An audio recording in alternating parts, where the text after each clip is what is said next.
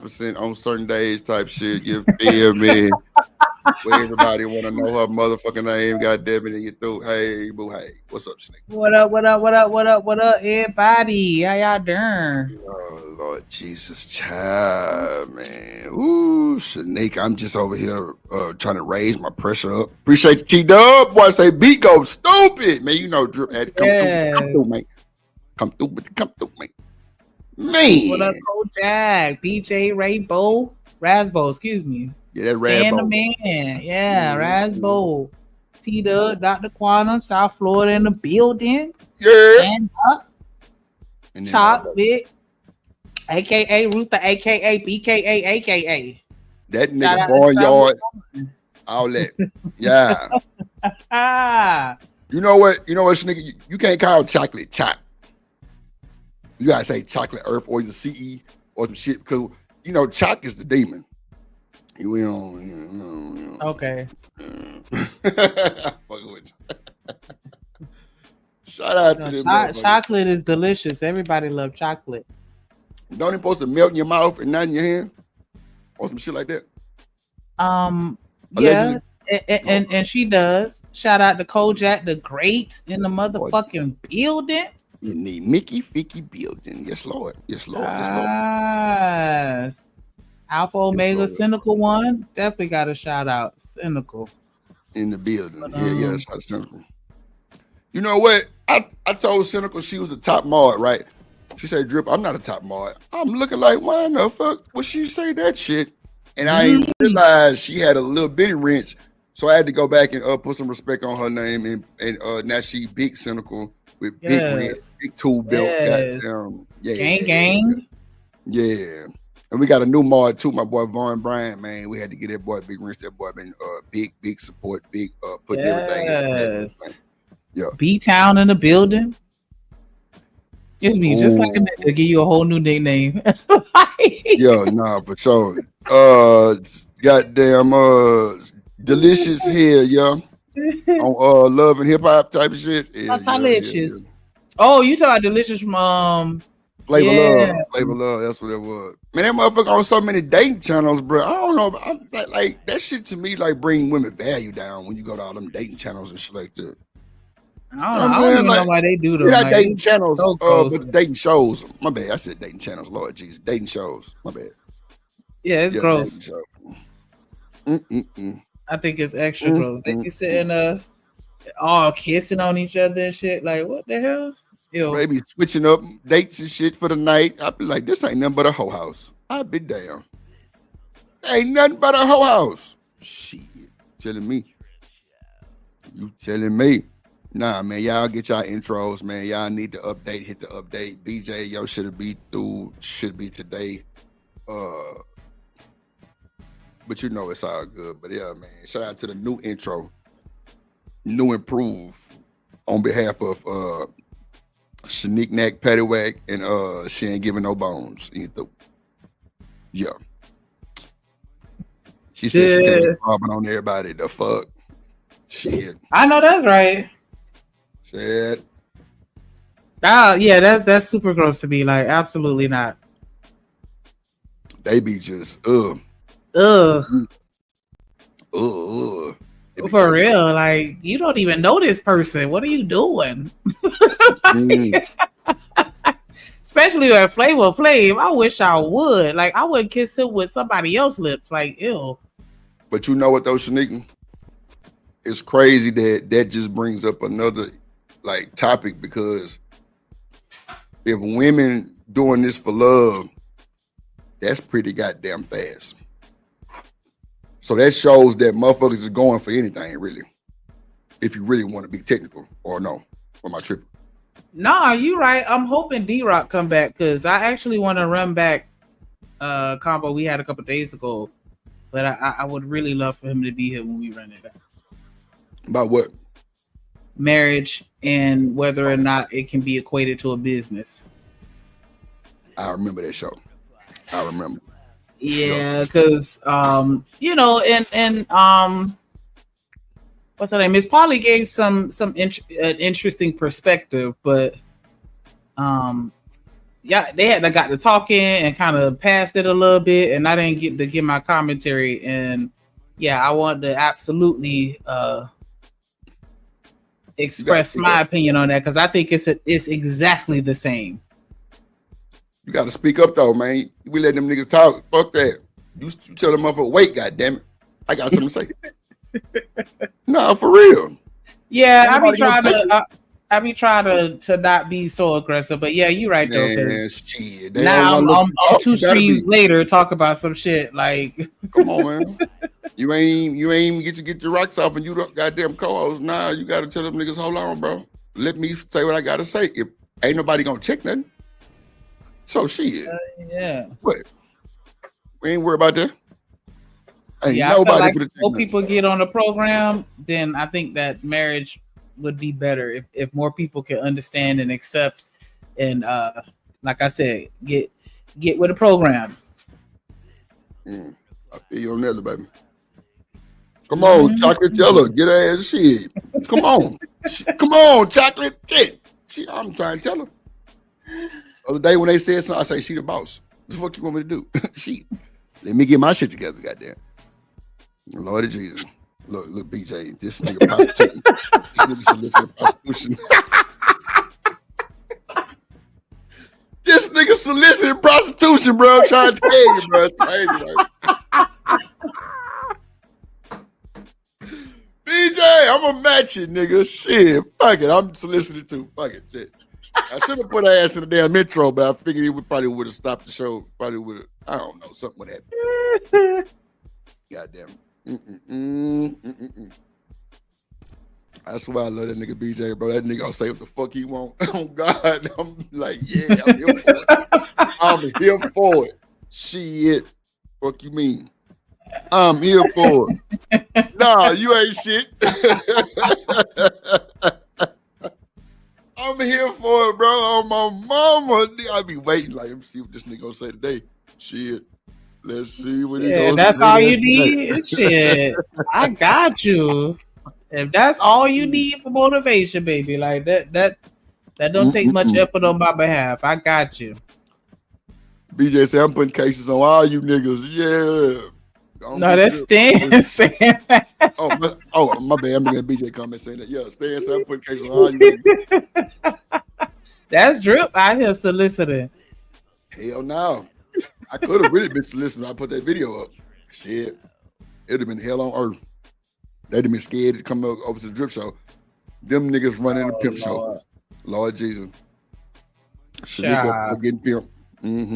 That exactly, because I'm like, child. You would have had my mama calling me like, "Oh Lord, oh Lord, I hope she don't ever see that shit come across. Because she damn sure be tuning in from time to time. Like, hey, nah, that's a fact. That is a fact. She know how my mouth set up, so ain't nothing surprising. So how I set up?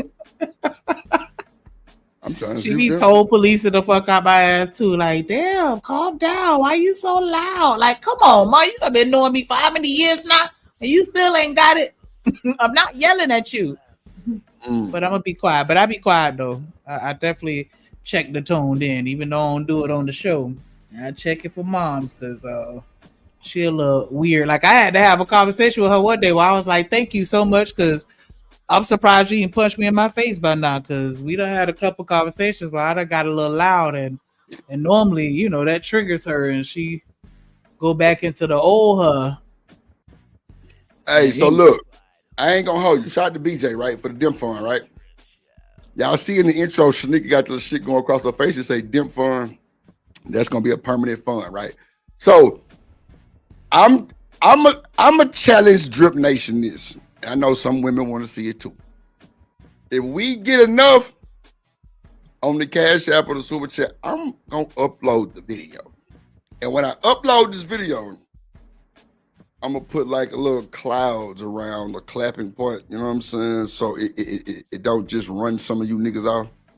I'm gonna put like little clouds and maybe an emoji on each cheek type shit. And I'm gonna just I'm gonna sync the clouds to the clapping, you feel me? And when the clouds jump, just know. It's a thunderstorm coming. I did not sign off on that memo. Shanique, it's in my phone now.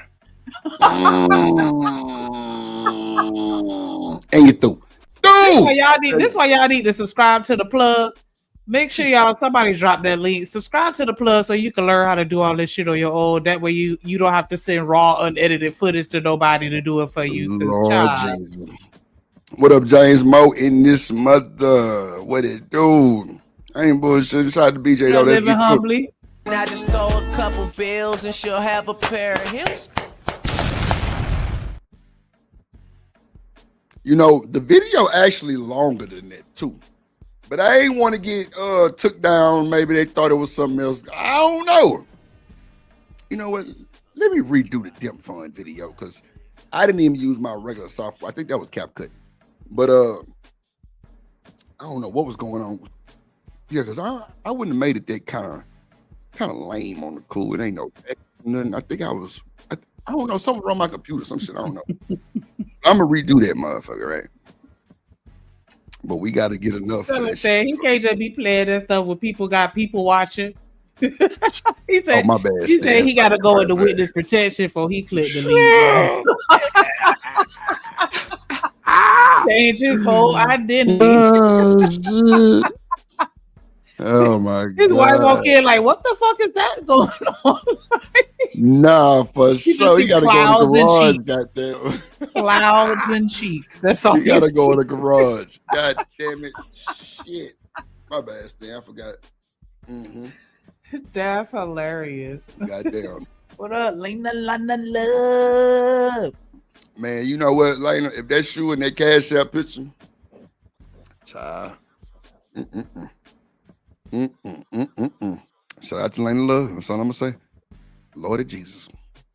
She's a pretty petite. She's a pretty petite one. I can't really say it's any ugly females. Shit. In our chat like that. Like who ugly? Like our chat. Yeah, dang, nigga, you. I don't mean on the internet, nigga. Nah, I thought you meant the space, but you said I'll chat now for real. No, and nah, over here. Travel one ain't shit.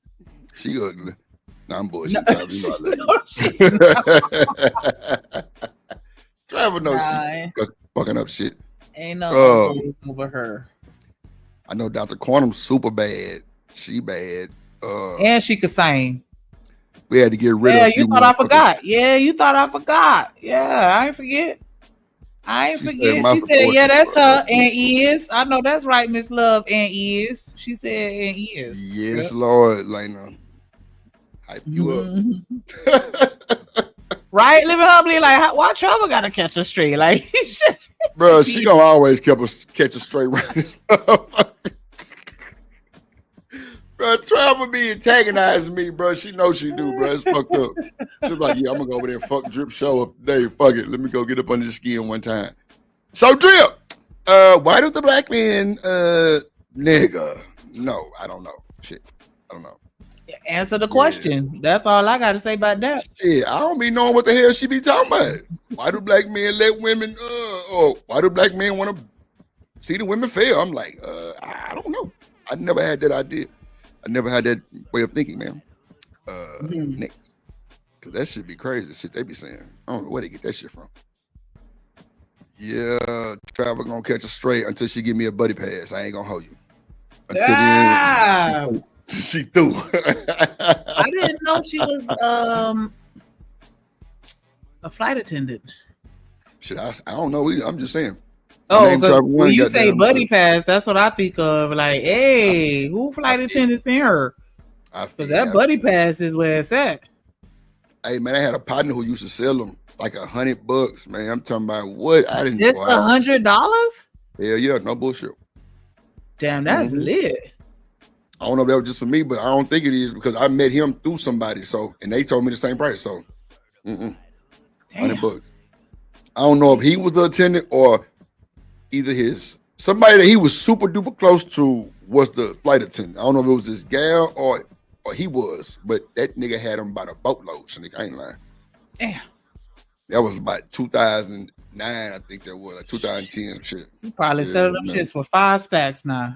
Something egregious, like Nah, for real. I ain't talked to him in like since like 2000, probably 20, but that's the last time I actually, because also he had like special like private hotels and shit, like hotels that had like villas and shit that wasn't even on like your normal internet type shit, like private shit, man. It was crazy. I'm like, bro, how did you know about this spot? I ain't never seen no shit like this. I'm like, damn, but he had all that shit too. I'm like, this nigga here, a true plug, like for real. like is he fucking a travel agent or something? Like how he get all the hookups, the flights, the hotel, saying, like, the cars, the toots. Next thing you know, he got a list of escorts for you. Like, what don't you have, sir? Man, look, the nigga got you rental cars. It was like everything dealing with travel. Like I say, I don't know if it was him or either his gal, because he had a gal that he always had with him. But that I don't know. But whoever it is, they was in there, like in there. I'm like, yeah, y'all got it. Like y'all doing y'all thing, everything, like for real. So, that shit was crazy though, bro. Definitely. I'm talking about on site. What no wait till tomorrow and I'm gonna get it to you. Nah, you get that boy, the bread is coming, like right then and there. That's one nigga who I ain't have to worry about trusting about nothing. I already knew. I'm talking about every time I check in, name everything straight. Like I'm talking about, boy, you want to show out for your gal? Fuck with a nigga like that. It was shit I didn't even know existed in Houston. Private villas and shit. Like what? Man, it was crazy. I'm like, wow, where the fuck this shit was at? Then you hear Drake say that shit years later. I'm like, ain't that a bitch? This nigga knew too. But so Shanika, we going over this bullshit Umar shit, right? I ain't got to the intern apologizing shit. I'm gonna do that next, but this nigga is really fucked up, bro. Like, it's a nigga right here offering $40,000 to pay for the little debt because he want to see Umar win, right? Now, if Umar don't take this money on, then they said the nigga Q Butter pulled up on him and tried to offer it too. And he called the police on bro. Wow. That's what I'm saying. I don't really know of the Q Butter guy like that. Unless they had some old bullshit, messy beef or some shit. I don't know, but you called the police on the man? And they say bro was trying to offer, I don't know if it was to buy it from him or give him the money, but this guy here is willing to give him the money for it. Umar fucked up, bro.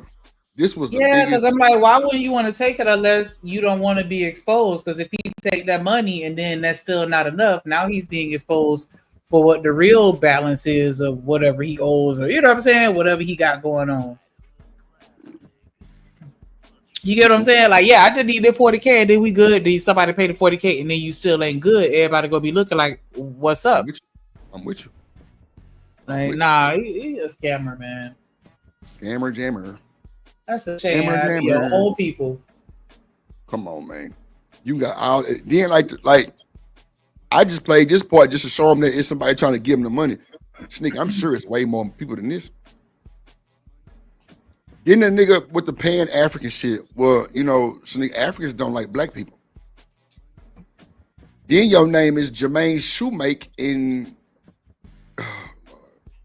it's other people saying you ain't got no license to be all this shit that you claim to be. Then you had Snow Bunny scandals. Who gonna like donate to some shit like that? Clearly everybody, right? Because they would donate. I'm gonna say it'll only be somebody that fuck with him because of who he is, and that reason alone. You know what I'm saying? That's the you know what I'm saying? That's just like how the people that'll go out and buy a Beyonce album without even listening to it just because they fuck with her that heavy. Like, it seemed like that type shit. Boss man said he shot an email to his people trying to buy it for $70,000. Man, I'm telling you, bro. The fact, and then like the video I was showing earlier, the nigga say he needed to be there for some of the stuff to be installed. Now, nigga, in my truck driving days, I used to deliver these. And these filters was for like coating for like pipes and shit, right? Now these same filter shit that I was delivering is using HVAC systems, right? Mhm. When you do HVACs, 9 times out of 10, niggas in there got on masks. And I'm talking about like respirator masks, not just a regular C19 mask. So why do Right. you have to be there to get your HVAC done? See what I'm saying? It don't make sense, but to the people who don't know, they would believe that shit. And if you got to be there, why in the fuck you can't make time to get there? If it's holding you back, bro, I don't understand that shit. I swear to God. I don't understand it, bro. Let me pull up this other video we were watching. Excuses are tools of the incompetent. Come on, man. This nigga talking about some, look at these beautiful windows at the Marcus Garvey. I'm like, the windows? Wow, really? Watch. You finna, man, I can't make this shit up, Sonic. Hold on. Black women. The love shown when a sister boosted the brand, then the disrespect. 4 buildings, brothers and sisters, cash. With your money, we bought. Oh, with your money. Oh, Lord Jesus. Not with your money. You disrespectful mother. Thank you, Sherry Bear, because of the fiberglass shit. It get in your eyes and it feel like glass. That's a fact. Even when I delivered it and I checked into the plant, they gave me one. Come on. Come on, Sherry Bear. I know you know.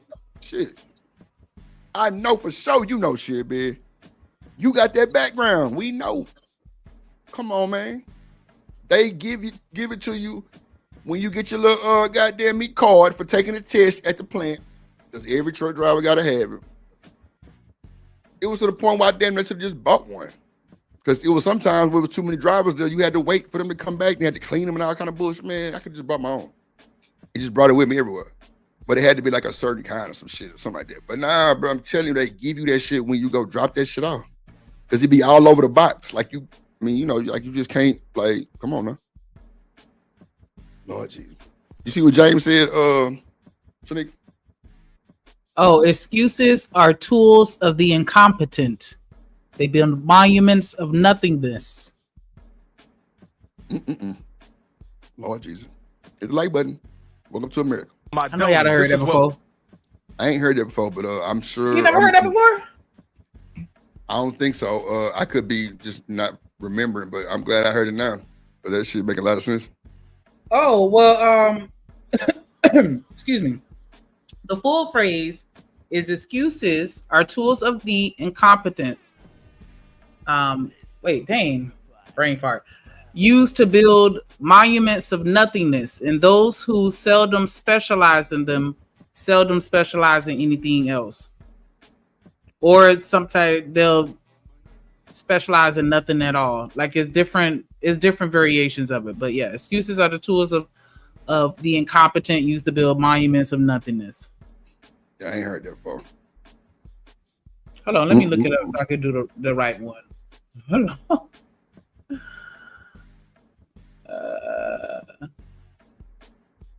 Who wrote that? Vernon Brundage Jr. A black guy wrote that. Oh, now that's something that I learned. A black man came up with that adage. That shit don't mean nothing. Shit. Oops. It don't. Shit. I'm lying. I'm bullshit.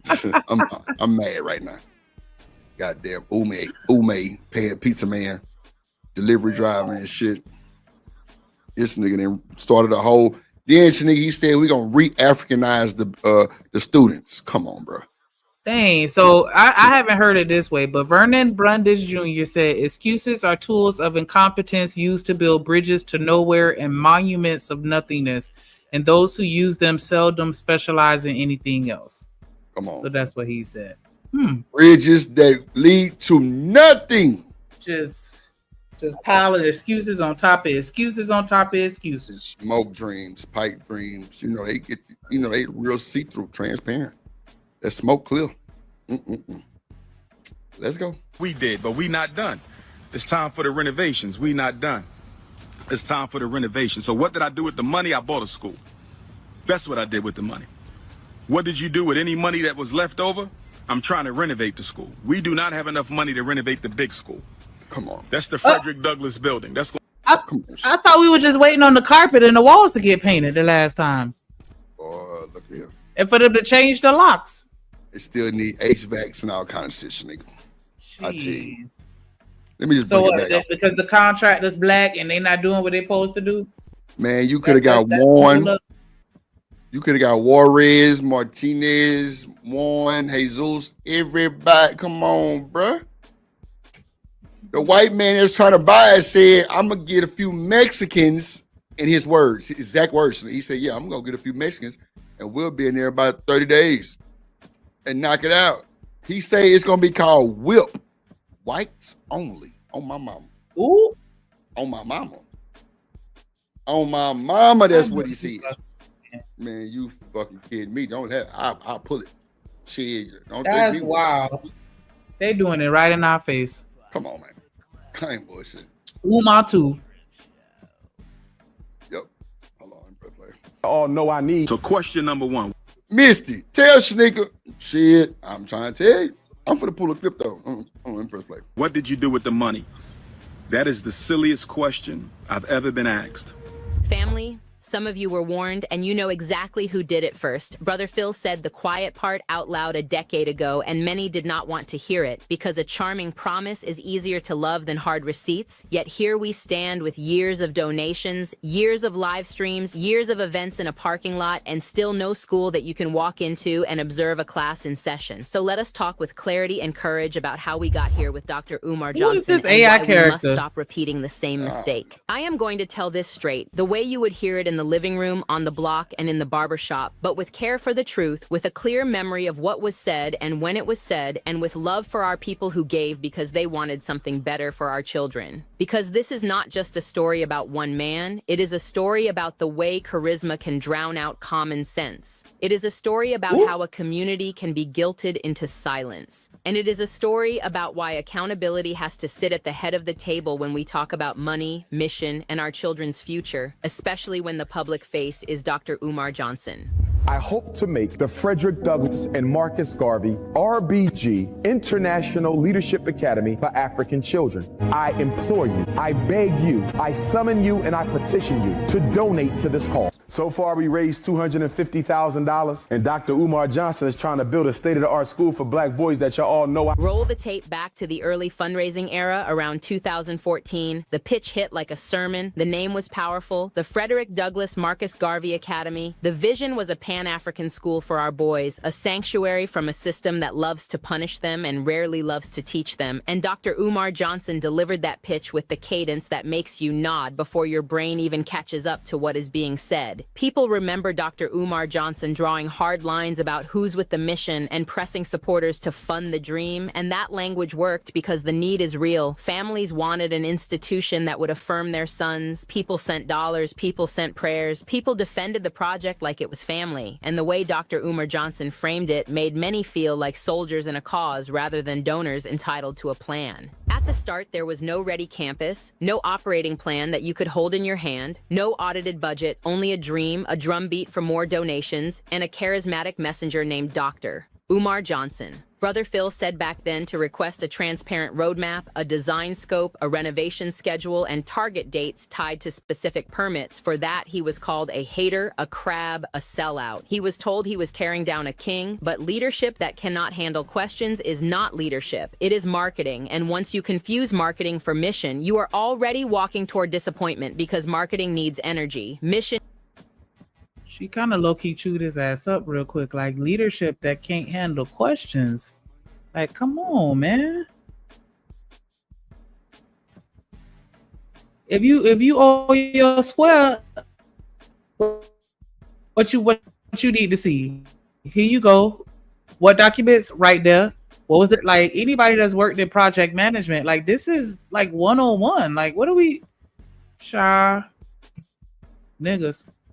needs discipline, and those two are not the same, no matter how loudly Dr. Umar Johnson spoke the vision. Years pass, and then a major moment arrives. 2 buildings in Wilmington, Delaware are announced as the future home of the school. Brick structures in need of serious work, boarded windows, outdated systems, properties that any facilities manager would call a project from top to bottom. The rallying cry goes up. We have the buildings, family, and pictures fly across the internet. The brand energy spikes. People celebrate like the ribbon has been cut. Yet a building is not a school until there is heat, light, certified teachers, enrolled students, curriculum, permits, and a certificate of occupancy. And Dr. Umar Johnson did not deliver those operational essentials as quickly as the public expected based on the years of fundraising. Question number 1, what did you do with the money? That is the silliest question I've ever been asked. No, it ain't. That is the silliest question I've ever been asked. What did you do with the... That's a question that everybody get asked. Every business, every school, every entity, we want to know what you do with your money. What is he talking about? Lord Jesus. Shabba. Niggas and flies. Niggas and flies. God damn it. The money. Well, I think you can see what I did with the money. We got 4 buildings. I think you can see what I did with the money. We got 4 buildings. I think you can see what I did with the money. So while people ask me what I did with the money, I think you can see what we did with the money. We bought 4 buildings. We bought 2 schools. That's what I did with the money. So I'm not understanding. Show me the paperwork then. Come on, man. What a paperwork. Show me where each school costed, $50,000 or like what do we? I don't understand. Like how 2 seconds to shut everybody up real quick with that paperwork, and then what can we say? Nothing. Like why would you not do that just to shut everybody up? He lying. Niggas ain't gonna go through all that pressure behind no paperwork and you got it. Come on, man. You gonna stop? You could have found somebody that could have made some fake paperwork. Like at least commit to the lie. You get somebody to make fake W-2s, fake this, fake that. You could at least get somebody to fake some paperwork just to shut us up. Don't even press play. Don't even press play. I got the clip for the white guy. Hold on. Yeah, I want to see this. Hold on. Let me pull it up. I ain't bullshitting. I ain't bullshitting. Oh, shit. Here we go. Right here. Today, and I jumped. Let me get this going. Drip Nation Fair Use. This content is used under the Fair Use Doctrine as defined in Section 107 of the Copyright Act. It is used for educational and commentary purposes. All rights to the original content belong to their respective owners. We do not claim ownership of any copyrighted material. At all. Right on it. Dr. Umar's school is being... I got some news today, and I jumped right on it. Dr. Umar's school is being auctioned off in Delaware. What's good, everybody? Tell you, watch this shit. Oh, shit. Oh, let me speed it up. I don't want to see how this content doesn't really align with... Auctioned off in Delaware. Yeah, and we're going to buy it. Look. We already saw the pictures. It's going to take us, we're going to have to go over there. It's going to take us a couple weekends to get the electrical and the floor done. But yeah, me and a couple Mexicans are going to knock it. Oh my God. If you don't pick up his phone while he talk to me. What do you say, nigga? Me and a couple who? Mexicans. This nigga racist. Watch what he called it though. Watch this. Out in about a month. The paper. He say about a month. Come on now. Come on, Umar. You've been straggling these folks on for years. Man say him and Juarez and them gonna come in there. Ruiz and goddamn and Riaz ass too. Come on, man. A month? Come on, bro. He exposing you. Works a little longer. We're gonna name it Whipper University, whites only. Come on, Shanika. I can't make this shit up, Craig. I can't make this up. Whites only. Man, y'all know Drip say something, bro. If I say something, bro, I got to have a backing motherfucking statement, bro. Something got to goddamn substantiate my shit.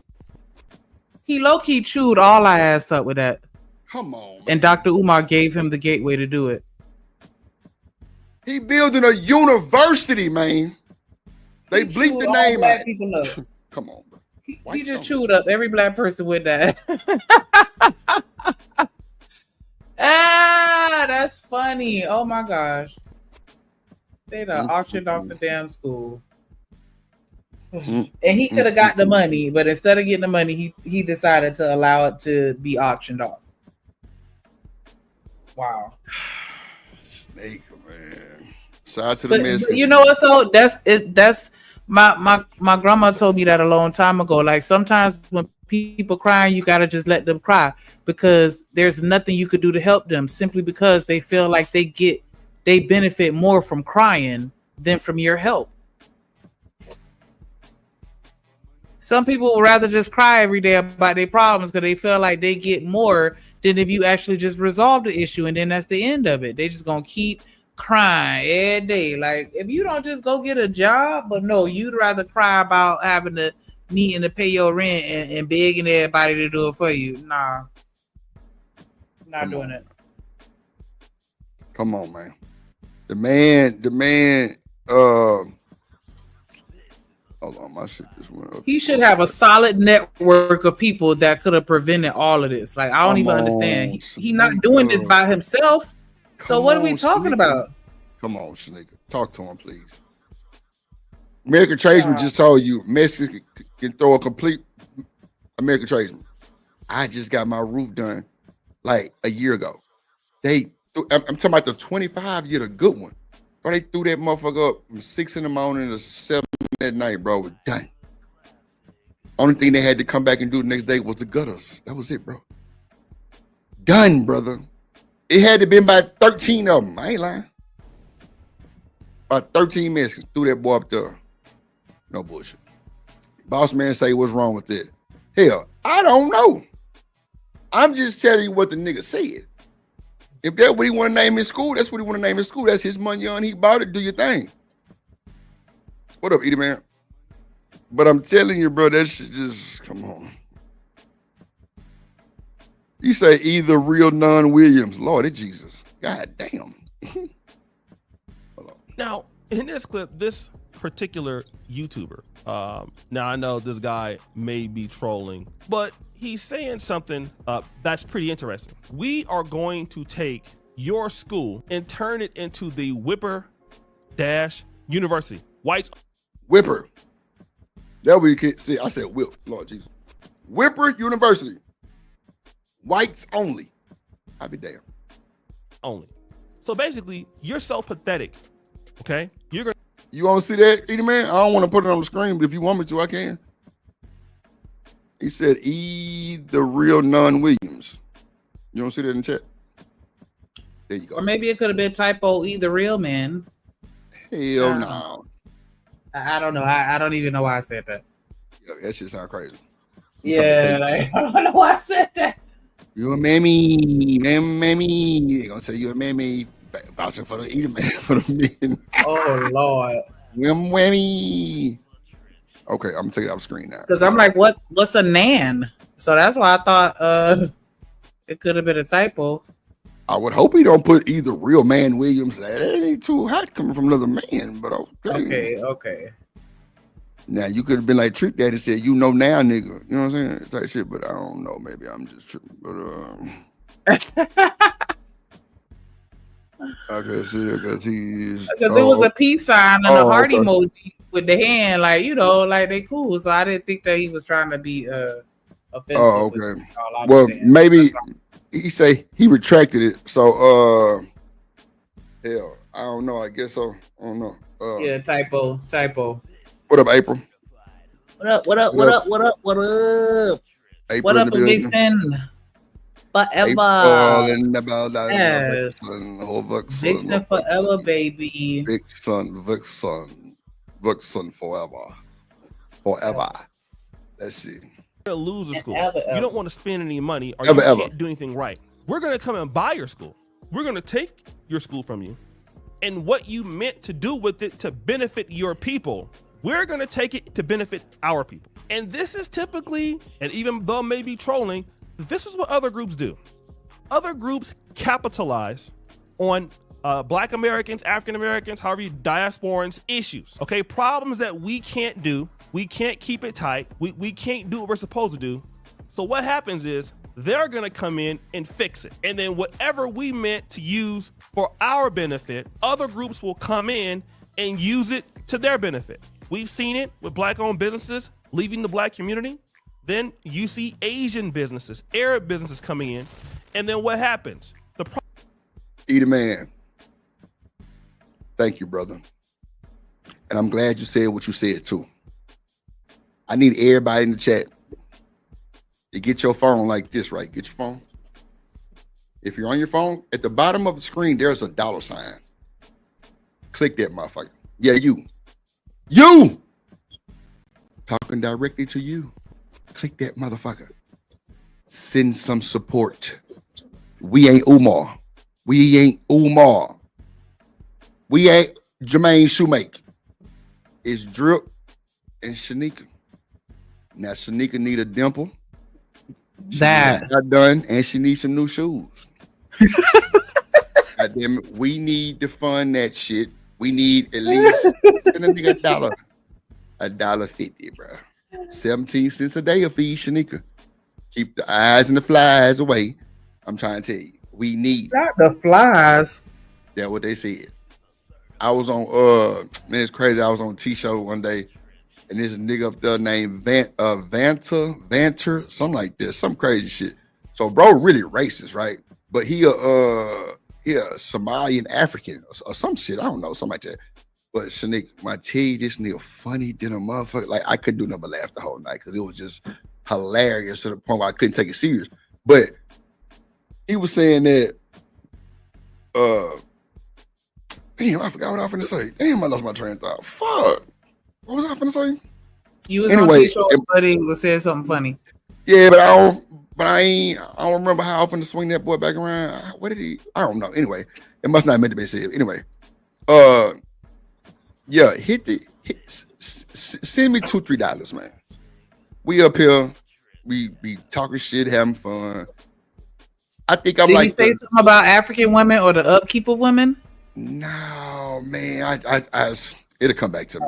It'll come back to me. But it's me. Did he say something about African women? Like, oh Lord. I don't like, but see, that's how I knew that Africans didn't like black people though, for sure. Because they call black people the N-word. That's a fact too. But they had nothing to do with what I was gonna say. But it's crazy that you said that because it just brought that, that little point up. But yeah, they definitely call black people the N-word. That's a fact. I'm like, damn. But T don't mind having them motherfuckers up to shit because she control their ass. So it is what it is. Shout out to my sister T. But that shit was like this nigga here. Like, bro, they called black. Like, he was like, yeah, because I was with my friend Drip God. And he sounded like he from the UK. He was like, yeah, Drip God. I was with my friend and, we was calling each other niggers. I'm like, what? Like, wait a minute. Like, what the fuck just happened? Like, it was crazy. He was like, yo, what's wrong with that? I'm like, motherfucker, what you mean? What's wrong? And T was like, nah, Drip, he a goddamn Somalian African or some shit. I'm just like, this motherfucker here, to my just disrespectful. I was just like, yeah, he's something else. But it was just like the rest of the shit he was saying was just kind of funny how like they don't like black people because of certain shit. But I don't know if we don't like Africans or not, but he was like, Drip God. I feel like they brainwashed a little bit, but I'm a reserve that opinion for another show. No, that's cool too, because I think a lot of these motherfuckers brainwashed. Shit, anybody listen to these niggas in this space talking about love and marriage is brainwashed. Shit. Pre-fight club, post-fight club, goddamn it. And you through. Let me see, what I'm finna say. This is embarrassing. Nah, it is embarrassing, Lane of Love, girl. Hey, boo. Either man say, does this thing work? Just checking. He ain't bullshitting. Can we get some support? You can hit the cash app. $ Drip on the beat. I think I'm like the least, and I'm gonna say this with kindness, bro, because I think I'm like the only content creator. They probably, and I don't know why, but Sneak, I'm doing this, and I'm gonna do it with a straight jacket on, right? This week, probably Thursday, I'm gonna do a chat appreciation week. And I want the chat to tell me and you what we do wrong and what we do right. I want to get their real honest opinion. For real. And goddamn, talking to kinfolk was like, drip. So if we tell y'all this, you ain't gonna block us? Nah, I wouldn't put myself in a situation to ask if I was gonna feel some type of way. Like, I'm gonna take it real constructive criticism, because that's all I can do. You know what I'm saying? Like, I can't do nothing else with it. But I'm gonna take that shit, I'm gonna chop that shit up, screw it up, and I'm gonna hopefully come back balance is ever. Because like, it's crazy how motherfuckers be worried about where people go and what people do over here and don't go over there. Like, bro, what is the problem? Like, I know I ain't messy like that. Like, I don't understand. Maybe it's because I like the women. Maybe because I kind of let them talk. Maybe, I don't know. It's a lot of shit, I think. But I really want to know. Because, like, I don't be asking and they don't support. But some people do just go ahead and do it, which is cool because that's how I really want it, because it's genuine. But at the end of the day, like, goddamn. I don't know. I mean, do I need to start cussing motherfuckers out? Do I need to start putting on the goddamn Uncle Tom show? I don't know. I'm about to figure that. I don't know. Maybe bring some more degeneracy and arguments. You know, that seems to be what a lot of people like. Eat man with the 199, he say, I guess they just not using it. Yep. That's what it is, Dita man. That's what it is. Or maybe I need to I don't know.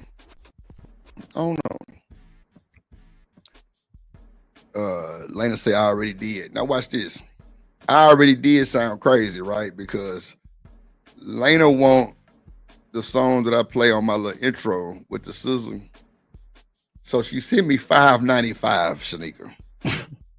I say, Lena love, this is not the BET commercial where you can buy the goddamn keeping your head up goddamn above water song for $6 a song. You know what I'm saying? You know how you got the little ads, the 100 best songs, you can buy the songs and shit like that. Nah, this ain't it. You know what I'm saying? Yeah. I'm gonna send it to her anyway, because she just, and like, I ain't telling no price, nothing. She just sent it. Good, fuck it. I ain't sweating nothing. I'm gonna go send it to her, but it was just weird. I'm like, what song you talking about? But she just like the actual mix, and that's cool too. It ain't My thing is, I just want, like, the people that come to you for stuff, I want them to just test it out with somebody else and see if they get the same response, and then I think they'll put some respect on it. What you mean? Just what like the stuff. I feel like the stuff that you do for free for people all the time and the discounts that you offer to people, like, I don't think anybody else is really matching that. Hell no. Because they ain't got it. Wrong, though. No, they don't have it though. They don't have it to offer. That's a fact. Ain't nobody got the software and shit that I got, and I could do the numbers like that I do. Ain't no fucking way. But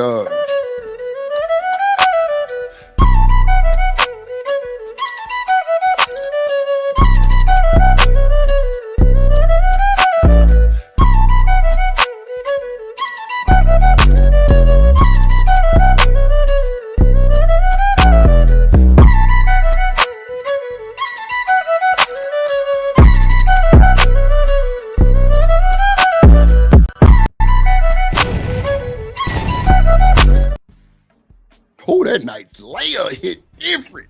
That shit is like a ratchet Renaissance fair. Like, man, I'm where all the niggas at? Twerking ass at the Renaissance Festival. You feel me? Shout out to Miss Joy in the building. Nightish in the building. What up, way?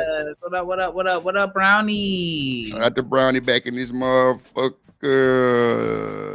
Nightish, bro. Who in the hell you was getting into it with? I'm being messy, huh? God damn.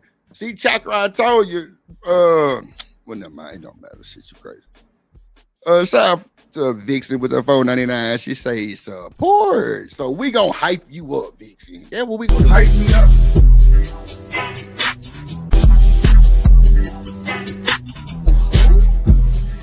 On me, you the one. Ain't nobody fucking with. Hype me up, man. Miss Joyce said, I love Love y'all. Hey, Miss Joy. Hey, boo. Hey. Nah, we ain't messing with Lena. Her ass crazy. She know we love over here, man. She know we love over here. Shout out to Nita. She said, I want to flirt with Shanika. Guess what, Nita? I'm going to do this. I just throw a couple bills and she'll have a pair of hips.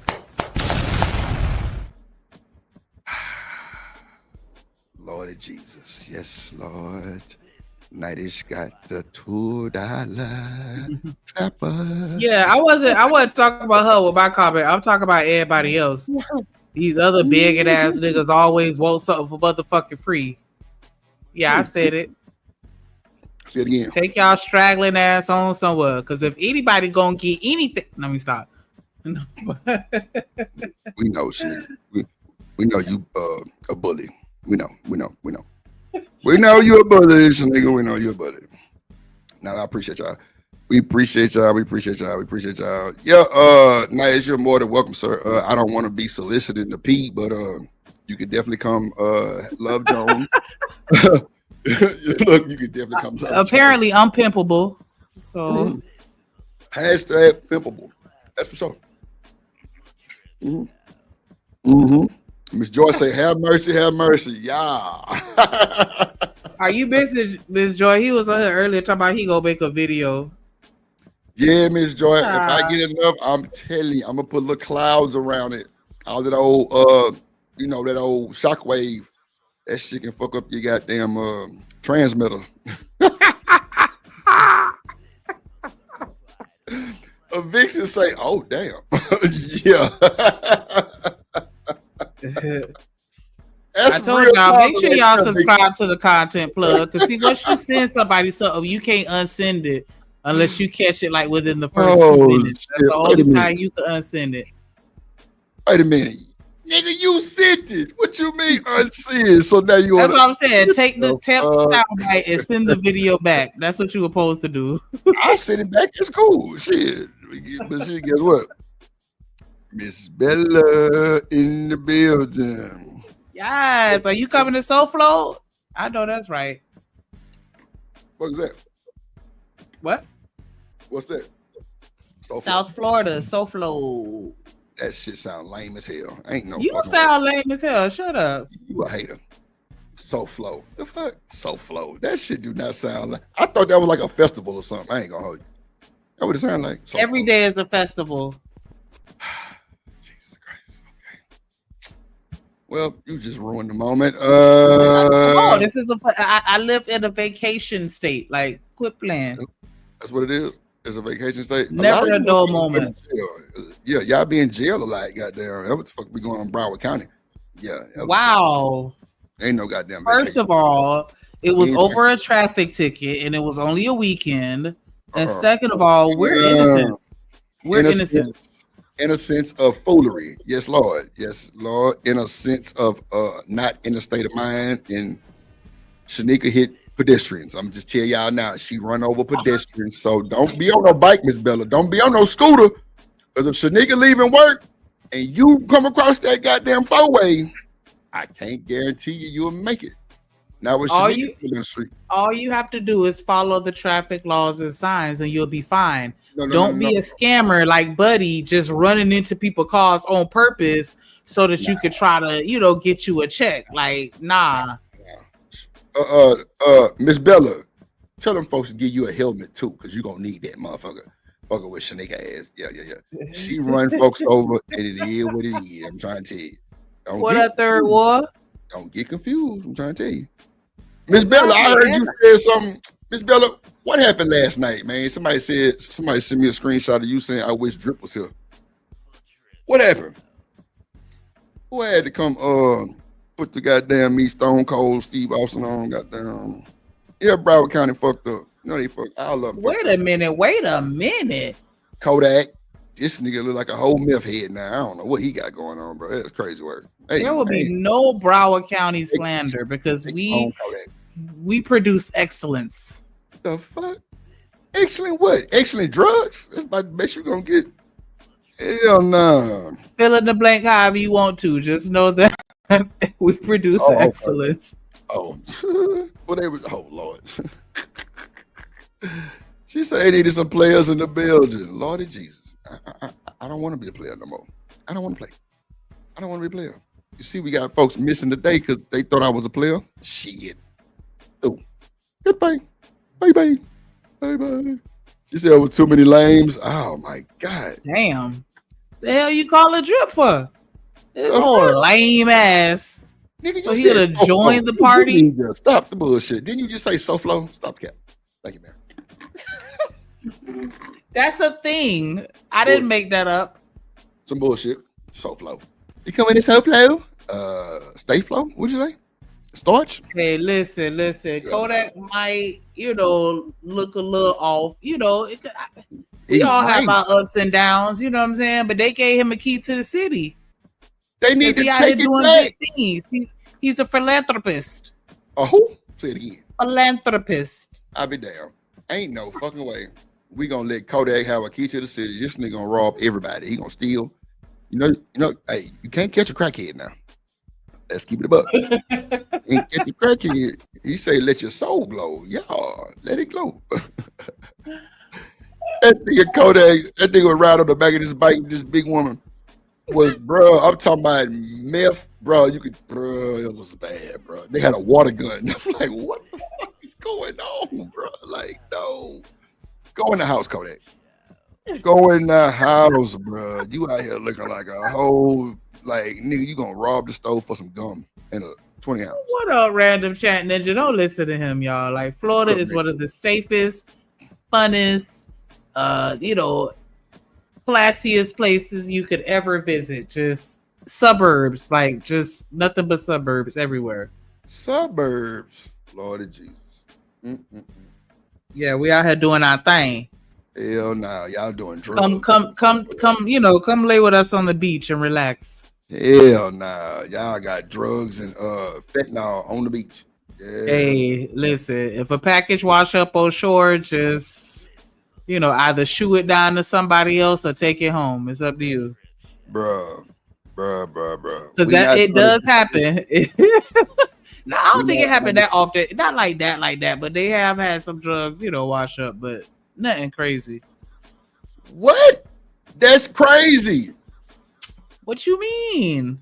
So it didn't come from Florida. It came to Florida. That's not our fault. That's just like if I put you on a raft right now and send you back home to Asia. Ain't nobody, bro. They gonna be looking at us sideways, like, why y'all sit this half breed here? We don't want them either. They said, Drip, you back. Sheshe too. Yeah, I'm like, hey. They probably would love you over there because you tall. Like, don't they obsess over tall people?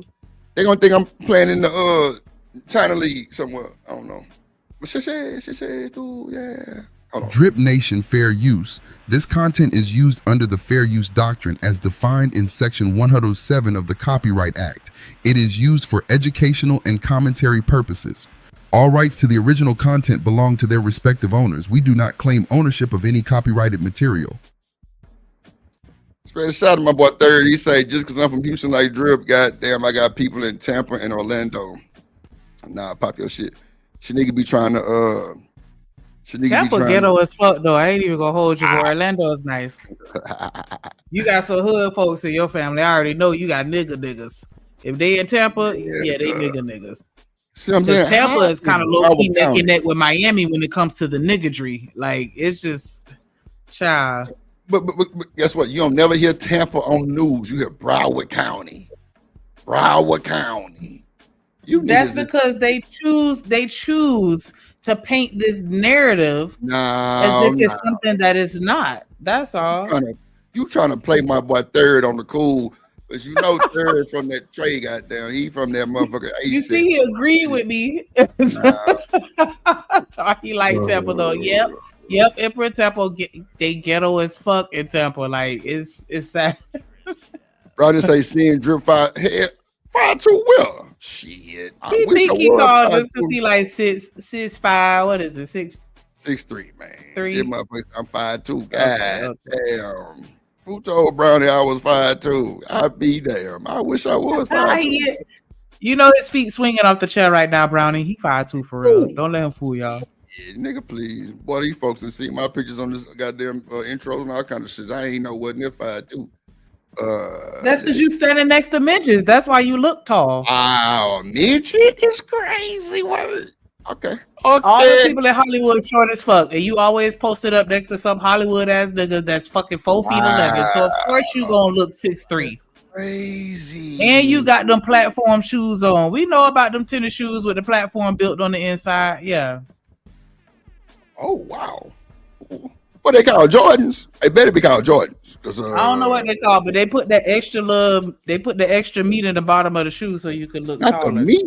Nah, nigga, that what you got on, nigga. Nah, trying to trampoline shoes and shit. Ain't no fucking way.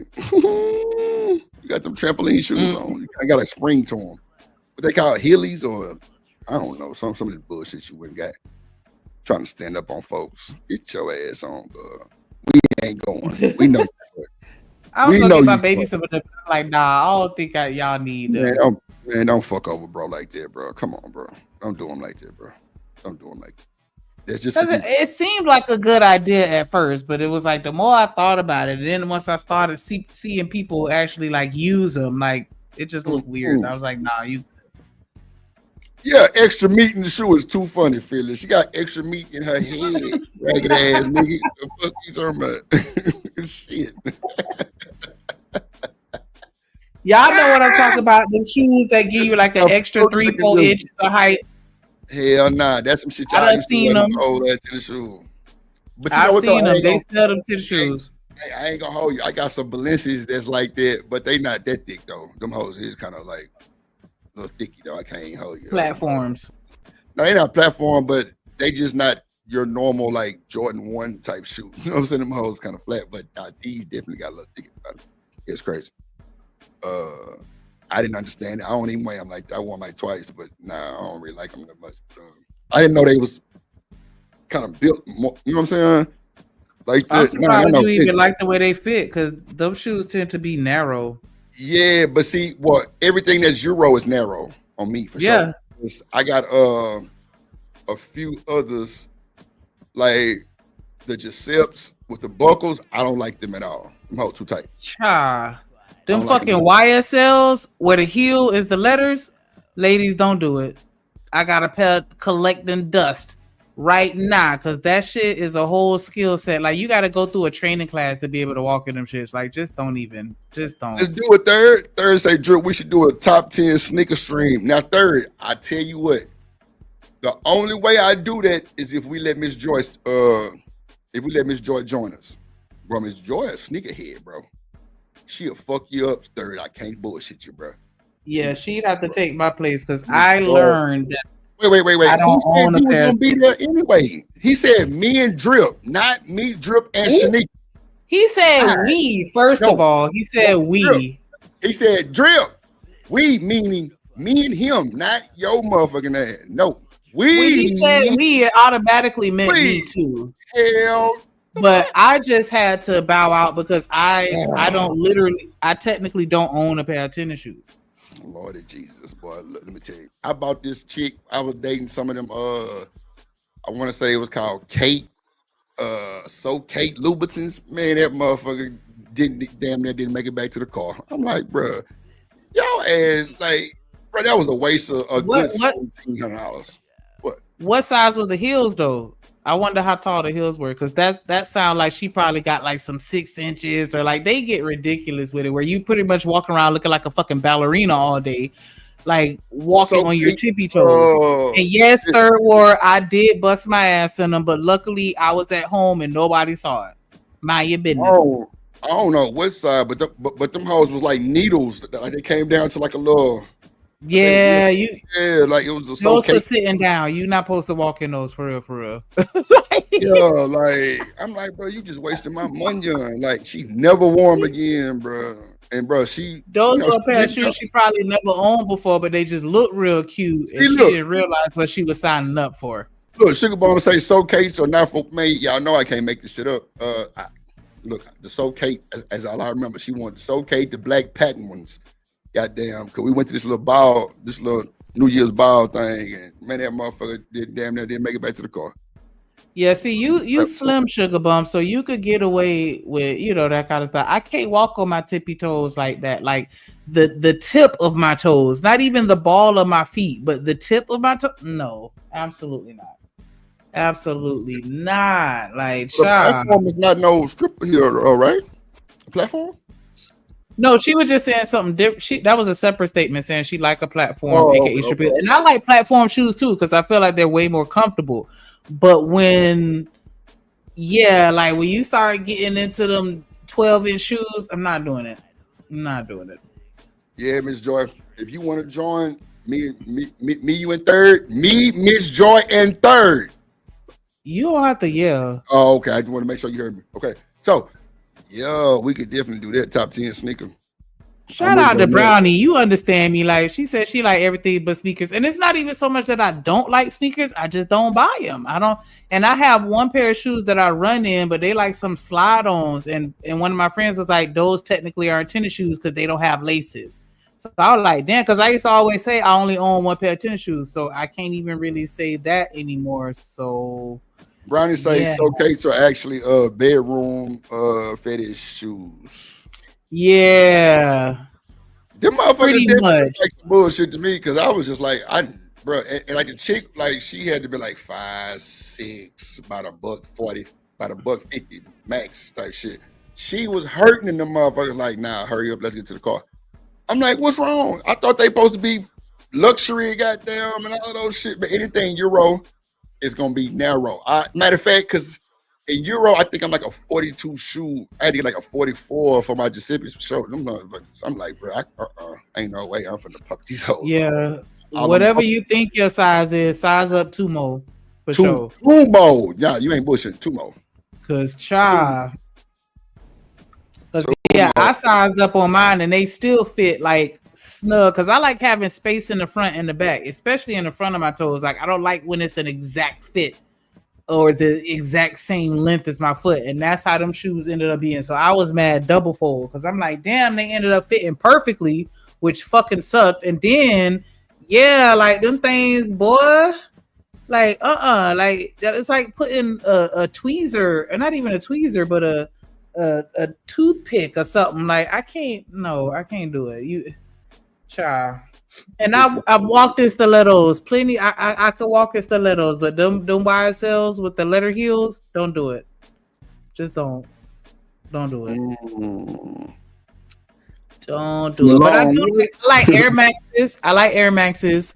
My son got a pair of shoes that I'll wear from time to time. I think I only won like 3 times, but he got some LeBrons, and so and they like a leopard, like they like an animal-ish print or whatever. And so I wore them a couple times, but yeah, I don't know. I've always been a heels or sandals or wedges or boots or I don't know. I'm a girl. Nah, you a motherfucker. Cotton, your ass be kicking bricks and shit. That's what you be doing. Ass feet. I'm a girly girl. I'm a girly girl. Shit now, bro. Like, resting in my femininity. I'm wearing exclusive ones. Goddamn, some Jordan shorts and a tee for the most part. I don't be with all the extra shit. Nah, I didn't got them shoes and I didn't wear them 1 or 2 times. Them some bitch sitting in the closet. I swear to God, that's it, bro. Cause like I don't know, bro. It was just shit out with, bro. Like sugar wedges. Go ahead. Oh, no, I didn't mean to speak. I was just finna tell Sugar. Well, you like wedges, and it's like wedges don't kind of low key went out of style a little bit.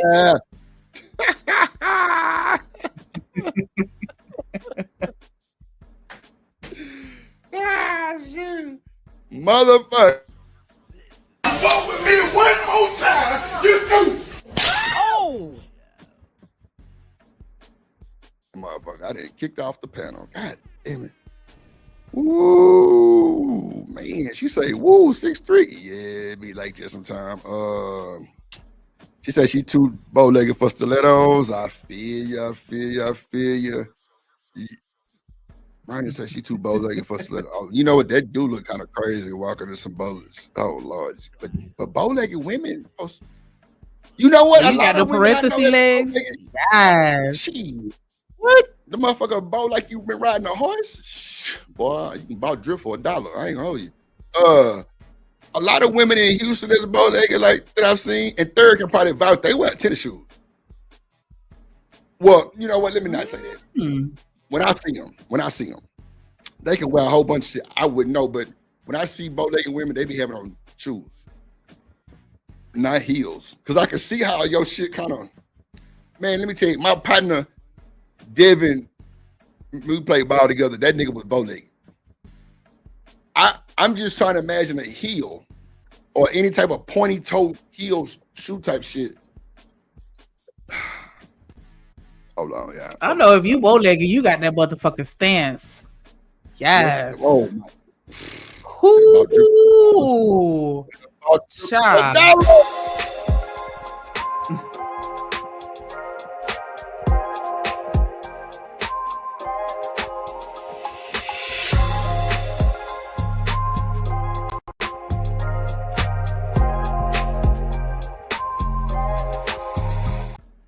Miss Joy in the building.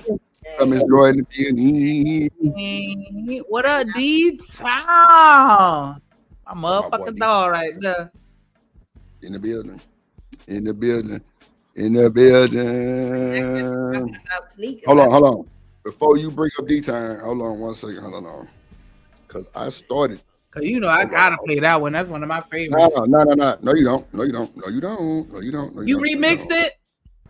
Well, I got it, but I gotta just because you know I had to change my computer, but I still got the files. I just gotta put it together. But for my boy, I got him. No, I got him. What's this?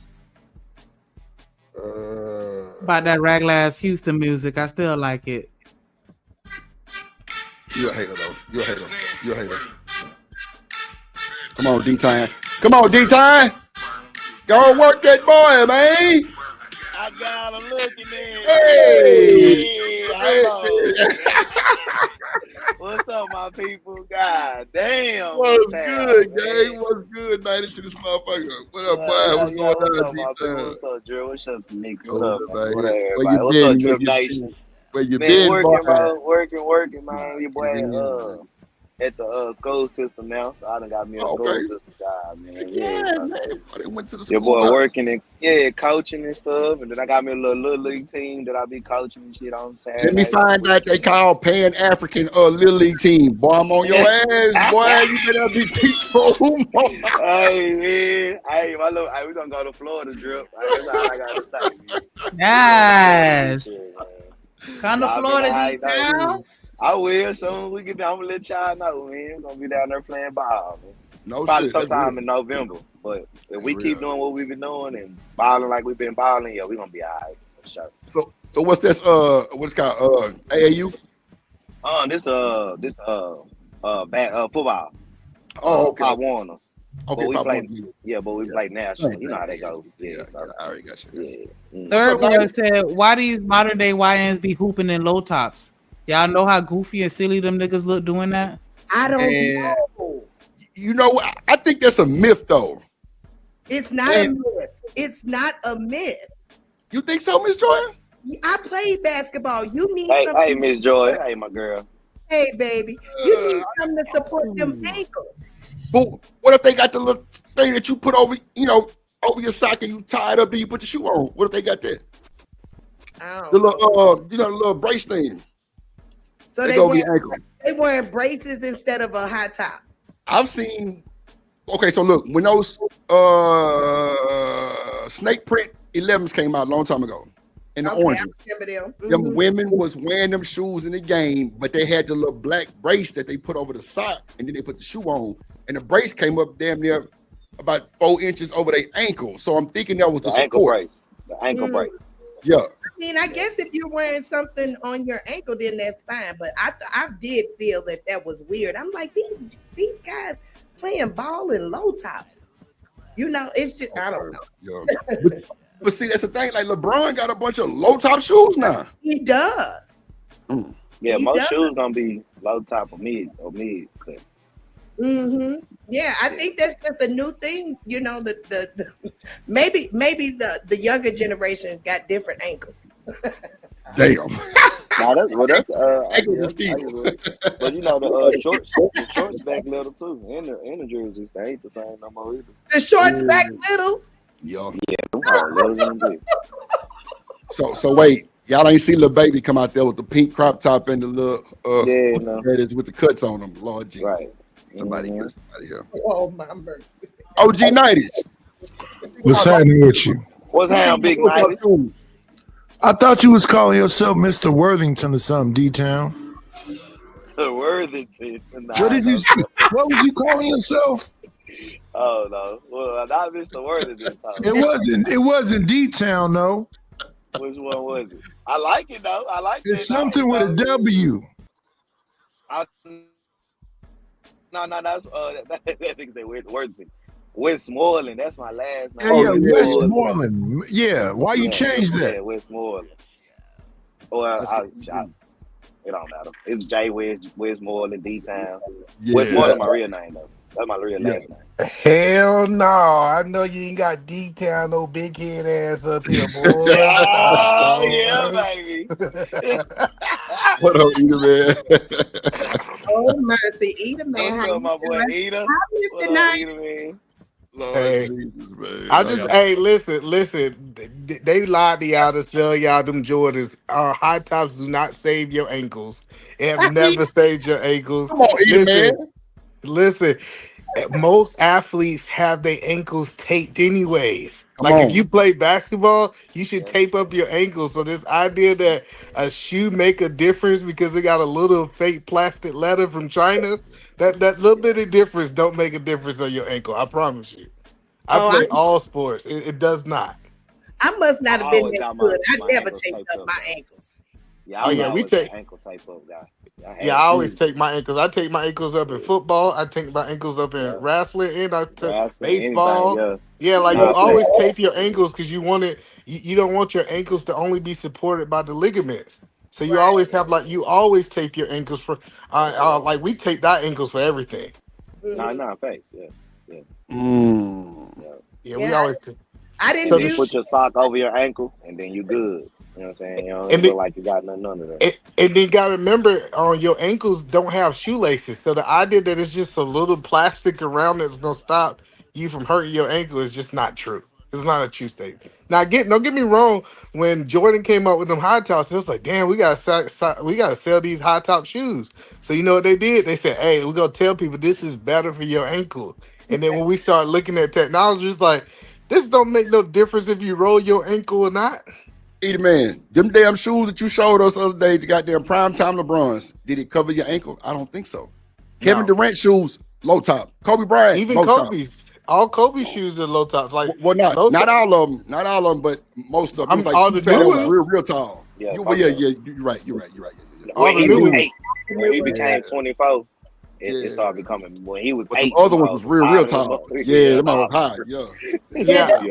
Just dropped a few of the ones, the like real high ones. Mm-hmm. Yeah, they didn't release But like. but when you think about it, y'all, shit, Converse used to be the basketball shoe, and ain't no support on them. Come on, people. No, you got to see. This is the thing. You got to tie your shoes. You got to tie your shoes. That's what you got to do. You got to tie your shoes. Yeah, you got to tie your shoes up though. That's the thing. Okay. No, them Converse. Converse. Nothing. Now wait. It was slave shoes, but they was high enough to where if you tied your shoe correctly, because you know niggas don't like tying their shoes too tight because we think it make our shit look too long. That was the Listen, Converse listen, the Converse is literally the worst basketball shoe ever made. Yeah. It's a flat shoe that does not support your arch. Listen, we should have never played basketball in Converse ever. Man, look, Jordan 1s are saying, I don't even know how Jordan made it with the Jordan 1s. He said his feet was bleeding. Listen, Yeah. he said his feet was bleeding in the game. Like a lot of these shoes, people don't understand. It's not designed for you to play better. Come It's on, for them to Eda make some Man. money. Tell him. That's why everybody got mad because, like, you know who really got some shoes that like changed the game? make me like Mike. Do not do that to my childhood right now, okay? Listen, I I'm telling you, definitely was listen. Michael Jordan when I put on the mics. Goddamn. Come on, man. Hold on, listen. You know who really got like some dope shoes that we don't talk about? Stephen Curry. With Under Armour. Listen, like if you really want to talk about like a good shoe to hoop in, Stephen Curry shoes. Listen, but Nah, either man, you ain't had no. Not to interrupt you, you ain't had no Marberries, no Stephon Marberries. Boy, them hoes. Now them hoes was them hooping shoes, boy. When I say grip. Listen, I'm from Georgia, nigga. We got the you go to Shoe Corner and you get the 2 for $89. So, nigga, I don't know about these Jordans and all this stuff y'all got to play with. Stephon Marbury was like 2 for like 75, like 70. I ain't gonna lie, Allen Iverson was like that too for a second. The damn Reeboks was like that for a second. Okay. I heard the Tatums are really good to play in. Has anybody tried those? Who? The Tatums. I ain't seen Jason them, Tatum, he a little too new. He a little too new age right now. But you know They though, probably John talking about Morant LeBron shoes. John Morant shoes, all his shoes low top. John Morant, yeah. Or in the what's the other little dude named Anthony Edwards? His shoes. His shoes sold out, baby, in 10 seconds. Mm-hmm. Nah, for real? Damn. Nah, for real, yeah. And they thought him paying that child support was gonna hurt his brain. I guess it's boosting them up. Honey, I mean that shoe went so fast it don't make no sense. Brownie say niggas play basketball in slides. Yeah, you catch a few of them nowadays. But you know what though? I just seen the slides they got lately. Them boys got the bubbles on them now. They cost $125, $140 for some slides. I'm like, damn. Ain't the most strap? Nah. They look like shoes now. Hey, Shanika. They got Crocs that's $100. Come on now. Tell them. Hello, Shanika. What's up? You in Florida? Yep. South Florida, aka SoFlo. That shit sounds crazy. Okay. That's where everybody comes to vacate to. No, they don't. Fun in the sun, nothing but beach bums. Yeah. Yeah, crackheads. We love it. Summer all year long. Crackheads and more dope on the beach. Summer and rainy. I know Texas is full of crackheads. Ain't nobody say nothing about Texas, bro. Y'all got Zoes and No's out there. Stop playing. Stop capping. And dude, you better not fuck with them either. Nigga walking around looking like Satchel Bob and shit. My only thing, Shanika, is why when I said I wanted to come up here and flirt with you, you felt like that had something to do with whatever you said. I don't even want to repeat. Oh, you bring your ass I don't know what you was talking about, but if you want to flirt with me, you got to hit that dimp fund. Oh, shit. He did. I don't even know what a dimp fund is. Okay, well, let me explain. I have one dimple, and I'm trying to get 2. So I'm collecting. Good enough. I'm only going to see one side of your face anyway. Oh, Shanika. I do understand that women want more, but why can't you be satisfied with that one beauty mark? I thought it was a unicorn mark. I mean, I don't know. I thought one was like something that was unique. I think that it's cute when you have 2 or none. I think one is weird. That sounds like a you thing. Oh, wow. Okay. That boy, so you live in Tallahassee. I can't have 2 dimples. I think it's cute when girls have 2 dimples. I can't have 2. You don't want to see me happy? I think you got 2 of a couple things. Why you not happy that? You got 3. You got 2 of 3 of 2 things, if I'm not mistaken.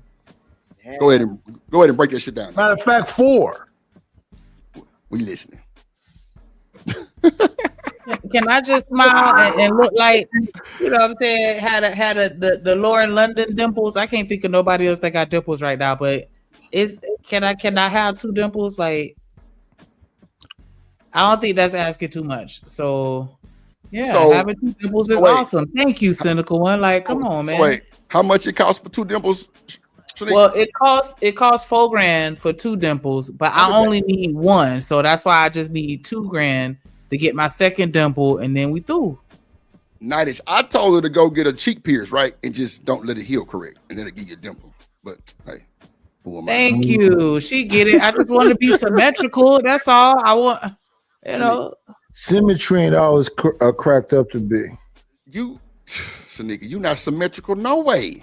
Yes, my face is pretty symmetrical. Man, you because got they have that. obtuse. Okay, but hold on. TikTok had that filter where it did half your face, and the people were just flipping them real fast to see the difference from half of their face being mirrored, and then it would switch to the other side. And when I did it, it was the same face. The only difference is this beauty mark that I have on the top of my lip.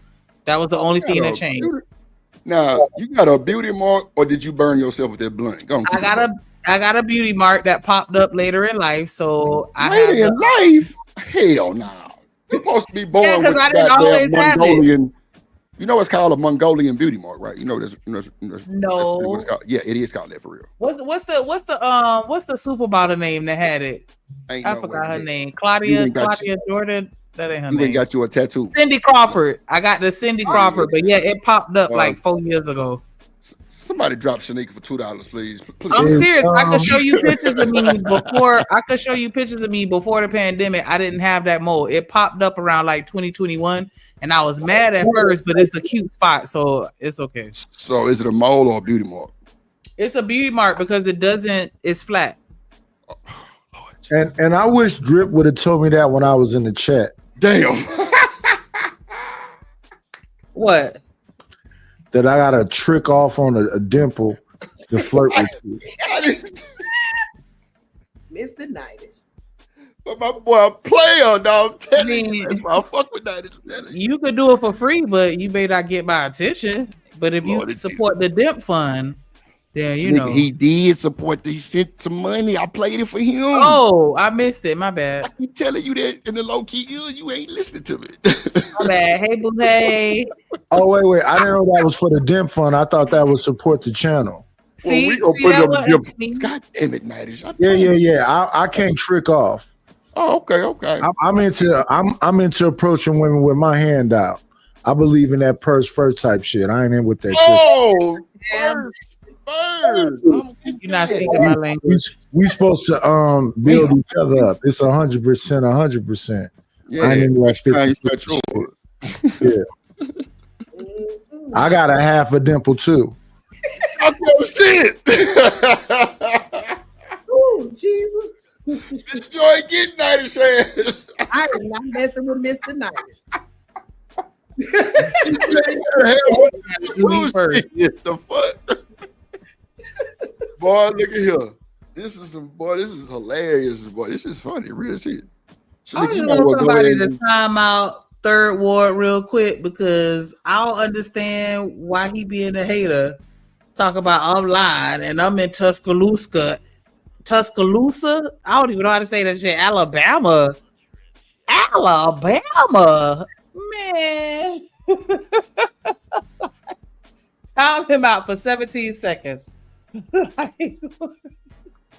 don't know what I did to you to make you hate me. But that shit ain't cool. Alabama nigga. Ain't most of Alabama like abandoned? I wouldn't know. I'm in the city, baby. No raglass Alabama. I don't even feel comfortable with going to there in Alabama. With the white ashy lips at a Wendy's at 3:00 in the morning asking for French toast sticks. You ain't have to mention that his lips was ashy, but you know, whatever. I'm gonna let you have that. But I don't know. I stay far away from Alabama because I don't feel like I'm accepted. So that ain't the place for me. Absolutely not. Absolutely not. Yeah, don't associate me Alabama. Nah, hell nah. No sir. But that's exactly how they want y'all to talk. No sir. We not doing that. I don't hear the Florida though. Yeah, Florida is where it's at. Like I don't hear it in your accent though. Oh, I don't know why. Because sometimes it come out. I've had people tell me that they think that I sound like I'm Jamaican. I've had people say they think I sound like I'm from New Orleans. I don't know because I walk around saying shit like jit. Yeah, maybe New Orleans. Maybe New Orleans. Nah. Florida. Let me hear you say baby. I'm gonna intentionally say it like from somebody from New Orleans, but baby. Like, I'll do that, baby. Like, nah, I don't do that.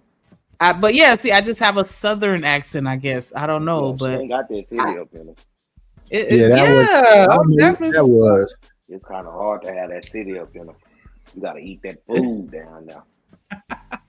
But yeah, my family is from Georgia and Florida, so I guess that's why I sound. I think she said maybe a little angrily. It sounded a little angry, like it was too fast.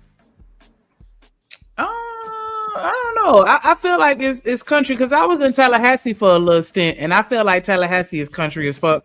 And they had me saying stuff like "finger" and shit like that. Like, hell no, let me get the fuck up out of here. Like, yeah. So I think it just depends on where you at, but yeah. South Florida. Shout out to Miami. Shout out to Broward. Shout out to Palm Beach. You sound like Kodak Black. Orlando, and Tampa.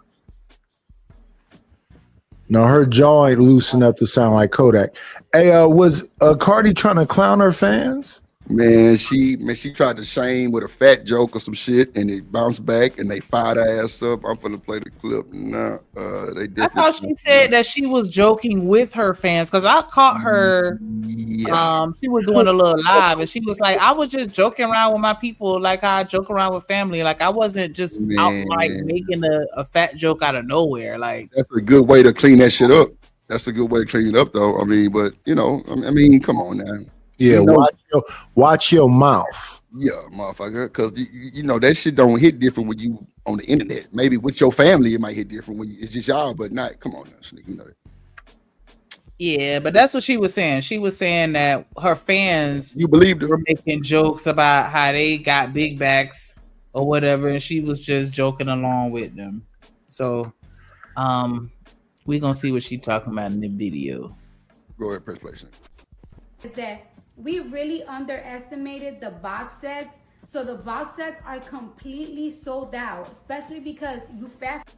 Clearly you guys are fat as Chick-fil-A for y'all. I don't know if my eyes and ears are deceiving me because I just woke up, but I know I did not just see a video of Cardi B talking about she was surprised that her 3X sold out and that her fat fans are just big as hell and shouldn't have no Chick-fil-A. If I got y'all so upset, we can't have Chick-fil-A. Oh Lord. Child. Here's a cupcake. I'm not gonna apologize to. But if you like to keep those fat fans, please consider unlearning fat phobia. Let me tell you something. I can't stand a bully. She followed up by adding, "Rumors is doing great. Stop trying to say the song is flopping to dismiss a woman's emotions on bullying or acting like they need sympathy. The song is top 10 on all platforms. Body shaming and calling her mammy is mean and racist." She mammy. I'm so tired of this whole fat phobic bullshit. Like, no one is afraid of gay people. Like, get out of here. What you mean? Afraid of them? She meant to say nobody's afraid of fat people. But yeah, like it's not a phobia. Oh. Or do you see those types of cases where people are when you have an irrational fear? Because that's what a phobia is. I do know a chick that like literally like freezes up when a stud would try to talk to her. But is she afraid, like scared for her life? Like how women act when they see spiders. That's how she act when she get around gay people. Well, I don't know about the sea spider shit. I don't know what that look like, but she literally freezes up and be speechless, like, oh my God. Like I'm good. Like literally, like it was like at least 2-3 times I seen that shit in college, and she was just like, I'm just so scared of studs. Like, no bullshit. I don't know if she been through a situation before. I don't know, but she definitely was on some like quiet. I'm talking about like stuck. Like I'm like, what the hell wrong with you? You like, you ain't see a stud just try to talk to me. I'm like, I ain't know it was a stud. Shit, I thought it was a little boy, but okay, guys. But you know, I'm being a little messy right now, but okay. It was a Manny Fresh with a better Boosie cut than Boosie. Me with a tennis ball. It was crazy work, ladies. Lord Jesus. Yeah, there you go, Shanika. Manny Fresh. Ooh. Was she walking around straps? She I don't know if she had on some. Okay, you know how people used to wear the overalls back in the day? She had one of them on and one of them off with a little a sport thing up under there, Shanika, no bullshit, and tried to talk to about that. Shit was crazy as hell, and she literally froze up, like, what the hell just happened? I'm like, what? It's like, you ain't still try to talk to me? So I mean, I don't know if it was a fear to where she would run like Michael Myers was chasing her, but she definitely froze up. I seen that shit real time. So I don't know if that's even comparable, but I mean, what you call by saying that like scared? Because now you saying phobia. I don't think it's that extreme. I'm saying people call it fat phobic. They calling her fat phobic, and I'm like, oh, she was just talking shit. Like that to me isn't her showcasing an irrational fear of gay folks. That's just her poking fun, at them for being too fat for the set. I mean, she's a public figure though. Shanika, like, you don't think that's gonna hit different? I understand that, but I just feel like it should be a different label other than fat phobic. Anything, because it doesn't feel like an irrational fear. It just feel like saying something derogatory or maybe even humiliating or whatever. So that's on your time though, right? Cardi, like people can be different. Everybody not Shanika. I don't know. So do you think that if I make a joke or say something crass about fat people, then that means I'm fat phobic or afraid of them? No, I just think you talking your shit. No, I was just curious as to how other people may possibly define fat phobic, because maybe I don't know, maybe I have a different definition. No, phobia is right. You're right. And so that's why I'm like, why are we using that word? Like, I don't. What you said, Night, you said. Yeah, arachnophobia means you're scared of spiders. Right. Gay phobic is nobody's scared of fat people or gay people. That's what I was trying to figure out. Okay. But if you Cardi B, everything gonna hit double, triple time. I don't know. I think Cardi B only talks shit. I ain't never heard of Okay. Like, isn't that what she's known for? Like, and why everybody loves her? Because she's so authentic. It always that's how she got famous. Yeah. Especially when her teeth was fucked up and she had them raccoon circles around her eyes and her body was fucked up. Wow. Now, after all the surgery and everything else, of course she's gonna keep talking shit. She's a weird looking little Latina. Yeah. She had she took a BBL out, put it back in there, goddamn, put the other one in the goddamn freezer. Yeah, she ready. All right. She was a real smicks worker too. So she clowning people. We ain't gonna get on her story. We ain't gonna bring it up, but she robbing these niggas, man. It's crazy work. Shanika, you press play. Let's see what she's talking about. Tried to slide that in there, huh? You see that? Yeah, I see. Hater. A little bit. Riva TV. Shout out to Riva. What's up, guys? It's your girl Riva, and I'm back again with another video.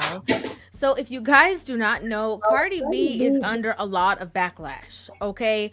Apparently, allegedly, her plus-size fans want to cancel her, and if you don't know what's going on, I'm going to go ahead and bring you guys fully up to speed. So basically, Cardi B went on the internet and said that she was selling merch. And, she did her marketing for it, all that. And the t-shirts in the size 3XXL ended up selling out. She ended up going on live stream to kind of like talk about it. And this is what she said. What I wanted to tell y'all is that we really underestimated the box sets. So the box sets are completely sold out, especially because you fat.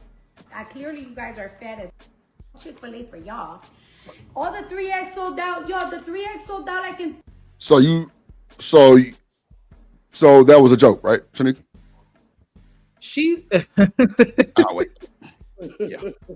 Yeah. A dark joke.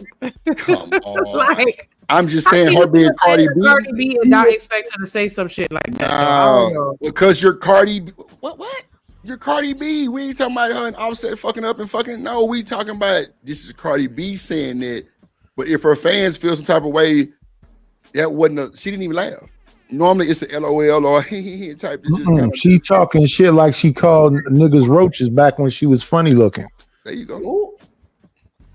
There you go. I mean, Sugar Bomb say she's screaming, but she ain't worth shit. But at the end of the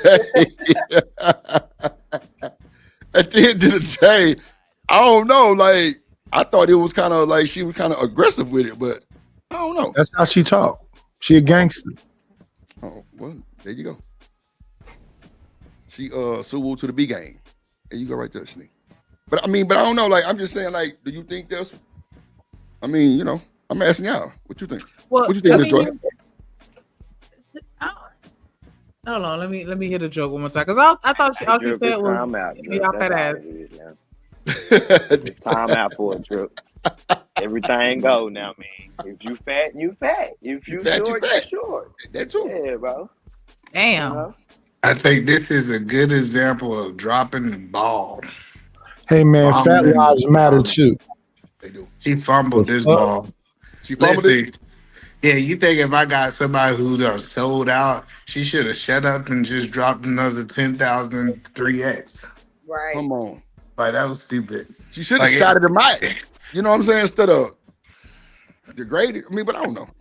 Why would you try to assault the customer base? She need to be canceled. Cancel her ass. That's what I said. That's what I said. It'd be different if she said something about somebody else. She attacked the whole. It's okay to call one person fat, but she's saying if anybody else buy her 3X stuff, you part of the fat club. And you can't eat Chick-fil-A. I kind of got offended by Chick-fil-A. That's crazy. That's stupid. Retarded. She bugging. That's some goofy shit for real. Like, I don't see why you would say stop eating and they sold you out. Like, you made the money on. I don't know. It's kind of backwards for me, but I don't know. Yeah, that's stupid. Maybe she bored since she ain't got no man. You know, usually when women get no man. No. She a cougar now. Shout out to her. That's one thing I like about her. She know how to break bread. Sugar Bomb say, but it's funny because she got surgery. You see what I'm saying? Yeah, she just got her lipos shit sucked out and everything else. But she giving that young boy some money on. So shout out to her for being a G-A-Y. But she sugar mama. Stefan. Yeah, you know, man, that nigga got G-A-Y allegations. Come on. We gotta that's who they be liking. You know they be brother effers. Boy, I tell you, you ain't lying. Ooh, child. Yeah, him and those Javante Davis got a lot of allegations. I'm talking about nigga went to jail fresh off a Texans game. That's for sure. That's a fact. So I don't know, man. I don't know. That boy Stephon going around hit everybody. Gal, clearly he got the industry in shambles. Guys and girls, huh? Mm-hmm. Yep. I covered the show. The dude he tried to it was something with a crown heart or something like that. And the nigga had some type of party at his house, and nigga was licking all the nigga ear and shit. And I guess you know I guess that Southern-ism was too much for her. Shit. I'll say it wasn't bullshitting. He wasn't trying to fuck around. But you know what though? That's why I think she had sued Tasha K the way she did because, bro, that shit hit different when that shit be true. Straight up. Come on. Tasha K need to be sued. Now, Edie man, I don't debunk that, right? I'm with you. I like. But look how many people Tasha K talk about, bro. I did a but but see, the difference is the reason the court awarded Cardi B because it proven that she was lying. Tasha K was lying on her. Man, it was slander. I think it was different, Edie man, because bro, look what happened. He was. I read the case, man. I read the case. I feel you. I just think he was. I read the case. I'm telling you, when they went to court, Tasha K in court said, "Hey, I realized I was putting out misinformation when she was saying that she had these diseases and all this stuff without no evidence. Check this out."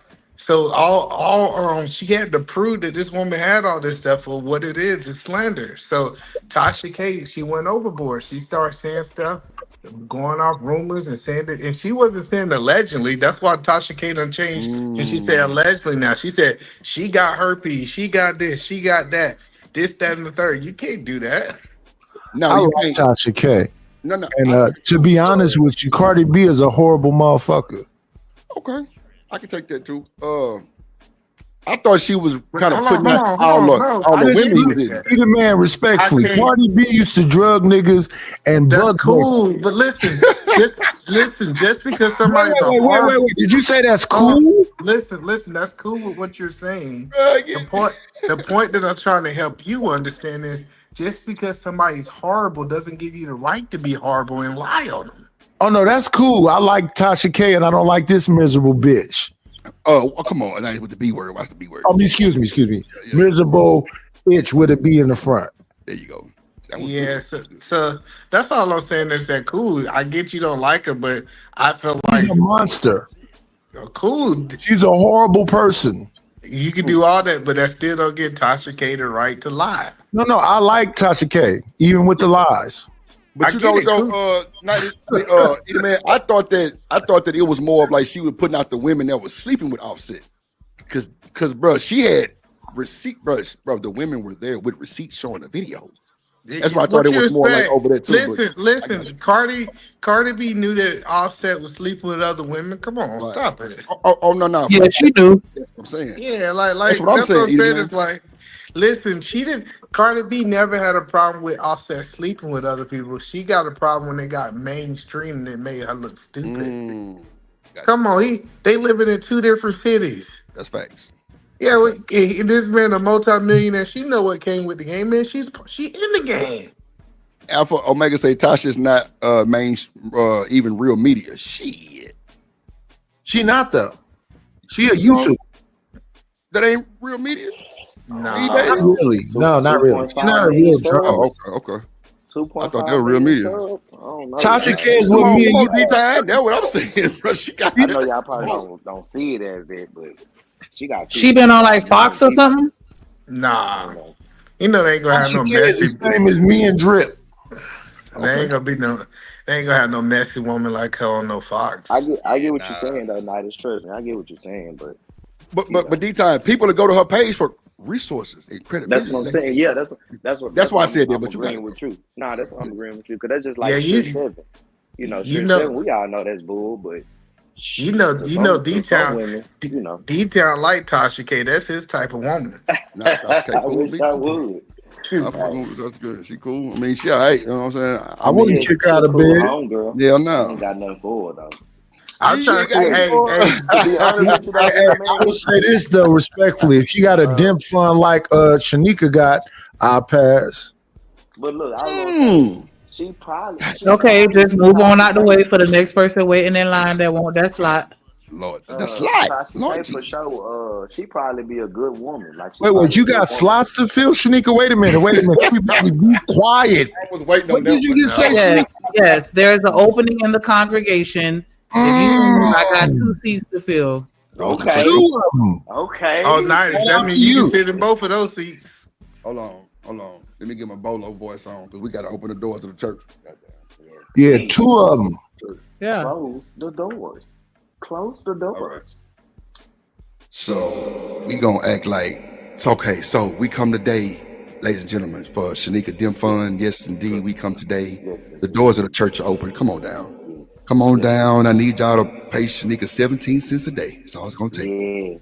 Keep her full and keep that Dim Fund going. We gonna get them dimples on that face, no matter what, by any means necessary. Just a bowl of rice. And in your name, Father. In the name. Well, first I want you to say, look at your neighbor. Say, neighbor. Neighbor. We need to get that Dim Fund for Shanika. We need to get United don't want to give the Dim Fund. We're gonna move them on to the side and we're gonna give them another Dimp, and that's what it's gonna be. In the name of the dimple. In the name. Let's go. Night gonna make me lock the door. Close and if the you doors. don't give the dimp, we're gonna lock the door. Let me bring somebody up real quick. Hold on. Oh shit, I had the wrong one.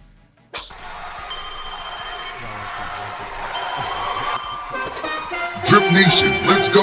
Coming to the stage.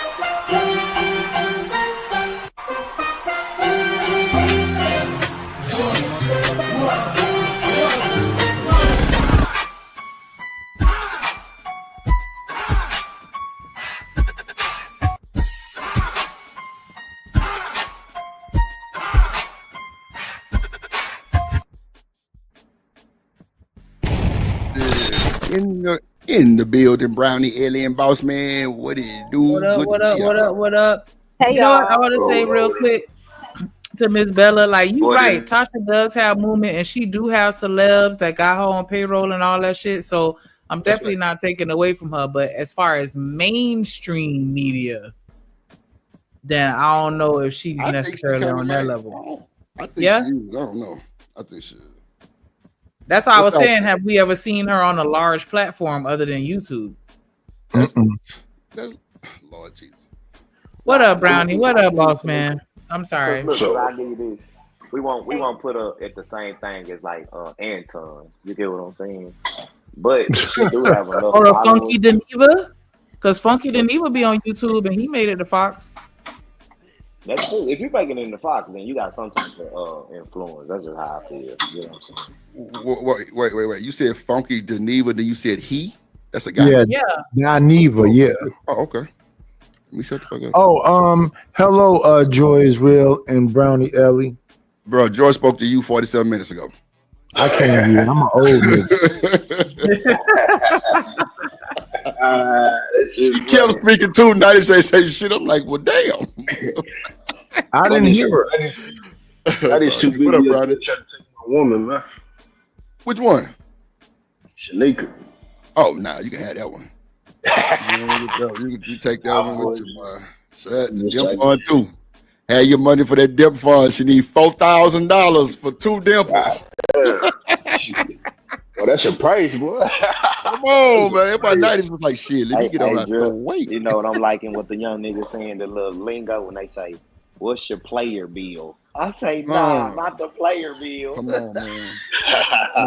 Itemize it. Itemize your player bill, Brownie. What you need? You need that her, nails, goddamn. You gonna need shit. That shit got to come with a little old shit, man. You got to prioritize it. I'm like, Prioritize hey, that like, shit. and you know how like you Nightish and homeboy say, you know, Shanika, we just call it a jump ball right there. That's a jump ball. You know what I'm saying? We don't know where that's going, man. You feel me? Lord, dude. Not a jump ball. Damn. What up, Brownie? How you been? I've been good. How y'all been? Can y'all hear me? Yes, ma'am. Loud and clear. What's going on with you? I've been seeing you over there. Big motion. Shout out to Brownie, man. Hey, moderator, can we put Brownie link in the chat and spam it? Matter of fact, all the content creators that's on the panel in the chat, spam they shit in the chat, please. Nah, but what's going on with you, Brownie? Nothing. Brownie sound like she just having a good day. Mommy duties. I had picked up my baby from school. She had her first day of first grade. How she like it? She alright. Look, we on shit. She alright, I guess. Y'all feel She you. survived. Shit. Nah, for real. Man. So Brownie, I got a question. What's good? I don't know if you married or not, right? But if you was married, would you get upset if your husband didn't change diapers? Ooh. I was having a baby with a man that wasn't prepared to be a father, so Oh, okay. So a man's not prepared to be a father because he don't change diapers? yeah. What do you mean? That's a part of parenting. You can't opt out. That was a good one too. Not really, but So I hold heard. on. No, So what change would diapers is parenting. Just like hold on? breastfeeding. So I just want to make sure I understand. So none of the men of the past who didn't change diapers, like your grandparents, your daddy, his great My dad grandparents, changed none of the, diapers. hold on. I get it. I get you guys special dad. I just want to know. So like A all special the dad. You guys. said special dad. No, Hold on, my no. dad is a father, so he gonna change diapers and be an active parent. So you said, hello. Pops So did. a father, hold on. A father is not active if he don't change diapers. That's the part of being an active father. Is that not part of active parenting? No. Taking care of your kids. So if I go to the store and I'm gone for 3 hours, you gonna let your baby sit pissy, and then I'm gonna come back home and you gonna be like, oh, I was parenting. Like, no, parenting is making sure your kid is straight and comfortable and clean. So at the moment that you decide to opt out of that because that's not something that you feel like doing, that's not parenting. Well, isn't it in a world that women just own their shit? Like they just own their shit where they create a world where men don't even have to change diapers. No, because I don't create. It's not a world where women don't use a man to create a baby. So when I can procreate by myself and I don't have to have half of a man to be able to push out a baby, half of them. then I'll change all the diapers by myself and I'll breastfeed. Broke the internet with that one. Hold on. You know the funny part about this drip? I learned that I can pay bills by myself. I learned that, listen, I can do all the man duties by my damn self, right? But when it comes down to things that's typically designed for women, they always need help. You ever notice that, Drip? I was changing a diaper. Damn! A thing that is designed for making It's sure the child is comfortable and clean is a nurturing is definitely something for women. Shout out to Edom Are you Man. disagreeing that nurturing is for women? Edom Man is being controversial last night, and he's starting off early this morning. So he finna go on a little run. Hey man, you can't do this with me? Nah. I didn't hear you. You cut out. I'm sorry. What'd you say, ma'am? But if I was to have a baby with a man, then I would expect that man to participate in certain things and changing diapers. So that's what I'm saying. Like for instance, my father, he had his first couple of kids were girls, so he learned how to do our hair. So he knew how to do basic styles in our hair, so he wasn't scared to take care of us and need be if my mom wasn't around or anything like that. Yeah. I get that. I get that. Like if your mama got a job and she gotta go to work, and the daddy there, so he gotta do these things, right? But you know, it is a level of men that provide a lifestyle of for women. Hold on, ma'am. And her dad still changed her diaper. Ma'am. I get that it might be a touchy subject. But no, the question I'm asking is, so y'all think whether a father is a good father or not is based on him changing diapers. They have nothing to do with providing, supporting the family. It's more of doing the roles, the nurturing roles. Like, what about, let me ask another question since we on it.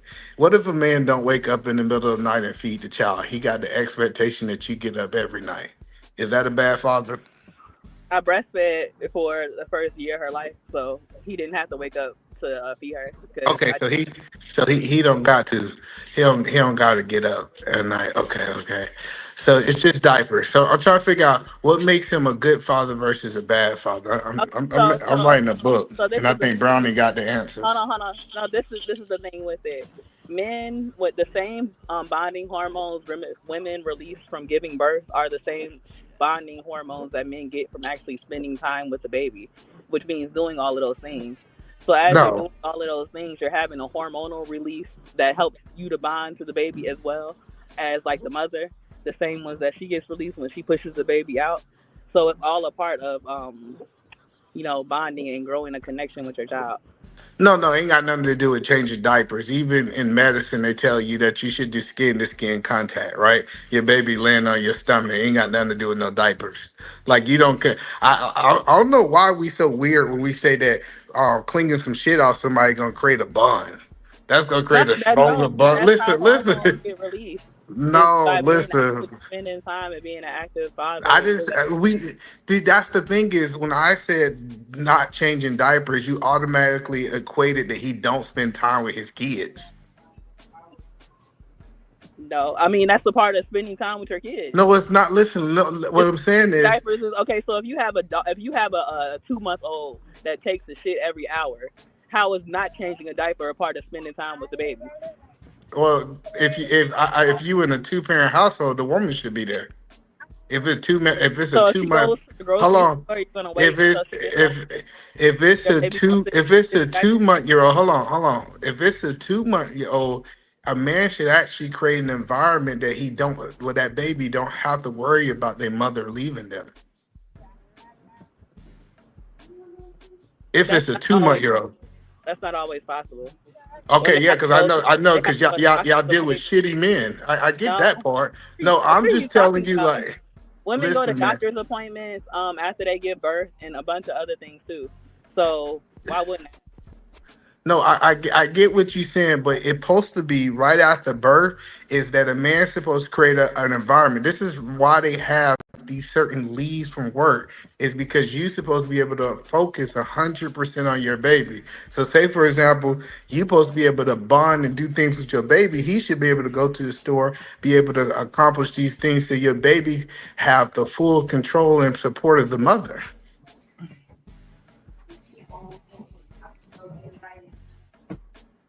You got it. I ain't about to argue with you.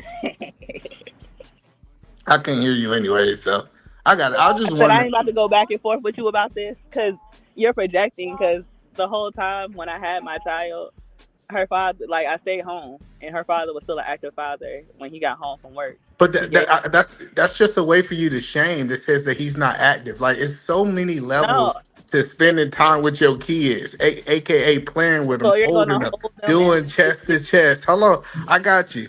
Like this idea that you not being actively in your kid's life have to do with something about changing diapers is crazy to me. But you're right, you ain't gonna do this with me. We can go back to talking about Cardi B ratchet ass. Okay, You so right. so on the I thought we was opposite. going back to Cardi B. You said you wasn't gonna do this with me, Brownie. No, I'm You not. said you was not. Now you want to do I'm it not with me? talking to you. One mic. What the hell? You saying what you Go gotta ahead, say. Brownie. Hold on, I ain't gotta be up here that long because I'm about to hang up and get off here anyway. But that's to say, like certain women are like that because they've been traumatized and because they've been abused, and they don't want a man changing their children's diaper because they don't trust that man. That would be along the same lines of of that mentality. And not Now we had to go to she's abused and she's no, traumatized. it's plenty of women No, like that's what I said. Like we go to No, these like. it's plenty of women that have that mindset that like they've been through things and they don't want their child to Well, go Brownie, my final question to you But is this something that women supposed to do for the kids that the men don't supposed to do? breastfeed. That's it. It's a lot of things that women do with the kids that men aren't supposed to, but at the same time, a kid is a kid, so they require both parents. No, I get that, but is it stuff? Because I think in some words, especially when you talk about a young baby, I think the man's supposed to provide. I don't think the woman, especially you talking about a woman with a 2-week-old, 3-week-old, really always 6 months. I think a man's supposed to create an environment where his wife don't have to worry about that, right? So I know it's a lot of dudes that roles that we feel is completely just on men. My question is it any roles that you feel is just on women? Well, if you're at home with your kids and you're supposed to cook and clean and maintain things and teach your child and all of those things. But do you feel that your man's supposed to cook and clean too, right? No, I'd rather Interesting. We can go back talking about Cardi B. I just want to ask Ronnie some questions. What do you think, Shanika? You think that? I really didn't want to. I intentionally was quiet Let it go. because I just already know how people look at me. But y'all have to understand that my situation was different, right? I was fortunate enough to be in a situation where, the father of my children, he didn't want me to work. And he didn't want the children to go to daycare. Like he was one of those, like he don't believe in other people raising his kids or whatever, blah, blah, blah, all that shit. So I, again, I was staying at home and my man had 2 jobs. Not trying to sound like the mama off Everybody Loves Chris, but I mean everybody hates Chris, but he had 2 jobs. And so I don't know, he did help, but that wasn't something that I wanted him to do. You know what I'm saying? I felt like, you worked very hard taking care of this family to the point where he came home and he literally took a bath, went to sleep, woke up and had to go back to another job. You know what I'm saying? And so I spoiled him rotten. He didn't touch a dish. I cooked for him. I delivered food to him at his job. I spoiled him rotten because hit that dimple fund. Hold on, stop. Hit that dimple fund. Come on. You know what? Somebody hit that dimple fund real quick. But that's just me. That's just me. I enjoy doing those types of things as well. You know what I'm saying? I'm gonna hold down the kids and you keep putting this money on this card that's in my purse, because I walked around with all the money. Like he had no say so in the house when it came to finances or any of that shit. So just as an individual, I just felt like, nah, let me handle the lightweight because you handling the heavyweight. And I just didn't think that it was necessary. But he did change diapers, he did cook, he did help clean up, but it wasn't a requirement for me. But you said something that it's like you had a pride that you didn't want him to do that. Like you felt like it was a level of responsibility on you. I don't know. I don't hear that no more. And it's like if I'm not working, the least I could do is change a diaper. Like I'm here all day living my best life. Like, you know what I'm saying? Like best life. So I felt like that's the least I could do to say thank you or express gratitude for the comfort and peace of mind and security that he offered us, at that time. So yeah, it's just a different perspective. But nobody's right, nobody's wrong. I just think that I just wonder where that pride went. The pride of women saying, "Hey, no, I got this. I got the house." Like I think it just went away, and I don't know where it went. It went with the pride that the niggas had, with the nah, I got these bills. Nah, I'm gonna protect you. Like when all that shit went out the window, women was like, "Fuck it. If you ain't gonna do what you supposed to do, then you need to help me out. If you want me to pay bills, then you need to change diapers." I agree. Listen, I feel like if a woman have to go out and work and a woman have to defend for himself, I think a man need to step up and help her with half of her duties. She's helping you with half of your duties. I just think the rules are different for dudes who create lives for women. Like it's like a utopia. I know it sounds like fantasy world, but when you create a utopia, it's certain things that women are supposed to do for those men. And they don't do it either, man. What up, H&M? You jumped in a little too fast, D-Town.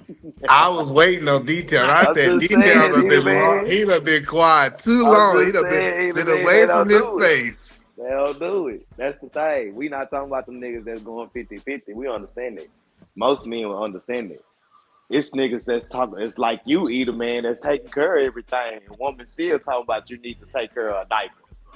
Yeah, but I'm saying if you got the baby in your hand and the baby gets soiled, you gonna come and bring me the baby instead of just changing the diaper? I'm just saying, either man, men are very much logical, so they gonna put it like, well, women are nurturers, right? If I'm gonna be paying all the bills, drop it and I them. still gotta do this.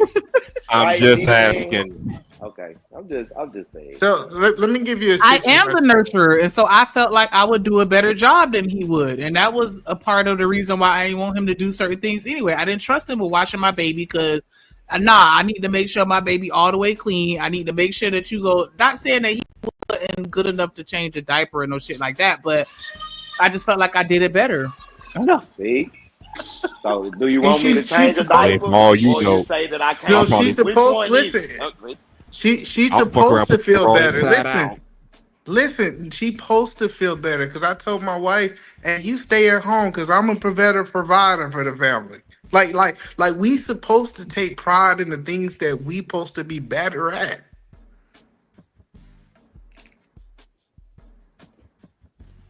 Yeah.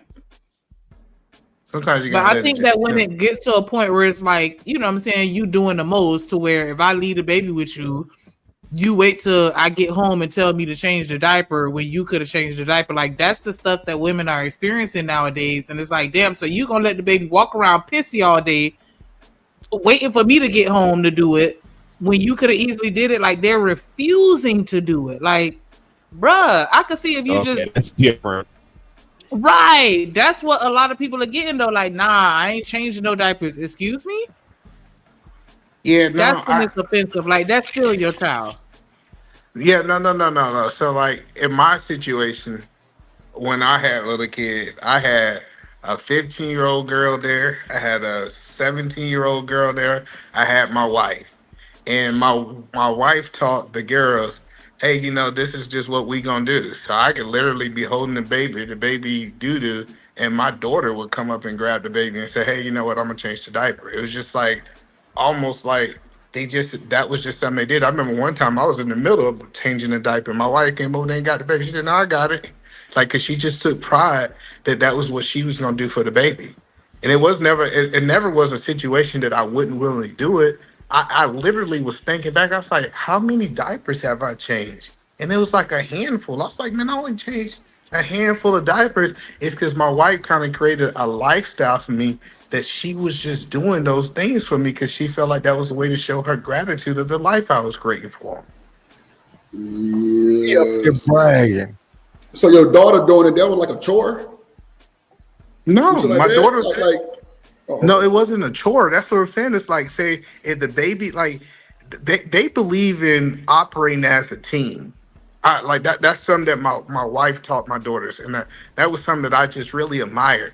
Like I never Right. seen my wife just cleaning up the kitchen or cooking in general. Hey, they all the girls in the kitchen laughing, talking, gossiping, they cooking together, like, and it was a happy moment. It wasn't like something that they like it was a job or it was a chore, it was this like that. They was doing these things because they just was taught this is what women do.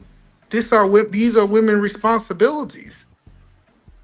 And I asked her, I said, where y'all learned it? They said, I've been doing this for as long as I've known it. I don't know no different.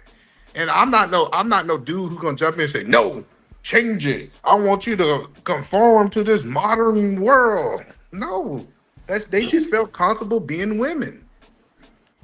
Now, okay, so watch this. I've seen where the women didn't let men change baby girl diapers. I don't know what that was about, but boy diapers, I mean, shit. I don't know. I ain't got no babies. I ain't changing no diapers. Except my nephew. I change my nephew's diapers like 3-4 times, but that ain't my children. So, but that's the point. Like, even if you get a man, let's say you get a man who say, "Hey, I refuse to change diapers," is that a deal breaker? If you get everything else and he just say, "You know what? I ain't gonna do the diaper thing, but I'm gonna do this. I'm gonna do that." Like, it's crazy that people say, "Oh, since you didn't change diaper, that means that your kids don't have a bond with you." That is crazy. Listen, that is one of the absolutely crazy thing. You know what I think my kids bonded more? Me taking them to the playground, me being recess dad, me sitting down on the back of my truck and us eating ice cream. Like this idea that the only way I can spend time with my kids is changing their diapers is crazy. Like it's so much. Like fatherhood is so much complex than you changing a damn diaper. I think you really came up here to start a fight, but I feel where you're going with it because I know sometimes women be tired and they can't get up. Well, I ain't gonna say they can't get up, but in the middle of the night, they might nudge you. Go ahead and go change the diaper real quick. You know what I'm saying? Because the baby crying type shit. You wouldn't change it then? No, that's crazy that your woman can't get up in the middle of the night, especially if she ain't got no job. No. See, I knew you was gonna take out with that bullshit. I said she nudged, not get up. She just tired, and she nudged you, like, babe, can you go change the diaper? You wouldn't change it still? My wife never did that. I was never in that situation. So to answer your question, if my wife would have nudged me in the middle of the night and asked me to get up and change the diaper, I would have got up and changed the diaper. If she felt like that it was that important for me to do, I'd get up and do it. But I'm just saying, why would that even go across her mind if she could sleep in? And I gotta go work 14 hours. Now, okay, so either man, I understand on that part. I understand you being the breadwinner. I understand you doing, the long house shifts and shit. I understand something like that, but that's something that y'all agreed to, right? It ain't like you just going in that motherfucker like, fuck them diapers, I ain't changing shit. No, I'm just saying that it's a level of women's servitude to their family that went away. And I hear it all the time that women now have the expectation for men to help them. And it's not just about diapers. It's just, we had a conversation last night about diapers, right? But it's not about that. Like the idea of, I've never seen my grandfather wash a dish. I never seen my grandfather cook, to be honest, outside in the grill. But he never cooked in the house. I ain't never seen my grandpa with an apron on cooking in there. Like this idea that these women had a level of pride that this was their responsibility to the family. Now it sounds like it's supposed to be a shared responsibility. And I'm just saying, cool if you paying 50% of the bills, cool if you're doing 50-50, but I think it's a level of men that's supposed to get better. That's all I'm saying. And I ain't trying to argue, Drip. I'm just speaking my mind tonight.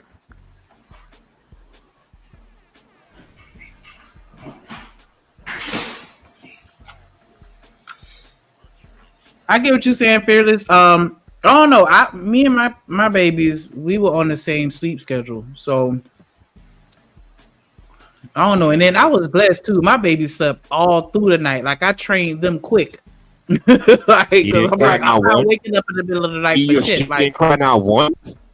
No, but you gotta keep them up. When you let them sleep all day, then they gonna be up all night. Nah, I'm not doing that. But even that, like babies take naps. Listen, if you could get a couple naps in, listen, this idea that you up all day and then the only time you got to sleep at night, if you ain't got no job, especially if y'all on the same schedule, a woman can take 2-3 naps a day easily. Yeah, me and my baby nap together. And I breastfed my boys too. And so yeah, we'll be in that bed. I'll be laying on my side. I'm asleep while he eat. Like I'm gonna fall asleep first. So you just laid over like a dog and just okay, never mind. Yep, flap my titty over my shoulder and let him go to work while I go Not to your sleep. shoulder, Lord Jesus.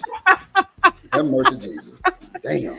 Nah, but I'm just saying, like, yeah, I got them on that schedule quick. Like I wasn't. Nah, I mean, of course, in the very, very beginning, you can't help it, but yeah, once they started sleeping, like a good 6 hours or better, I'm not letting them take their nap after like 3 o'clock. I'm gonna keep their ass up and play and do the most, and then once we went to sleep, we stayed asleep till that next day. They did not wake up. Did you say nair? Damn. Not a damn. What do you do then? When they're cranky, what do you do? Not a none more needle. Shanika, I got another question for you. I just want to get all my questions out today. So Shanika, oh Lord, do you think? Listen, I just want to know because these are. If I had a show, I would ask these questions so I get a chance. Drip just gave me 45 minutes, right? Listen, Shanika, do you think women should submit to men that's not their husbands? Yeah, you really trying to fight now.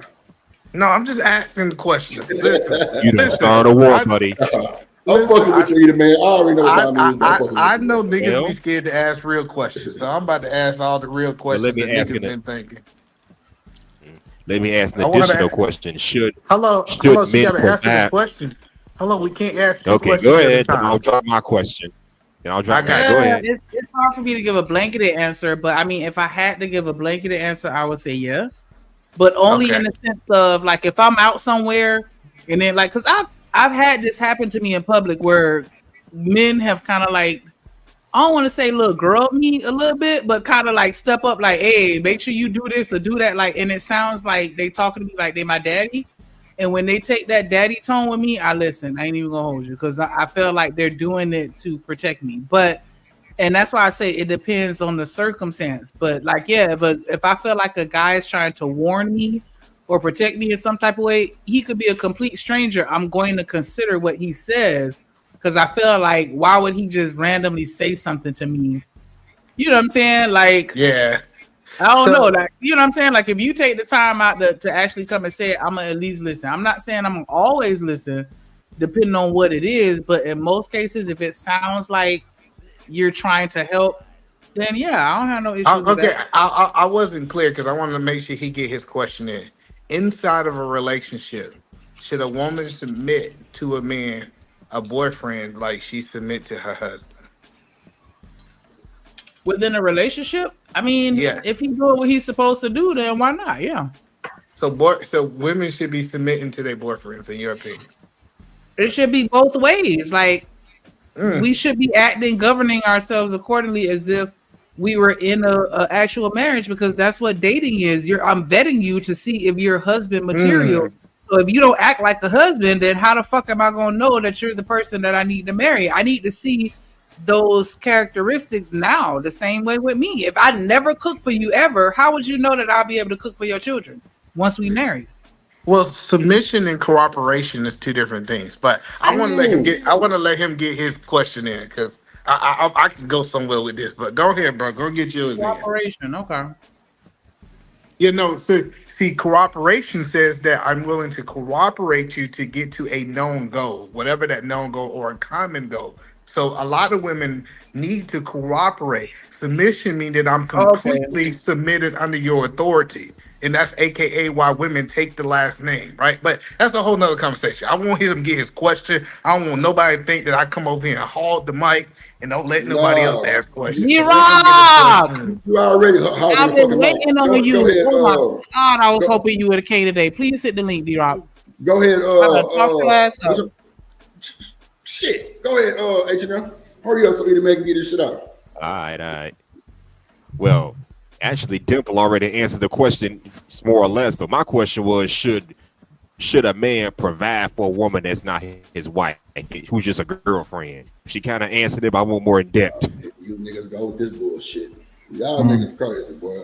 I'm saying, I'm flipping the script this time. Shit. But you can't pay my bill? I don't understand.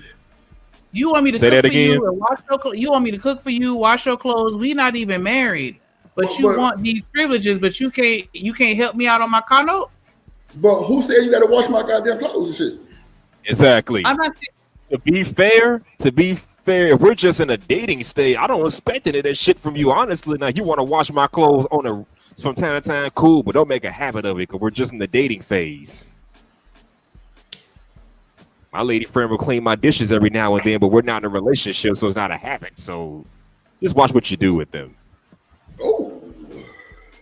So hold on. This is good. H&M said he's not actually expected in the dating stage for her to be submissive to him or submit to him. Boy, this is gold. Oh, this is gold. I didn't say all that, man. No, that's what you said. You said, I'm not expecting you to wash my clothes. I'm not expecting you to do this. I'm not expecting you doing that. That means that she is operating her own free will. Not submitted. Yep. Go ahead. She does it because she wants to, not because she's obligated to do it. Just saying. That's called cooperation. That's cooperating. Listen. Go ahead, Drew. No, go ahead. My bad. I'm over here trying to press the button and shit. Oh, okay, there you go. My bad. No, I'm saying, see, cooperation says, like, let me. I know some. I don't know. Maybe y'all ain't from the inner cities. Is what I'm gonna call it, right? But when we hear somebody's cooperating with the state, they are cooperating with the state. They're not submitted underneath the state. That means that them two have an agreement to get to a known goal, right? I just think that cooperation and submission is different. I understand that. I think every woman should cooperate with a man, especially when she's dating. Now, can cooperation turn into submission? Yes, cooperation typically turn into submission once you get married. But either man, I can agree with that. Cooperation and then marriage and then submission. I could hold on, hell no. Hold on. I don't know about all that. Well, cooperation. Hell no. Cooperation should be the first step. So wait, I mean, you can't cooperate with me. So wait. I'm thinking that. Hold on, real quick. Hold on. I'm thinking during the vetting process, that's when you building up your trust and your bar, so she can't submit, right? I don't think she has to submit immediately. Yes, sir. I'm telling you that if you want a woman to submit to you and you're not willing to marry her, it's a horrible deal for a woman. I would never tell my daughter. I'm with you on that. Listen, you don't submit. Now, I'm not saying don't cooperate with a man. I'm not saying don't respect a man. Because sometimes when we say don't submit, people think that we saying disrespect. No, you should respect him. You should cooperate with him. But you should not submit to him. Submit means that's the whole point of her taking your last name, because now she's submitted underneath your covering. She's not a free agent anymore. And so that's what I'm telling people is you should not submit with a man if he's not willing to give you his last name. That's crazy. Man, you just made a super duper live ass point though. You said submit. I mean, not submitting is not disrespect. That's what a lot of these folks in this space, I think, or on YouTube period, think that this shit is. Oh, just because you ain't gonna submit, you disrespecting me. No, that's not. She ain't got nothing to submit to, right? Yeah, like no, I can respect you. A woman can have respect with you, she can cooperate with you. But submission, let me tell y'all like a level of submission. A level of submission is, hey, we moving to Alaska, the whole family. A woman that's not married to a man to be a fool to pack up her stuff and move to Alaska, and he ain't even gave her her last name. Okay, I'm with you on that.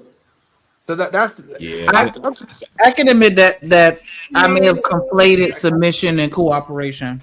Go ahead, Ms. Joy. Yeah, I understand. But let me say this. Because if a woman hold on, wait, hold on. Let Ms. Joy get in and you got it next. My bad. I was just saying I agree. Y'all should have seen me run up these steps trying to get to this doggone office of mine. I think everything you're saying is definitely what is, a lot of these men need to hear exactly what you're saying, and the women too. So thank you for today. Yeah, exactly. I mean, if a woman's not going to cooperate with a man, then why would marriage and submission even be the next step? You can't even do the first step, which is basic cooperation and respect. So why even consider marrying her? Just saying. I agree with what you're saying, but I think this is the trick to the ladies. I'm gonna put the ladies on game. Dudes are trying to get you to be wifely material without giving you the title of wife. Like the idea, I want you to cook, clean, I want you to be submissive, I want you to be a complete wife, but I'm not willing to be your husband. That is crazy. It's a bad deal, women. Don't take this deal, women. Don't take it. So either man, how long does that shit take in your eyes? Standard, just kind of like on some normal shit. Yeah, I think people playing out the 2 years. Now these are two. Hold on, wait, Eater Man, thank you, God, for Eater Man motherfucking weed. Now, Eater Man, when I said this bullshit, the chat drugged me, bro. They now drip. That's too long. You ain't trying to. You playing game, motherfucker. Please, that's why all you motherfuckers are single and fucked up in the bed alone. And I said what I motherfucker said, and then they boo boo. So what? I said 2 years, a year or two. Not saying I wanted to go that long, Eater Man. You said it might take that long. You said longer than you said close to 3. I said 2 to 3. Yeah, I ain't gonna lie. But hold on, Miss Joy. Didn't I also say I might not want it to take that long? It might not take that long, but I don't want to rush it. Okay, come on now, come on. And Eater Man just said 2 years and bro married successfully, allegedly. You know what I'm saying? 2. Come on, man. Tell him, Eater Man. People talking about 6 months. Bro, nah. You should know somebody in a month. No, the fuck you don't, bro. No. So the reason the 6 months I just never agreed with. I hear a lot of people saying 6 months. If you know if that person is. That's if y'all spent every day for 6 months. I can kind of see that. But mostly we live in a modern world where I might have dated you maybe once or twice a month. So you talking about in reality, I might have saw you 10 times, and I know if you wifey material or not. I think 6 months is way too quick. I say 2 years because 2 years give you the ability to the honeymoon stage to wear off. You know what I'm saying? Hopefully I hope a nigga got his dick wet by 2 years. Like I hope he's still waiting. And now he's starting to see her habits. You really don't see a woman habits. So you live with her. Man. Thank you, bro. You gotta live with a drip. Don't you be living with nobody. Miss Joy, I told you I tried to live with a woman, and what happened? The goddamn dog jumped up, grabbed the wig off the goddamn mannequin, and the motherfucker left me. I ain't got time, Miss Joy. I'm not even trying it no more. Motherfucker want to come stay with me, man. You got to be homeless. And guess what? I'm red flag. You through. Shit, hell no. So I want to talk about that. So I want to know what the panel think about cohabitating before marriage. Bro, it's bad, Eater Man. It ain't no good, bro. Look, I don't know if you heard my little story. I'll be telling, man, come on, bro. Here you go. What up, D-Rock? I disagree. I disagree with you, bro. Listen, I think we're good. What's good, gangster? Come, bro. Okay, so there. now we got a good panel right now. So let's have a conversation. Let's have a conversation. So look, some people say 1 year. 1 year is enough. Hey, look, H&M, I'm not denying that. I'm just saying I don't want to be the fool, and because bro, people can act for goddamn a year or two, they can play the fool. But I'm just saying, I hope it don't take 3 years. You know what I'm saying? But I don't mind the long drive of it because I want to be able to get to know that person around their mama, their family reunion, their cousin, all that type of shit. You know what I'm saying? I want to see you mad to where I can't calm you down. I want to see all that because I don't want to get with you and then one night you turn to a werewolf on me. I don't want to do that. So look, since we got the folks up here, we're gonna have the conversation. Let's not cut nobody off. And H&M, my bad for cutting you off. But let's not cut nobody off. Let's Edie Man gonna kind of ask these old Love Joan ass questions, but they good. And then, you know, we just go around the pound and just have a conversation. Shout out to my boy D-Rock the Black. You know what I'm saying? Let's get it. Well, the question I got is, how do the panel feel about cohabitating before marriage? I don't do it. Nope. No shacking on that. I don't agree with it. I don't know about, but I don't think unmarried couples should live together before marriage. Maybe it's for religious reasons or personal reasons, but for me, it's kind of a mixture of both. Religious reasons, I don't believe you should shack up before a wife, but ain't your husband. So, And for personal reasons, I've seen marriages fall apart because they live together too soon. I don't agree. That's just my opinion. I don't agree with that. No. So go ahead. I'm gonna let somebody else. I state my opinion. I disagree with that slightly. I'm not saying that you should move in with somebody after 2 days of knowing them type shit, but I think that once you get to a point where you're engaged, I think you need to live with each other for a little stint because it's certain things that you just not gonna realize about a person until y'all cohabitating in that household. And I feel like that leads to a lot of conflict within relationships, just having to go through that adjustment phase of this nigga always, or you know what I'm saying, like just little things that people do living with each other. Baby, it's called engagement. When I engage to your motherfucking ass, that's gonna be the time that we can go get us a little spot until the house being built. Right. That's what I'm saying. You're still not married yet, so they say should you live together before marriage, and that's why I say once you get engaged, I think that's when you should start living. I'm with you. Because some people are nasty as fuck.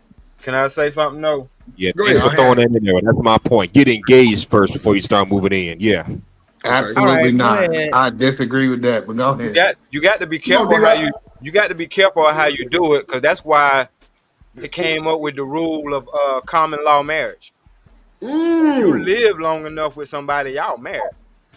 7 years in some states. Hey, how y'all doing? In Texas, it's like 3 months. Years. No, it's not. Texas is 3 months. If you get mail there, your ass is common law married. That's a fact. That's what I was just getting ready to say. That is a fact. You start getting mail. Not in every state. Not in all states and counties, at least. That's what I was saying. You get mail there. States. You're common law married if you've been together more than 3 months. That is super facts. Here in Vegas, it's the same way, baby. You start getting mail together. Yeah, you already done. Right. Hold on. No, I'm trying to figure out because in court, because I own properties. How can you prove that you guys are in a relationship versus roommate? The mail. Listen, but you could be my roommate.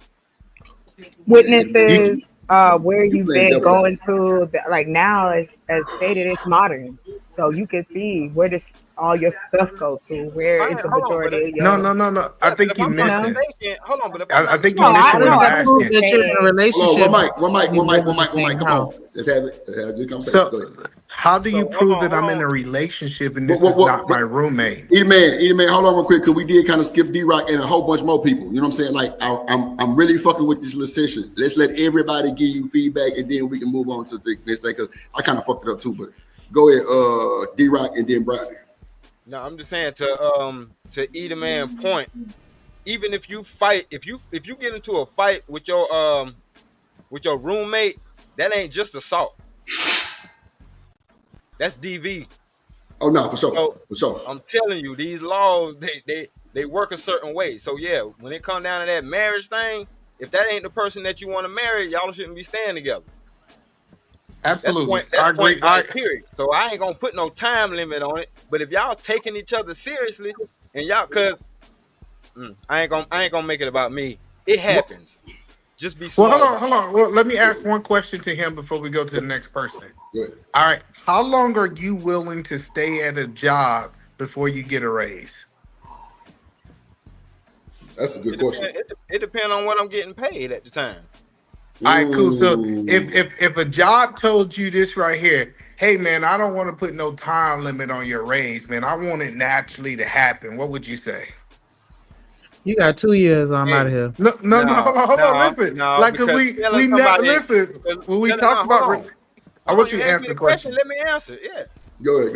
Because telling me that it'll naturally happen, that can be a lot, or it can be a little bit based on your performance. Thank you, sir. So women should not take no bullshit about it's gonna naturally happen. It need to be a time. Bro, this Yes.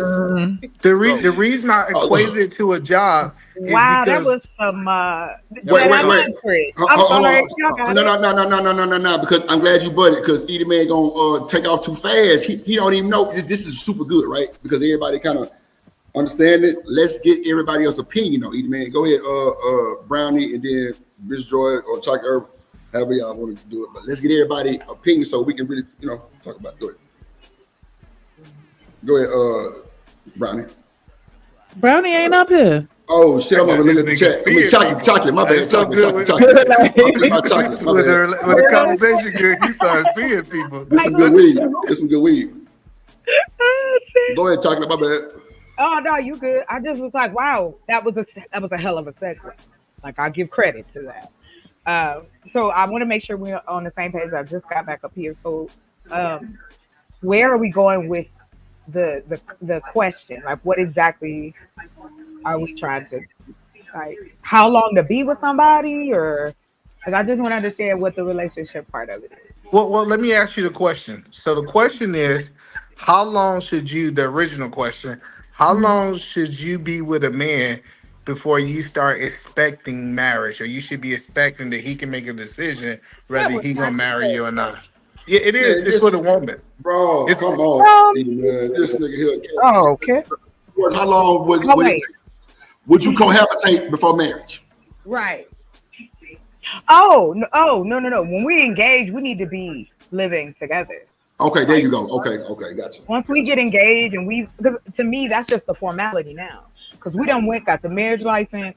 We done already like everything else is second at that point. We should have been planning once we decide, oh, I'm in love with you, you in love with me. Them serious conversations, so we could continue that love to the altar. I think, and to that point, the other part of it is, do you think that with all of the influence that we do have, do you think that working more on what do you expect from a marriage? Like, I think everybody's definition now is a little different. What are we? You know what I mean? Like, where are we going with? Okay, yes, I understand the law. Yeah, hold on, because you trying to derail. We're gonna stick to cohabitation real quick so everybody can answer. And no. I wasn't trying to derail it. It tied into it. Go ahead. But it's kind of going to the left, right. But okay. Well, but I want to answer a question so we can move on. To answer your question, you should get premarital counseling. I think that you need to sit down with a professional. Y'all need to actually draw out what marriage look like. Right. Man, who professional though? Cheyenne Bryant? My pastor. Listen. I'm not listening to your pastor at all. That nigga probably running hose. Ain't no fucking way. No way. Okay,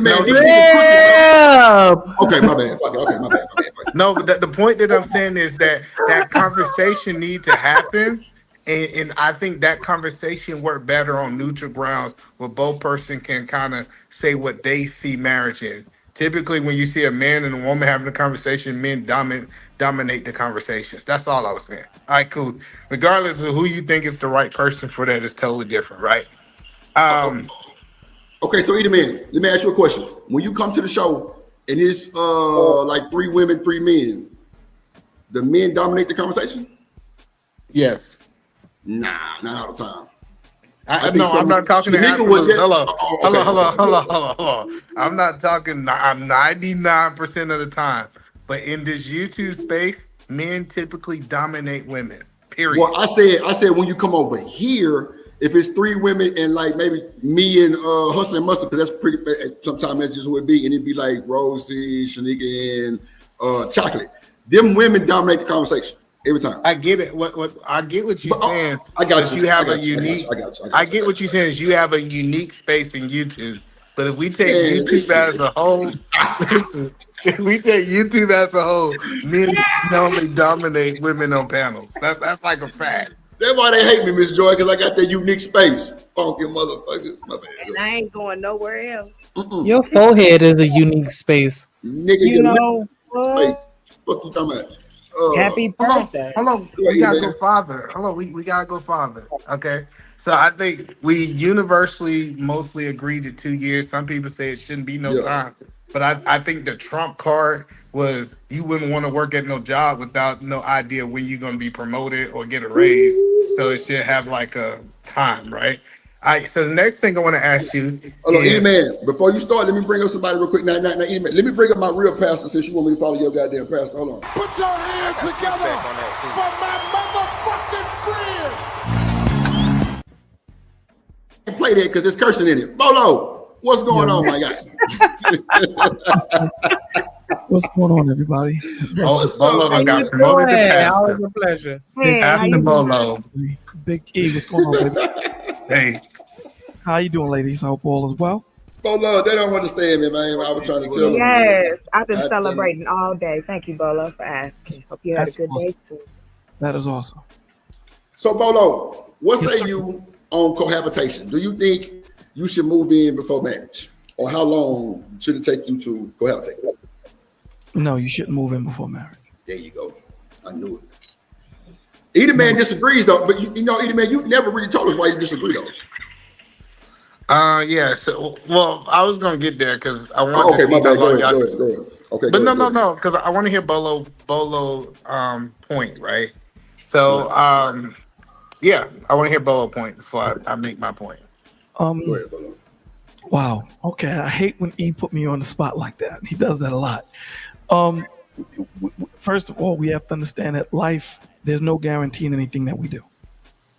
There is no guarantee. So people keep thinking that relationships have to have a guarantee. There is not. That's what faith is. Right? There's no guarantee. You walk outside, a brick can fall on your head. So what are you going to do? Stay inside? Big facts. You know, when we're looking at these relationships, we're not moving with intentionality. We're just not. We're dating to date. No, you're supposed to be getting involved with the intentionality of marriage. So from the day one of inception, when we're dating, I'm letting you know, this is where I want to go. I don't have time to waste. The one thing I don't have, because once it's gone, I can't get it back, and that's time. So, you know, when we're talking about these young men and young women, the one thing that they lack is patience.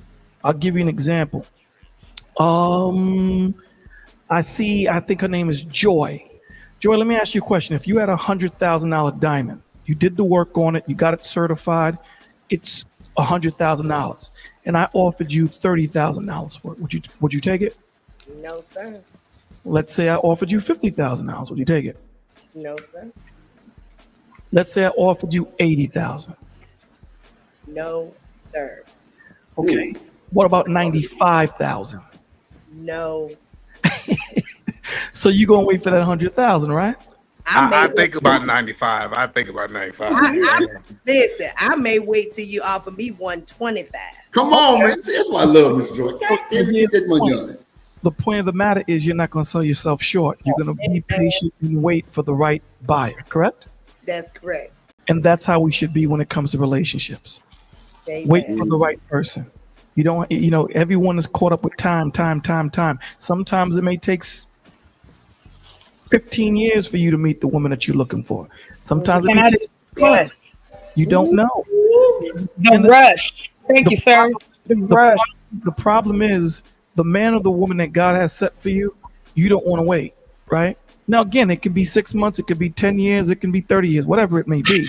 We tend to choose what we want opposed to what we need. And then when that happens, mess up, we blame everything else opposed to looking in the mirror and saying, we messed up.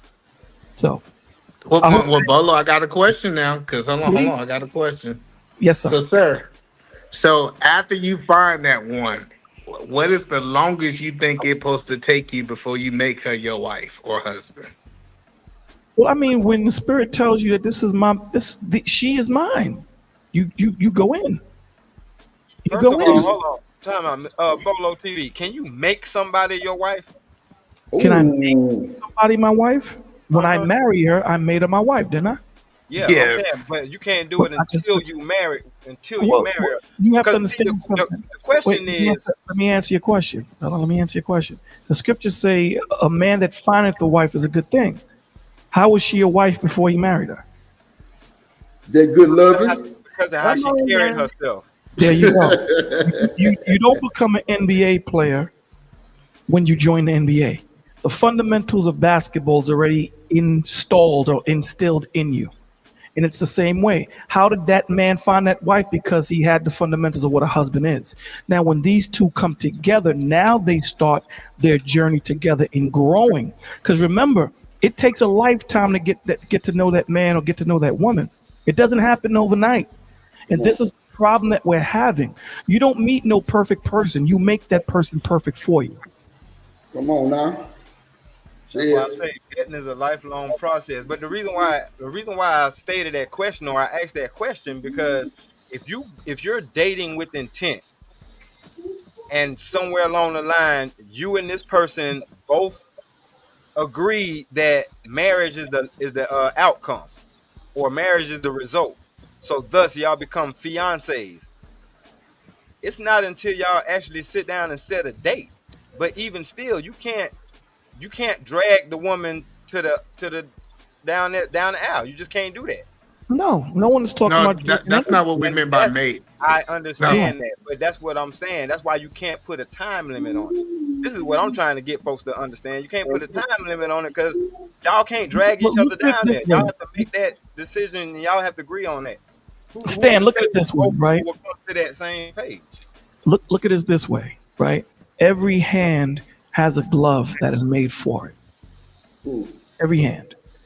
So some people are going to wear gloves that are tighter than what their hand is. Some people are going to wear gloves that are bigger. You have to be patient enough to say, I'm going to wait for that glove. That's going to fit me. That's for me. You know, the one thing that I like about Lamborghini is that no matter what the economy is, they only advertise to a certain clientele. That's right. It doesn't matter how it fluctuates. So when you make yourself available to everybody, you make yourself available to nobody. So as a man, I make myself available towards the women or the woman that I want.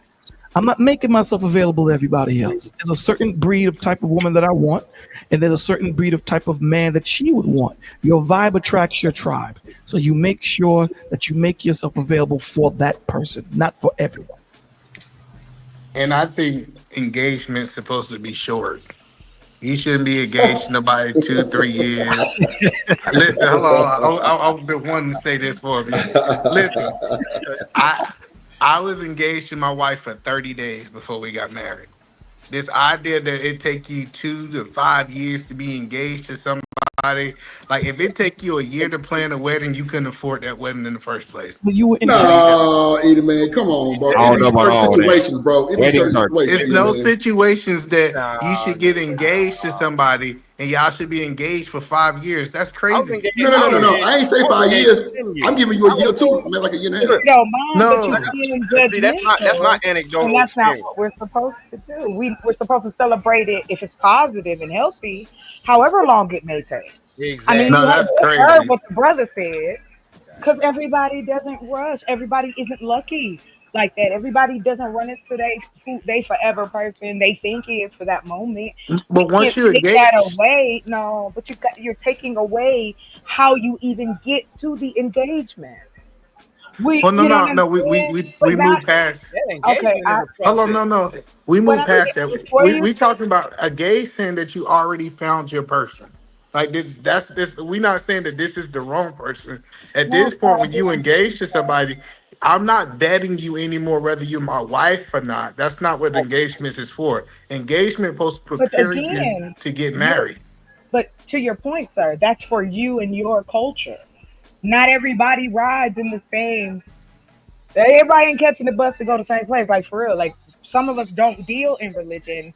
It is more based on what you I'm not saw. talking about religion. But when you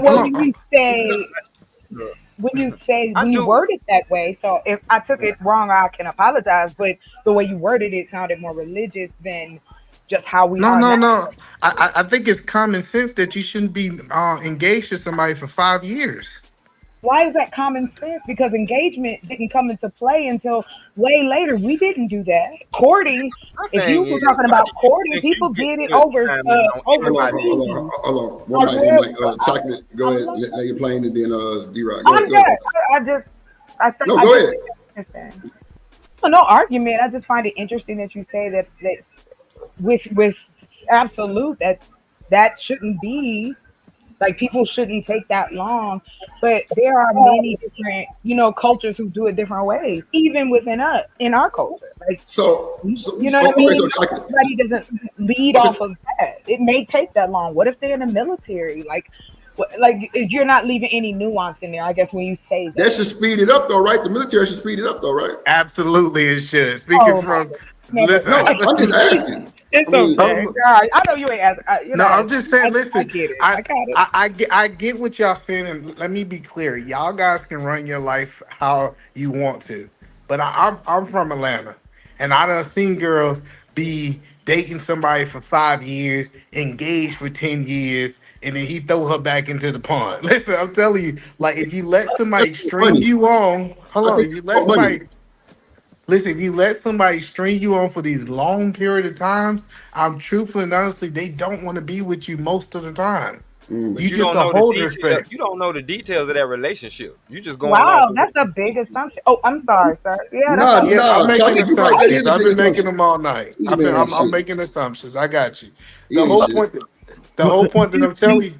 Here's what we're doing. I think that the conversation that we're having now is becoming more personal and anecdotal opposed to being a general conversation.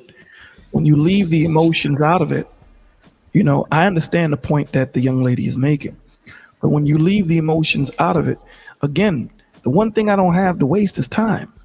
When you're going to look for a house and you're intentional looking for your crib, you're going to look for you're getting your credit right. You're getting all of these things off your credit. You're doing all these things, and you have a set time on when I'm going to make this happen. We all have a set time when we're saying, I ain't playing. I have a set time. Any man or any, when they meet that man or meet that woman and they are convinced that this is the one for me, time doesn't play a factor in it. I promise you it doesn't. You're gonna lock it down so that it doesn't get snatched up. And that's on both ends of the pot. You dig what I'm saying? So what we're doing is we're playing, like the young lady said, we're playing with the nuance of it. And this is why we have so many children out of wedlock. This is why we have so many issues of people playing the mother and the father game, and the kids suffer for it because people are playing games, stupid games, and win stupid prizes. They don't even know themselves. They have no clue what their character or integrity is, or their intentionality or that direction, but they're going to jump into the game of trying to be a husband and being a father when they don't even know what being a man is like. But you know who suffers? The woman and the children suffers because I don't know what it is to protect, nurture, guide, sacrifice if need be, and vice versa. This woman doesn't know what it is to be a wife or a mother, but she's going to try and figure it out when she jumps into it. Nah, those things have to happen. And this is why our culture is so messed up, because we're trying to figure these things out while we're trying to figure these things out. There's no way in hell, if any of you guys owned a basketball team, you're going to hire Bolo, never played basketball in his life, and you're going to pay me $5 million to figure it out while I'm on the team. You're not going to do that. And that's the problem that we're having. We're not moving with intentionality. We're trying to figure out as we move. I think it's money too, Bolo. I think some of these folks that be extending these engagements and shit, they're probably not sure. It has nothing to do with money, because at the end of the day, I don't have to have a $50,000, $2 million wedding.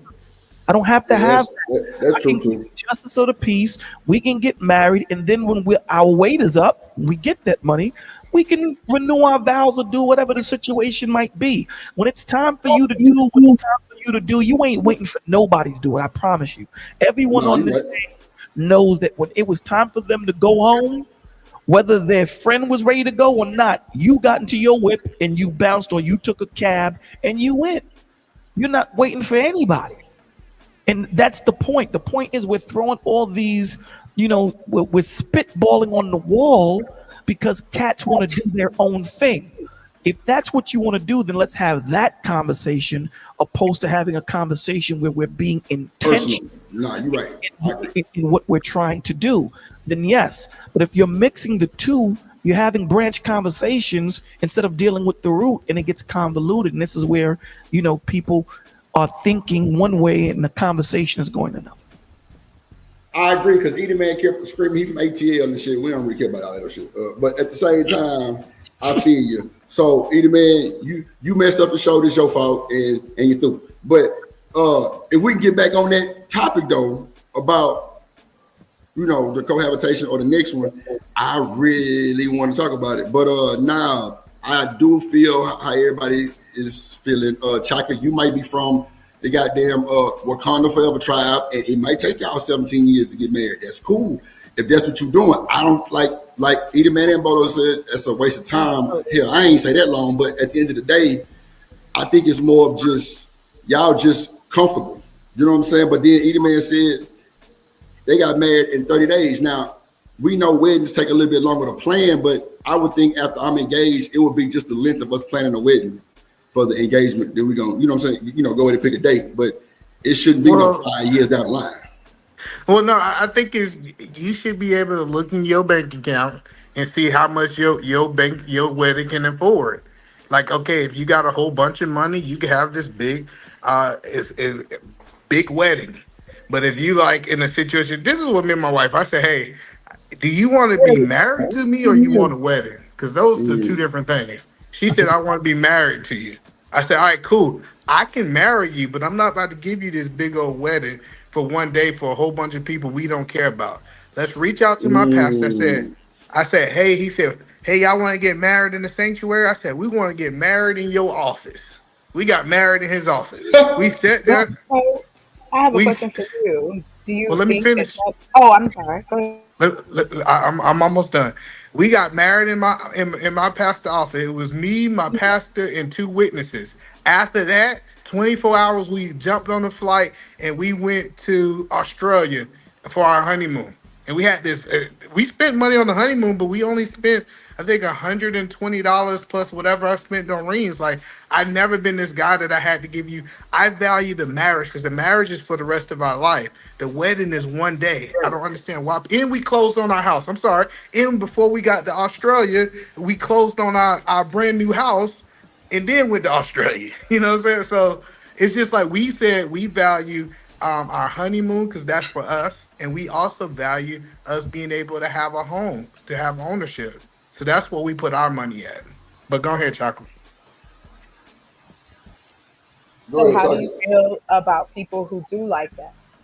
Who, man and woman both. It's not just about the woman, but both of them want that, want to celebrate. Do you have that same feeling about that? People who do that as well?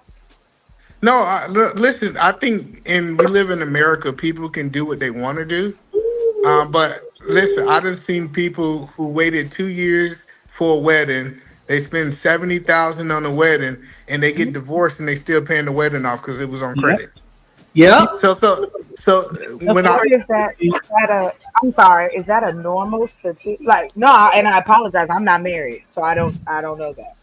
Yeah, I got a couple cousins that happened to. They got divorced before they paid off the loan for the wedding. So crazy, Chocolate. I'm counseling. I see in the men and women that I counsel that people spend more time looking for a house than they do looking for a wife or a husband. Come on. And when I say looking, meaning actually taking time to get to know them, really spending time in a closed environment where it's just you two building, going to see how she's raised, going to see how he's raised, getting to understand who this guy. Listen, outside of you picking God as your, as your Lord and Savior, the most important decision you're gonna have to make is making a husband or making a wife, choosing a wife or a husband. That's the second most important decision you're gonna make in your life. This is the man that's gonna guide you. This is the woman that's gonna pray for you. You better make sure you do the best that you can do with the information you have, right? Because again, vetting is not the end all be all. We still can make mistakes, but the more information you have, the better you'll be in a position to make the best decision. But people are not doing that. People are not sitting down, going on a picnic to just pick each other's brains and just talk to each other, be in each other's environment and just get to know this woman and get to know this man. It's not about that. It's about, popping it off, looking good and doing all these different things. And that's all fun and dandy. But what happens when you lose your job? Did you actually sit there and check her integrity and character? Did you do that? No. But you're going to find out, though. You will find out. Good times are there to reminisce about the bad times. Understand that. The bad times what vets your relationship or your friendships. If E and I went through so much stuff as we were young, when we sitting down drinking wine, I could sit there and go, yo, E, the man, remember when we had to go to that club and fight our way out? We're not going through all the madness when we're having a good time. We're reminiscing about the madness. And that's the point. What connects you and what keeps your relationship is the hard times, not the good times. I have a question, Bolo.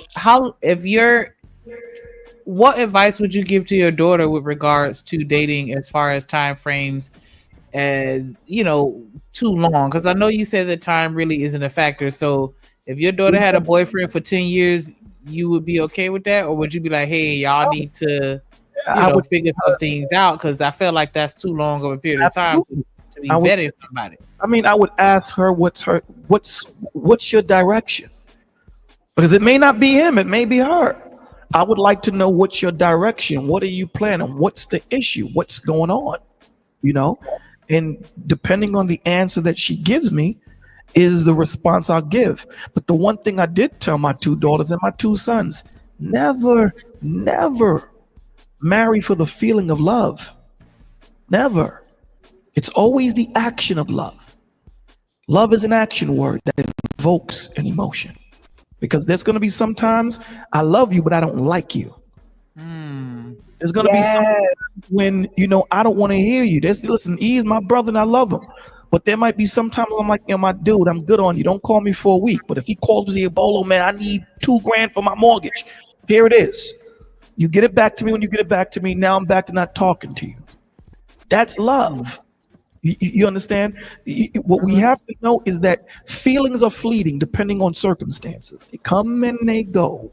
But when you're talking about the action of love, there's brothers I haven't spoken to in years. When we see each other, it's like we never skipped a beat. So love is an action word. It's the same way, and I give this example. Forgive me for the violent example. If I slap somebody, they won't want to take my arm off. The action of me slapping you is what invoked that emotion of you wanting to kill me. So they had to have that action to invoke that emotion. And typically what we do in relationships, we use emotion to search out logic when it should be logic searching out emotions. Because a lot of the times intentionality hides in the emotion. You understand? Logic is the scalpel that cuts through and says, hold on, why am I upset with E the man? Is it because of something that I'm upset with because chocolate did? And E just said something I didn't like and I'm taking all that anger out. E? That's logic.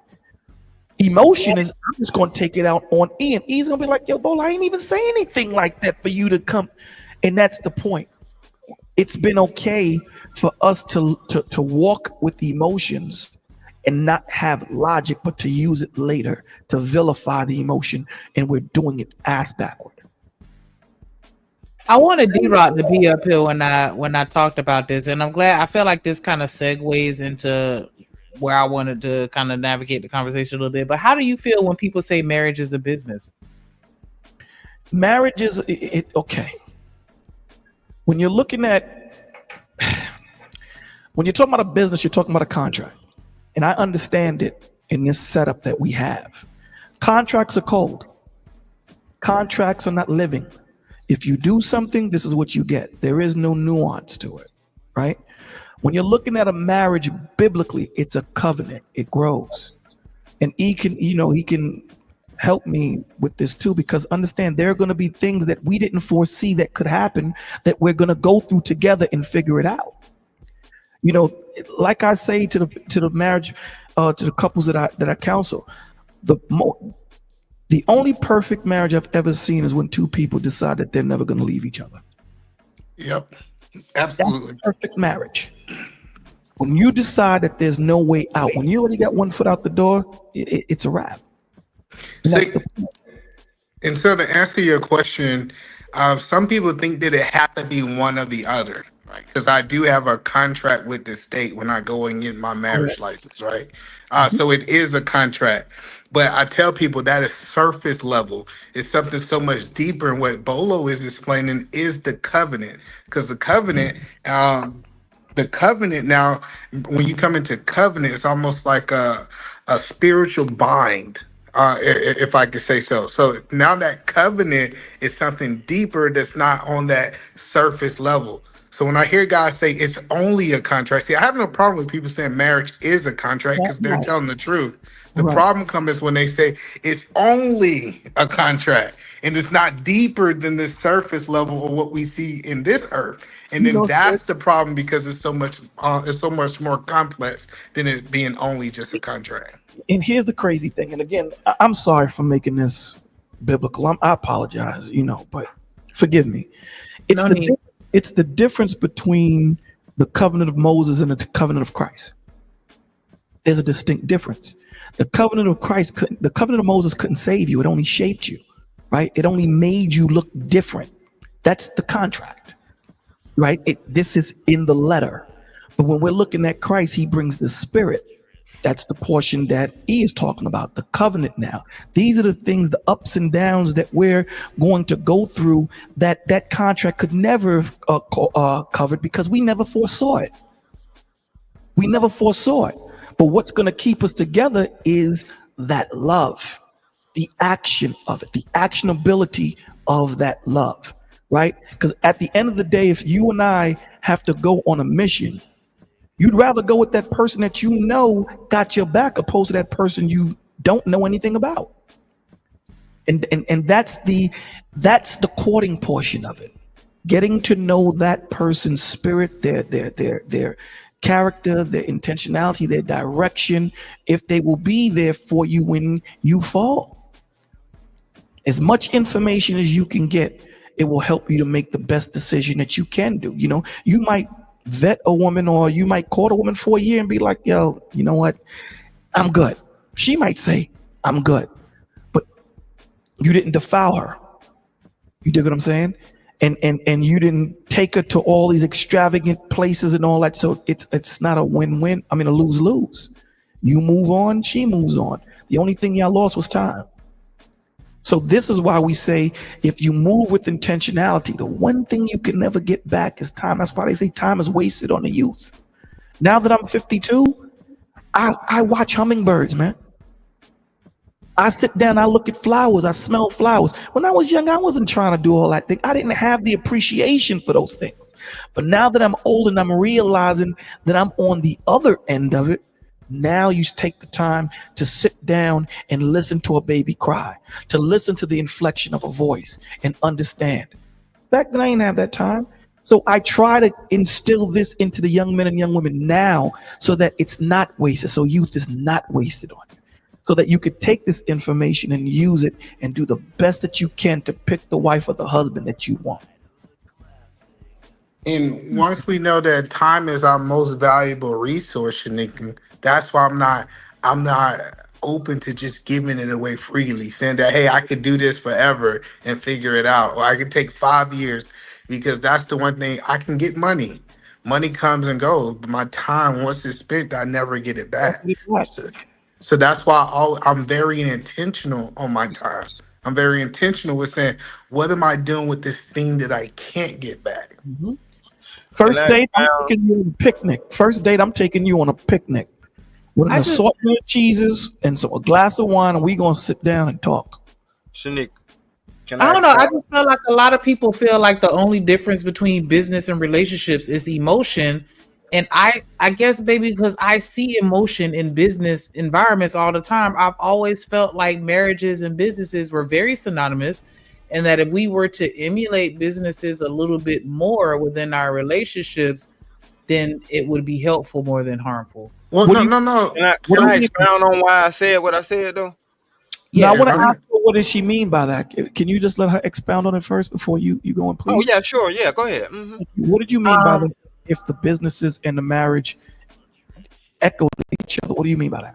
Like, for example, one thing that occurs in a business environment that I don't think happens enough in relationships is an annual evaluation or reevaluation.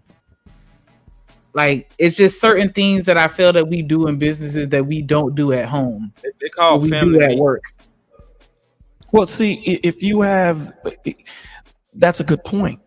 But see, again, this is why I say that, unfortunately, in America, when you become free, you become more of a slave than you do. You know what I'm saying? When you have parameters in what you're doing, you know what you can operate outside of and what you can operate inside of. When you are married with intentionality, you're gonna always have that, checkup. Like, let me ask you, Eat a Man, how many times do you ask you, well, how is your day going? What's going on? And you check her mental. You do that how many times a week? Daily, sometimes a couple times a day. Yeah, you're gonna have that, and I'm sure she checks him, right? It's just preventative maintenance. You're gonna have that because at the end of the day, I don't know when it's gonna pop off. I have no clue, and I need to make sure that you're at your best in that moment. So, I'm sorry. It's the response. Hold on, Eddie man, hold on real quick. Let me let D-Rock get his statement off, because he didn't get to finish, and then you got it. My bad. Go ahead, D-Rock. It's all good. It's all good. But yeah, Shanika, the question was based off of the conversation that we had, and see, I don't want people to get it confused. Even though I'm using the word business, you can't look at it like it's a job, or you can't look at it like, businesses. The reason why I say business, for one, is businesses and relationships, you would think they would have the same goal, and that's to profit, become multiple or become more than what it started off as, and not to fail, right? The reason why I call it family business, or the reason why I said that every time my wife comes to me with a conversation, I look at it as a business meeting or a miniature business meeting, because that's what it is. She's the family manager. She supervises the kids, and she's the family manager. And I'm the boss. I'm the CEO of the company, and the company is our last name. You know what I'm saying? Right. So the things that I have to contend with is on a larger scale compared to her. She's more regional. You know what I'm saying? So I have to look at it like that now, and I say business because I'm putting the importance on what it is that we're doing. Like I said, I'm not trying to fail. We're trying to increase profits, and we're trying to expand and become better. And not only that, we do have those family meetings, which are miniature business meetings with the employees, aka the kids. But it's all a business at the end of the day. We have budgets, we got appointments, we got all that stuff. You know what I'm saying? So but I'm not taking none of the emotion out of it. I'm putting the importance on it, because the emotion, that's going to come, or it's going to go. Because just like Bolo TV said, and I agree with that, it's going to be times where I'm not going to like you, but I'm going to always love you, and I'm going to do things for you and for the house because I love y'all, and this is my duty, versus, I don't feel like doing nothing for y'all. No. So what you explaining is the contract outside of marriage, and we agree that it is certain orders and things that you can parallel business to marriage, but it's also another side of the covenant. It's kind of what me and Bolo was talking about a little bit earlier. So, yeah, I Yeah, get it. Yeah, I'm not disagreeing with that, and it's not a y'all versus me. It's a conversation that we having overall. Yeah, because yeah, you're right. That other contract, or like I said, the emotion, the spiritual thing covers that, because the love that I'm trying to have for my wife is the same love that God has for me. That's that agape love. That's that regardless of what you do, I'm here for it all. Cause like again, what Bolo said that I also agree with. When two people decide that I ain't going nowhere, we finna make this thing work. But you see, D-Rock, where you get that from, and again, I don't know what everyone's religious affiliation. I like to compare it to a ladder, right? You open up that ladder, and it's in the shape of a triangle, and your wife is on one side and you're on the other. God is at the top. So if we can all imagine that kind of example, what happens when both my wife and I climb that ladder and God is at the top? What physically happens? Can you guys tell me? the ladder tips over. No, we're climbing together. Climb together. It's the triangle ladder, and we're both climbing together at the same time on each rung. We get to the As God same is at the place at top, the same time. we both get closer as we get closer to God, and that's the point. Because when I understand that the love that I have for her is what Travel One said is the love that Christ showed for me, and I'm supposed to emulate that to her. There is no stopping. There is no stop. When she understands that, that's the point. When she understands that, because this is a controversial statement I'm going to make, but I'm going to make it. A woman can never love a man more than he loves her. It's not set up that way. And let me explain to you why. It's the same way that a child can never love their mother more than she loves them, because her job is to sacrifice her life for that child if need be. Our job as the husbands for our wives is to sacrifice our lives. This is why Christ said, husbands, love your wives as he loved the church and sacrificed himself for it. Agreed. And love is different. A lot of the times, when I'm talking to men and women, they think love looks the same for both. It doesn't. It doesn't. Love for a man is sacrificing. Love for a woman is helping. And I mean, it's much more than that, but just the brass tacks of it, right? That's what it is. It's different. We take things in differently than how you guys take things in. What did he say at the end of Ephesians, right? Ephesians. Husbands, love your wife and respect him. Husbands, love your wife and sacrifice for her. That's the difference. So when women are trying to say, I want you to love me the way, that you're supposed to love such and such, it doesn't work that way. And this is where the confusion comes. It comes in, right? A woman's strength, she has way more strength in her femininity than she does in her masculinity. Way more, okay? When you operate outside of your femininity, you start getting into masculinity. Now, understand the vibration that we're dealing with now. We're dealing with a different vibration, and we're going to move accordingly. So when you operate in there was a scripture, and I forget what it is, but maybe E might be able to tell. A king said, what is the most powerful weapon in the kingdom? One guy said the sword is. The other guy said something. And one guy said the queen. I saw the queen take the crown off the king and slap him with it. Name another man that could do that. Can't. So when women operate in their femininity and men operate in their masculinity righteously, there's nothing that y'all can't do, man. There's nothing you can't do. I'm on mute talking and shit. All right, man. What's the next question? Shit, let's do it. That's some good ass information right there for the people that's listening. Yeah, I like that. A woman can't love a man more than he loves her. I've said that before, but not the same way he just said it. Like it land different for sure.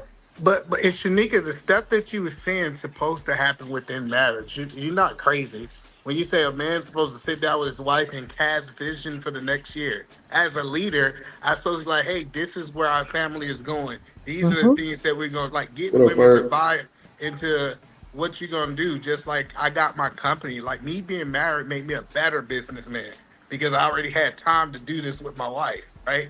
So that's the point is you're supposed to be able to cast vision, talk about the annual changes. Like it's certain things like, hey, this just don't work for our marriage. We need to get rid of it.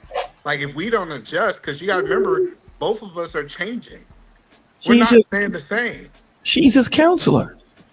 Yep. You know what I'm saying? She's his counselor. If he wants to ask a question, he can make it, babe, what do you think about this? See, cats don't understand why God compares wisdom to a woman. Women can get in places men can never be. Never.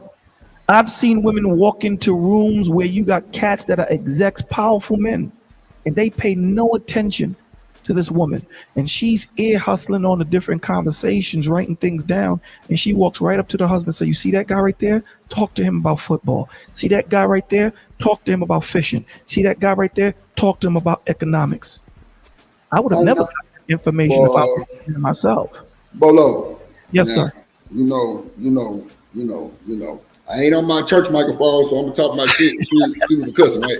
Because I ain't on my church microphone yet. You just wait till I'm done. But I'm telling you, now I ain't gonna hold you. If my woman ever tries to play me like a sucker, and I'm guessing I'm gonna say it's a me problem because I'm thinking like that. You know what I'm saying? I'm gonna just say that first, and go around scouting the room like you some type of club promoter, and you telling me to go talk to these Negroes for anything.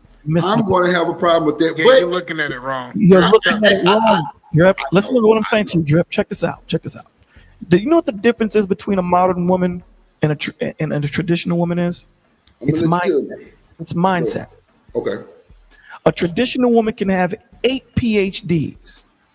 She's tenacious enough and malleable enough to go into any environment, conquer it, and come back and bring the spoils back to her husband and still understand that the family is first and understand the dynamics of what the house is. That's the difference. So the point that I'm saying to you is you have to understand, like E just said, it's the dynamic of understanding that once a man walks in the room and let's just say that you command the room, conversations change. And it's about connections when you're in this world, right? It's about who you know, not what you know. It's about who you know. So if your woman is walking into the room and she's saying, yo, check this out, Drip. You know we need that loan. That's the loan officer. I just heard him talking about his cars acting up. Oh, okay, I see. That's the point that I'm saying. He's dropping. Just ran. Okay, gotcha. Right. Not he even just the places that we could never get because as soon as a man walk in, cats is tightening up. Yes, and because it's then ego come into the room, right? When a woman walk in a room, ego don't come into a room, right? But listen, this idea that women don't talk to wives are crazy. My wife the way to go. Not wives, either, man. I'm talking about scouting the room with. Come on, no, listen. My men. My wife have sat down with a table full of wives and come back in. I know everything about these guys. I know. No, women talk. That's cool. I'm talking about wife talking to a man about some shit. That's why I said I was already taking it wrong. Gotcha. You didn't hear what I said. I didn't say that she was talking to him. She I understood that. And heard them and came back and reported and said, yo, that dude, the loan officer, he likes dogs. Fully understand. Dobermans. And that's what I'm saying. You two are working in tandem. It's not an ego thing. Understand something. If my wife knows how to fix cars better than I do, guess who's fixing the brakes? No, she is. Guess who's listen, my position in the home is not predicated on whether I fix cars or things like that. It's predicated on my integrity and character and my provision mentally, emotionally, spiritually, and physically.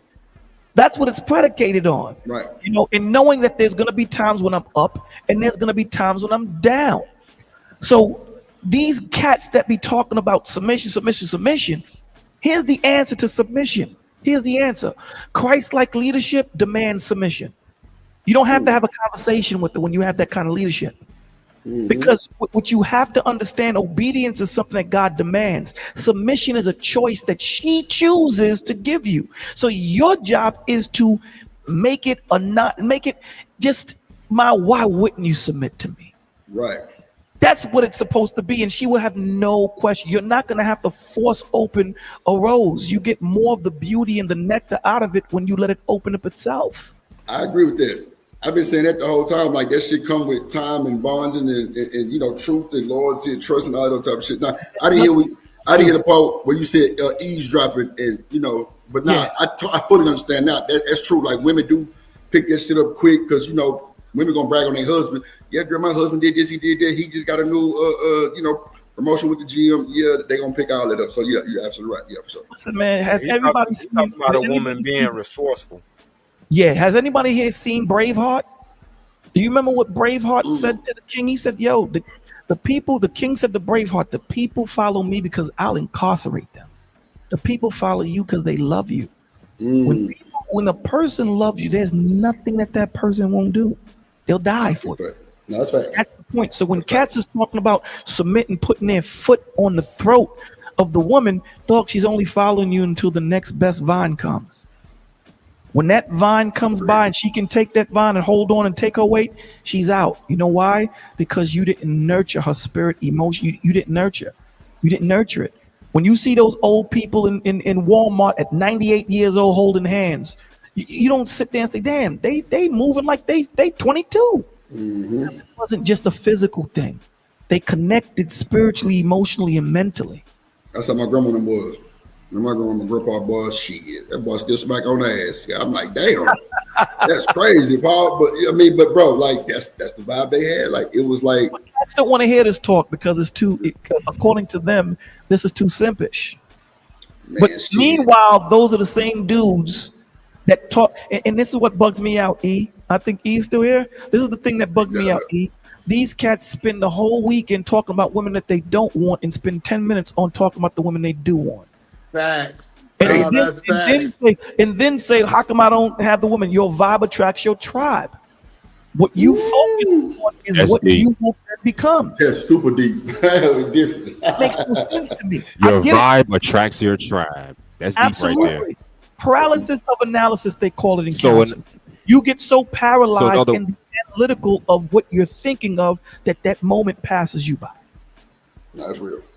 I understand. So in other words, you are what you attract. Do y'all believe that you are what you attract, or you're the opposite?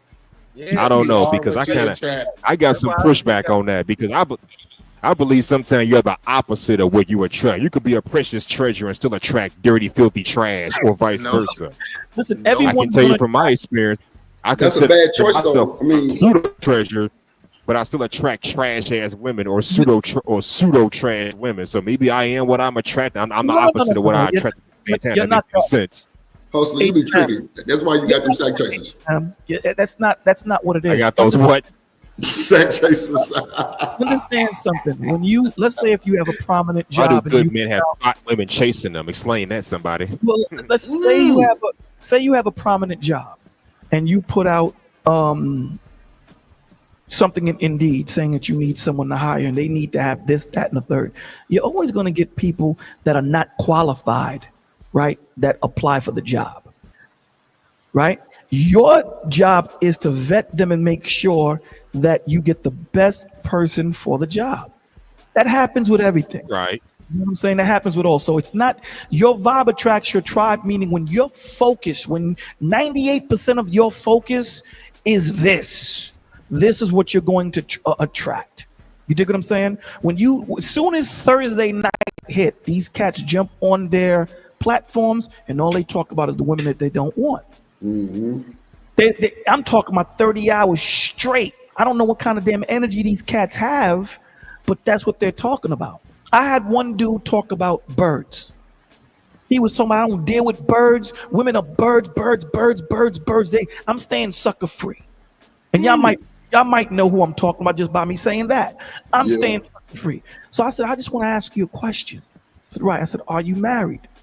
No. Do you have a woman? Yes. I said, No disrespect. Is she a bird? Yes. Then I said, my man, you shouldn't be talking, dog. You can't sit here and get upset about trash when you trash dump. You trash die. How do you get upset at that? If I hunt Solo called turkey, him a trash man. He the trash right. man. Talk to Come on, man. If I hunt turkey and everybody on this panel is going quail hunting, I can't get mad if I go on the hunt and I'm hunting quail. You didn't have to go, Bolo. You could have stayed and waited for tomorrow when they went hunting for turkey. He got mad at me. And I said, brother, I don't understand why you getting mad at me when you just said you staying sucker free, but yet you have a bird in your bed. You're not qualified to speak, my G. And that's no disrespect. I love you with my brother. He cussed me though. You know, but we know how that motherfucker. Yeah. That's not me disrespecting you. That's just me telling you the truth. You dig what I'm saying? On certain things, I need to lose 10 pounds. So when people are talking that are, you know, such and such, I'm not talking. If anything, I'm gonna ask questions. Yo, Duke, I have an issue with this. How can I get there, this, that, and the third? But you can't sit here and say I'm staying sucker free and get away from birds, but yet you got one. Come on, man. Yeah, we gotta birds and feathers flock together. Absolutely, 100%. We got to do better. But Bolo, yes, sir. Bolo, you got to understand the reason that they can describe these birds so good because they're a professional bird catcher. 100%. Bro, somebody dropped me the bed for free. They say the more you fuck around, he speak tweet language. He over here tweeting instead of talking. That nigga over there, hummingbird. You wonder why all the birds flocking. That nigga a hummingbird. And that's a good point. So again, when you see it's like when you see these men, and I don't want to keep harping on the men, but when you see these men screaming, I'm an alpha, I'm an alpha, I'm an alpha. From a counselor's perspective, all I hear is that I'm hurt. Yeah, I ain't never heard that growing up. Men call themselves alpha, man. That's just crazy. Lions don't walk into a room and scream out, I'm a lion, my G. Yeah. Everyone knows when a lion walks in. You dig what I'm saying? You don't have to say, hey, guys, look, I'm a lion. No one has to say that. You dig what I'm saying? So, and that's the point. When it comes to men and women, unfortunately, mediocrity is the new standard. It's the low-hanging fruit at this point. We think just because we function and not dysfunction, that makes us functional. It doesn't. It doesn't. And we're functioning in our dysfunction.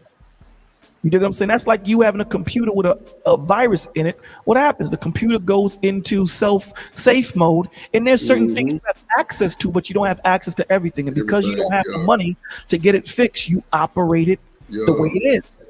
It becomes normal. It becomes normal after a while, but it's not normal.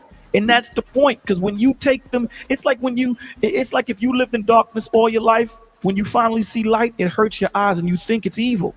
Why? Because it's painful. But growth is painful. Growth is never comfortable. Just because you have movement, well, let me say this. you mistake movement for progress. Especially you gotta fight for it. You gotta fight for growth. Fight for it, baby. It ain't, yeah. Like this shit. Go ahead, ATM. Hustler. I want to hear what Hustler got to say. What you got to say? So this man was this man talking about he don't like dealing with bird women, but yeah, he's currently in a relationship with one. Yes, sir. Oh my, that's something else. Well, you know what they say. This is how I look at it. You know that old saying, the more you fuck around, the more you find out. Absolutely.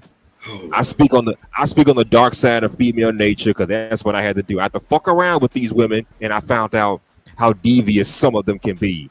But you know, I've had the good, I've had the bad, I've had the ugly. So I know not every female should be put into the same category. You're gonna deal with a bird brain woman. Who are you to talk about this, that, and the third? If you're in a relationship, you fucked around with one, fine, whatever. But if you're dating one, okay, that's a problem. But you know, this will put you in a good position. It's not fun. You know what comes to mind though, Hustle, that you said that. You ever heard the story of the snake in the rake? The snake in the rake, yes. You heard so for those that don't know the story, Snake was, slithering over a rake and it cut himself. He cut himself, and he wrapped around the rake. Knowing that my fans is fat, I can't even make Hold sense. on, press pause So that, that's Snicky. what she had to say. Obviously, it made its rounds on social media, and I would say, this woman who I think she. I ain't even on my computer. My bad. Okay, so the snake crawled over the rake and the rake cut him. And in the snake's anger, it wrapped around the rake. But the tighter the snake got, the more it hurt, the more pain it felt. In that cycle, at the end of the day, the snake died. So that's the same situation that Hustler's saying. You're so hurt and so angry that the only thing that you can attract because of who you are is a bird. And instead of you looking at yourself and saying, I need to do better and leave these birds alone, you're comfortable where you're at because you know you can't do no better when you should be able to do better. And you're on that continuous cycle of that bird. But you're not angry at the bird, you're really angry at yourself. But instead of you knowing that the problem is you, because once you know you're the problem, you then have to become what? The solution. You blame everybody else. It's easier to blame E than it is for me to blame me. Mm-hmm. Because then I have to take accountability. Yeah, and H&M, I feel like it's not even so much what you attract, but what you actually allow in. Yeah. I've heard that before. They say you can't control who you attract, but you can't control who you entertain. And trust me, I control who I entertain. I control who I entertain. I'm entertain you for like a day or two. After that, you gotta go. Yeah, I don't want too much of your energy. It'll rub off on me. So, and like Hustler, last night we was on the panel, and they was talking. I was like, hey, it was like if a woman don't sleep with me by the second date, she's not wifey material, right? They was trying to argue this. Wow. They was advocating. Are you serious? Who says that? Diabolical. Just wait. What they was doing was advocating for you to entertain hoes, but they want them to transfer into wives. Yep. And so that's what I was just about to say. That's what I was just about to say. if you look at it, if you talking about a woman that's already a wife, she gonna have different standards. You're not gonna be able to maybe get her as easy as it was to get the hoe. And sometimes these low hanging fruit, it actually it blinds you on what you're supposed to do for the person that's right for you. You're 100%. But it's a sad thing, man. And don't get it twisted. Women on the opposite side of the spectrum do the same thing. It's just that, we're dealing with the men at this moment. So, it's just, at the end of the day, like I said before, you don't have to advertise yourself. If I got a nickel in my hand and my mother gives me a nickel, I'm going into the store to get me a nickel gum. I'm not going to look at dollar gums and 50-cent gums because I can't afford it. I can't afford it. I'm going to get the nickel gum. These dudes' eyes are bigger than their wallets, but they see everything else everyone else is doing, and they don't want to have accountability. Same thing on the woman's side. They don't want to take accountability. It's easy to blame everybody else than to look in the mirror and take ownership of what decisions that you have made. And do you notice what I learned in Bolo? The more patient I was seeking my wife, the more lucky I get. Since they can't be patient, I become lucky. And that's the point. And you know what? Let's take that word luck out, brother. You were decisive in what you did. You were very decisive. It had nothing to do with luck. At the end of the day, there's no such thing as luck. It happened to you, and that's why I was talking about the emotionality of it. See, with logic, you're gonna say, why did this happen to me? How did I miss this? Right? I understand I'm pissed off, but now I'm gonna use logic to search out where I messed up. See, when you're looking at just having emotion, you just say, hey, look, you know what, man? It is what it is. I'll just move on. And you're deemed to repeat what you did. So when we're in counseling, we have to sit down and dissect everything. And that takes time and patience. And that's the one thing that we don't have here on the Western side is patience. The most important thing to prayer is being patient and waiting for the answer. As soon as we say a prayer, we put God on a stopwatch. We have to be patient to become the man and the woman that we need to be. We have to become patient to find that person that we need to be with. We have to become patient on the road that both of us are going to travel. Patience is essential. You have to be patient to be a parent. You have to be patient to deal with each other. You have to be patient with yourself. Patience is essential.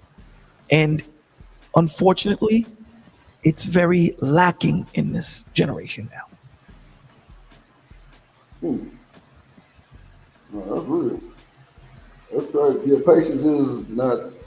Yeah, you're right. Anybody that don't got that patience. Yeah. And as far as men dealing with those kind of women, I've always believed that sometimes men do that. Sometimes we subconsciously do that because we thought that's the best we can do at the point that we're at now.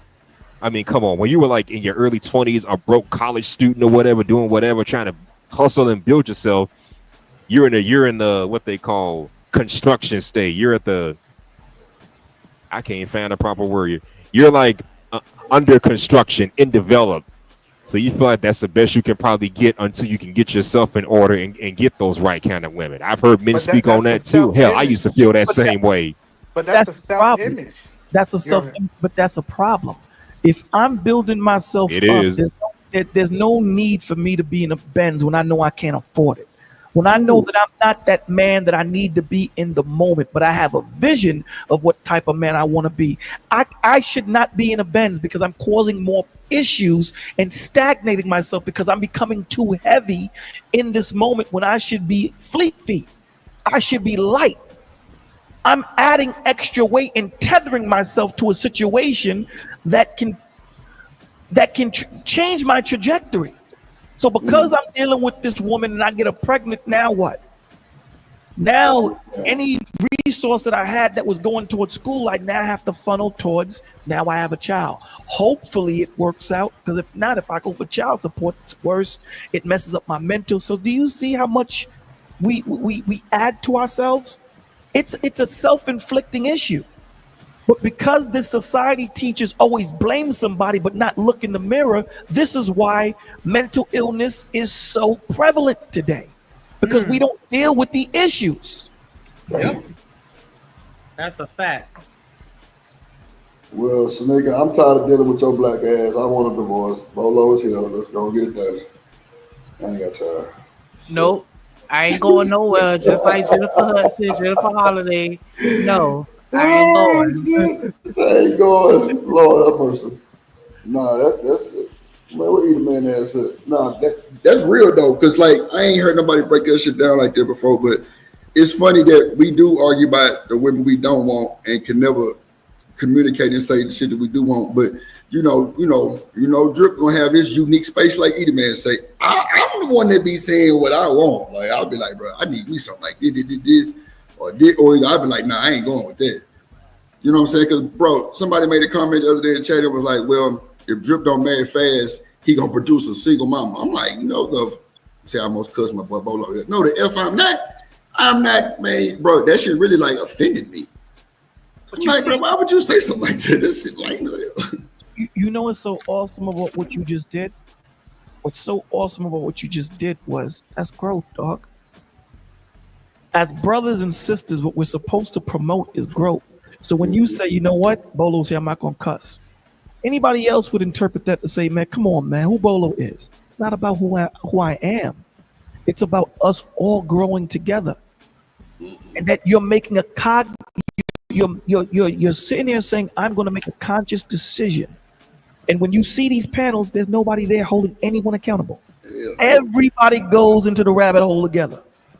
Nah, that's for sure. But Bolo, you also have an aura about you to where I respect the God in you. And I feel like as adults, we don't always emulate that type of aura to attract what we really looking for. If people don't see it in you, they're not going to respect it. That's my opinion. That's a good point. Because you don't have to tell me that you're Christian for me to pick up on that. And once I pick up on it, just naturally, I'm going to submit to the God in you. And it's bigger than you. And you see, and here's the thing. Nigga Bolo cheating, no. I'm gonna tell you now. It's the microphone, bro. Come on, man. He make you want to pay your tithes, man. Come on, man. Come on. But here's the thing that you just said that's so prevalent. Because I don't believe it's just a Bolo thing. You know, you have E, you have Drip, you have Hustle, and you have Stan, and all of these men are respectable in conversation, at least while I'm here, right? Absolutely. So when you say that I'm going to submit to that, that's not as a wife would submit to her husband. There's a reverence and a respect that you're saying that I have, because that respect and reverence is being shown towards you. And that's kind of like a protective state. Like I can have this conversation here and know that we're not gonna 50 of us are not gonna talk at each other and cuss each other out and such, even though we may have different opinions in how we see things. We can agree to disagree and it'll be a respectable thing, and that's what we don't have enough of. I'm with it. You're right, because it seems like everybody everybody that's normally on here, like, with these people normally, respectable. So I give them that anyway. But we have Rooster or somebody wild, like, but I don't know. I don't know. I'm with Shanique on that. It's just like it's the vibe, it's the aura for me, because like she said, you ain't have to tell me nothing like that. You know what I'm saying? Right. So it is. Yeah, I'm with you. For real, because and the same could be said with everybody up here. I don't think I've ever gotten loud or had to really even go there or anything where I felt like I'm being more masculine when having a conversation with Eat a Man, Stan, H&M. Like, it's just, that's just that vibe that they give where it's like, okay, I just naturally respect them to a certain extent. And then there are other men that just, they carry themselves in a certain type of way where it's like, F you. Like, I just feel like they're telling me that with their body language, and you know what I'm saying? Like, they're not saying anything directly disrespectful to me, but I just don't fuck with they vibe like that. And it's just like, I don't have the desire to respect them, and I don't. Just say you know a sucker when you see him. No, that's funny though. That's funny. That's funny. Oh my god, that's funny, bro. Go ahead, say my bad. Nah, you're right. No, I mean, see, that's why I can't agree to what you said about now to raise my voice, because I know I cuss Eat a Man as we didn't have back and forth on other shows and all kind of shit. But at the end of the day, I don't have no malice for Eat a Man, no beef. Every time he come up here, it's a new day, a new fresh smile. Good to see my boy, and I know what he finna come do. And it's like it's cool. Cuss me out. Drip be cussing my avatar out in the chat. Let's be clear. Okay, I might have lied a little bit. Okay, Bolo here, so let me go and give him the holy water. Let me go and get fixed, baptized. Okay, now, I'm back. Eat it, man. I'm back. He beef with that dude in the track all the time. When he ain't never cuss me out while I'm on the panel. Nah, for real though, like I'm just saying, like me and Eat Man ain't just never took it that far. We cuss each other out like that. But nah, it's just a vibe though. You know what I'm saying? Like, and then like I think that what D-Rock was saying, or Eat Man saying, bro, you can't be in your feelings and making it personal all the time. It's just a general conversation, and that's why I think people who have debates or these deep conversations, as soon as they make it personal and get to taking shots, it's over. Because now it's not general; it's more like. You know what I'm saying? Have you ever noticed majority of the time I stay on the subject or whatever subject I want to, and me actually speaking on the subject offends people. They take it personal. I to this day I say, hey, I remember the other day I was like, it's better for you to have kids within the marriage than outside of the marriage. And these women got so offended about the truth. It wasn't like I lied. No. And they got so offended with me because they felt like I was personally attacking them. And I think the truth sometimes just make you look in the mirror. Eat a Man, them women put us in one box, bro. If we all up here together on the panel, Bolo bad too. He one of them black men, all black men. That's why in my little avatar thing, it said, I'm not all black men, bro, because, bro, I'm not all, bro. You can't put me in the same box with everybody because you can't talk to me like that. You can't disrespect me like that. And you can't assume that I'm this way. And I'm definitely not. But, bro, people put everybody in the same box, and that's what it is. You know what I'm saying? For men, with the women, they put the women in the same box. Oh, all of them ain't shit. They just want, bro. No, they don't, bro. It's women that you can talk to really in the chat, or it's like, in like real time, and bro, these same women on YouTube, bro, they totally different. But they tell now you just blown away. They're telling the truth. All the women they interact with does do that. See, I understand that some people. Okay, I see what you're saying. All the women that qualify for. Right. I got you. So when I hear people say, all women are this, like I had this one dude tell me all women are 304s. All women are 304s. And that just told me what his reality was. Right. His reality is everybody that he interact with is that. So I don't reject people's reality because I understand his reality is not my reality. Yeah, I know Bolo used to be a thought pocket 20 years ago. Y'all just done Yo, caught the you got mature to version of him. You caught the mature version of him, but I bet you when he was Bro, 25, you couldn't tell him shit. Let me Look tell how you, he sound. Look how calm and bro sound on the microphone. You got to know he was finessing, bro. On the I phone. know he Come was out on. here. What? Run up on Bolo if you want to. He probably would have knocked your Okay, teeth don't out be your a mouth. man Ain't like no that. telling. He from the strip, Straight bro, up from the thug. streets. Straight Come on. thug. I already know. He I told me already last know. night. He was Y'all all alike. flat Yup. well shit. Yup. Y'all Man, all Bolo alike. Man, has to good be delivery. fair, oh, you was you gotta hustling. please say You was there last night when my Come man on, was. man. Shit. All I he last say heard he did grow up everything. in New York City. I mean, come on, the man's from the Bronx, the roughest part of New Yeah. York City. Oh, we already know. Everybody get saved though. He done I stomped grew up in somebody out of them Timbs. I already know. I grew up in Chicago, and I'm Yeah. standing on business with that. I think New York is worse than Chicago, in my opinion. I'm Yep. standing on business What with he that. said? What was your name for back in the God. hood God back can in the day, change your mind. Bolo? Hold on, y'all ain't gonna just dump on Bolo like this. What your No, nickname used to God be? no, we ain't Smash a gonna nigga head in. Bolo. He talking Bolo. That's his name, It's man. probably Thrasher. YOLO. Bolo You the only live once. Thrasher. The thrash is It's probably crazy. YOLO. You only live once. No, Sneak. They called him Bolo. That They nigga was called me Bolo bold. He was bold. Be on the lookout for that ass whooping. That's what that means. You cross him, be on the lookout because he coming for you. I already know. Be on lookout. That's deep. Hey, you know, on Friday when they say Debo coming, he say who? Debo. Yeah, there you go, right there. Yes, I know. I already know. Then What you y'all got on that get on 40, here, homie? y'all want to be all mature and stuff. Nah, tell the whole truth.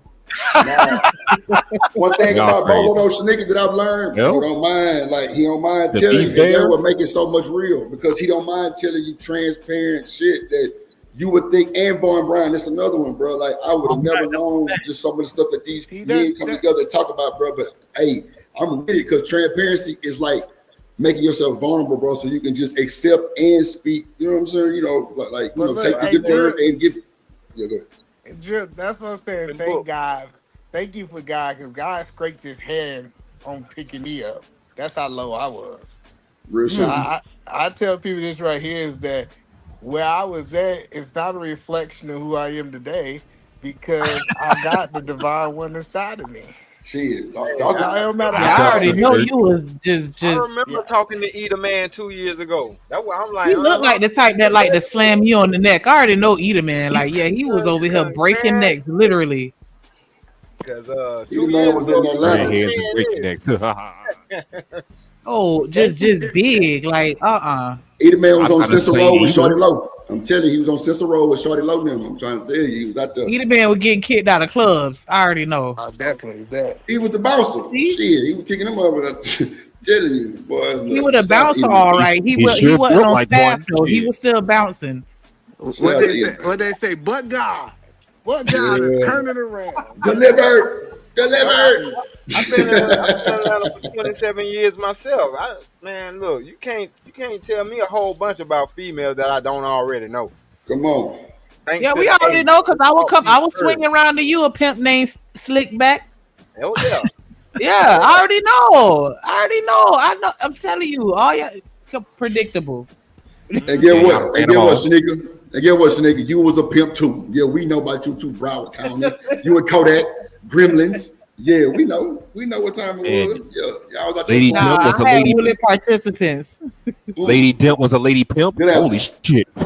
Good answer. Good answer. Willing participants. They were Good willing answer. participants. I ain't have Good to answer. pimp nobody. Of course, anybody. If you're a willing participant, H&M game too. isn't that He the same played a dynamic? good guy role. He played a good guy role. Like, yeah, let me be your personal trainer. Let me show you how to do that move. And then next thing you know, his groin touching your. See, I already know your game too, H&M. I'm not falling for it. I'm not falling for it. Yeah, that I'm the good guy. No, Hold on, Miss Dimple. Let me say this. That's why you Let me attract the say hoochie this. mamas because you a hoochie daddy. Oh my God. No, hold on. Based on my experiences, as far as him being Mr. Good Guy helping you with the train, they say, he's on a grind session. Guess what? Y'all women walk into that shit and y'all be enjoying it. I That's never And had a chick. not one denial. You hear that, ladies? Not one denial. What I said. I mean, but he not Y'all be lying enjoying if that that's shit. really going on. I mean, if that's what's really going on, I mean, you got to accept your accountability too, right? Let's swing it round to you. Yo, Drip, thank you for having me, man. Appreciate you, Bolo, man. You know, It's always a pleasure, Bolo. Thank you for dropping them gems, man. You have a blessed night, guys. Appreciate you, man. Shout out to Bolo TV, man. My boy. Blessings with some of your holiness. Oh, man. You were saying Dimples? Right. Lord Jesus. You know what I'm saying? Dimples. Oh, yeah. My bad. Shout out to that boy D-Rock for the cash out, too, my boy. I appreciate you, my G. I appreciate you, my G, man. For sure, Like I said, y'all be enjoying that shit. Ain't no female gonna just go to the gym. Ain't no female gonna go jogging in the park with you without inspecting some kind of physical tension. There must be some kind of physical tension between y'all. Not all the time, but I'm just saying. Let me tell you something, H&M. When the women Go are ahead. trainers, bro, that is solicited prostitution, bro. It really is. On my mama. What? That's yes, bro. That is solicited prostitution. Hey, I bro. wasn't They're being paying paid you to for do this service. shit. Damn. No. I ain't saying He's you, giving brother. it away I'm just for saying. free. No. Wow, that's even crazy. But my thing is this though, like, if you're a trainer, bro, and you end up doing that type of service for somebody, bro, and they paying you for that shit, bro, you're soliciting prostitution. I'm trying to tell you. Same Real thing. quick, if I can interject for a moment, I want y'all to make sure y'all click that link for Bolo TV and make sure you scroll up through the comments and click every link that you see because we building a nation right here. So we fuck with who fuck with us, and you'll see their links in the comments. Make sure y'all hit that like button. Like, I don't understand what's going on. Make sure y'all hit the super chat. Like, he already showed us that it worked. It seemed like it might be broke, but nah, I promise it worked. Test it out and see. Drop $2 on the damn fund. Yeah, it worked out. I mean, damn, like, do I got to send myself something? That's wild. Like, come on, Drip. Make sure we got guests. Y'all don't want to show out in front of the guests. Like, I don't know. Send a super chat, and then I'm gonna do. make a drop, and it's gonna be the helicopter noise, cause I'm a record Drip, and he gonna do a helicopter for y'all. So send a super chat. Yes. Well, if they send double the super chats, I'm gonna record macaroni and cheese and a soda on the side, and yeah, I'm gonna record Shanika doing Kegels, and you through, goddamn. Oh no, not Kegels, god damn. And then is you recording it like that's no sir. No, sir. They call that pussy. It's a workout video. No, is he? No. Drop everybody on the panel real quick. We was having a good, mature conversation. No, you don't want to talk about helicopters and I'm just saying. But nah, man, that shit was, I ain't gonna lie, Edie Bear definitely struck up a big, conversation derailer and shit. It made a lot of sense. And then, with Bolo just going into debt with it, bro. Like, like I said, everybody don't think the same, and that's cool. But my thing is, take what you can from it. You know what I'm saying? Right. What I took from it is there's definitely a difference between submission and cooperation. That's what I hadn't really thought about that. So that's what I'm gonna take from that. I can cooperate with you, but I don't necessarily have to submit to you. And I have blurred the lines on that for quite a bit. So I'm definitely not trying to encourage people. Did you want to talk to D-Rock about something? Sneak, my bad for cutting you off, but we brought it up. It's on my mind. Okay. Yeah, we brought it up when Bolo was here about the marriage being parallel to a business. Oh, okay. Because I felt like it was, and that's how I was saying. I felt like a marriage was parallel, and I just didn't get a chance to really chime in when Miss Polly was saying what she was saying. But I was like, everything that she said to me, I could apply to a relationship. When you meet somebody and you present the best version of yourself, that's just like the best version of yourself you present on a job interview.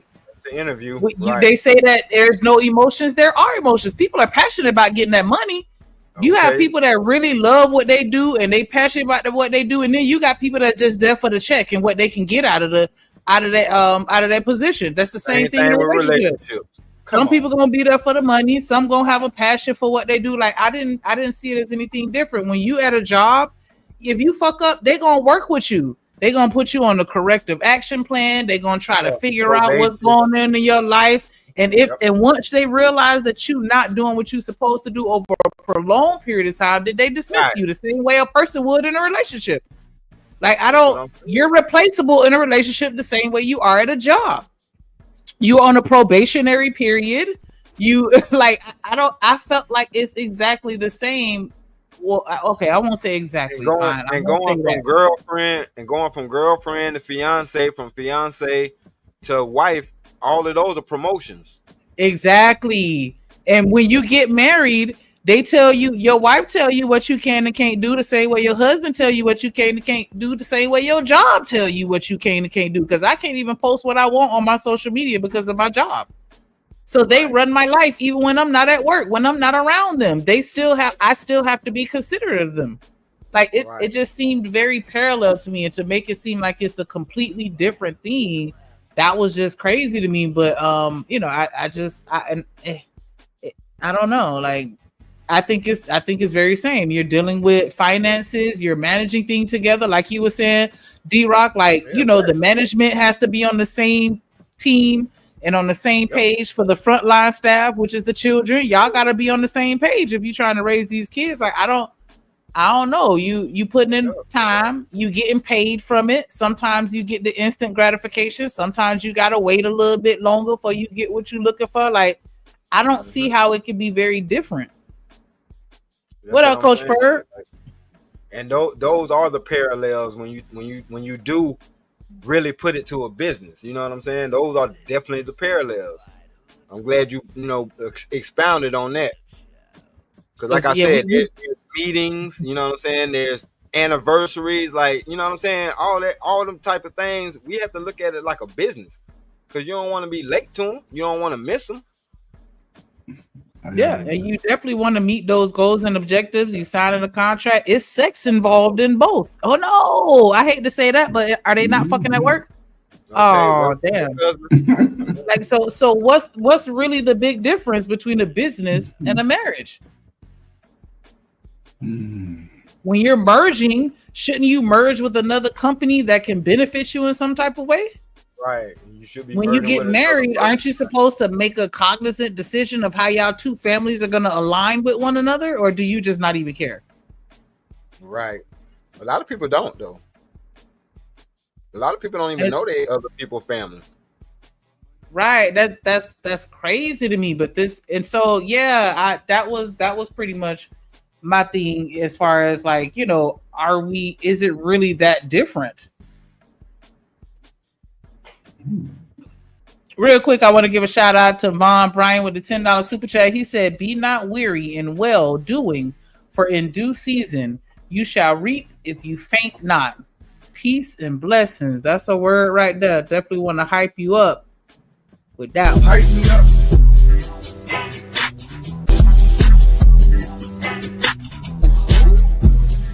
On me, you the one. Ain't nobody fucking with you.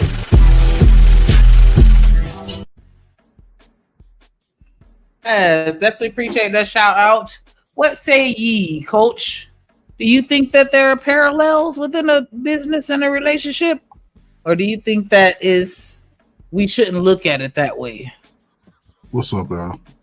I think there's some similarities. I think one is done under, supposed to be done under the covenant of Christ, and one is just two people who go into an exchange of goods and services. It's like when you go to a job, they expect for you to provide services, and the goods that they give you is your check.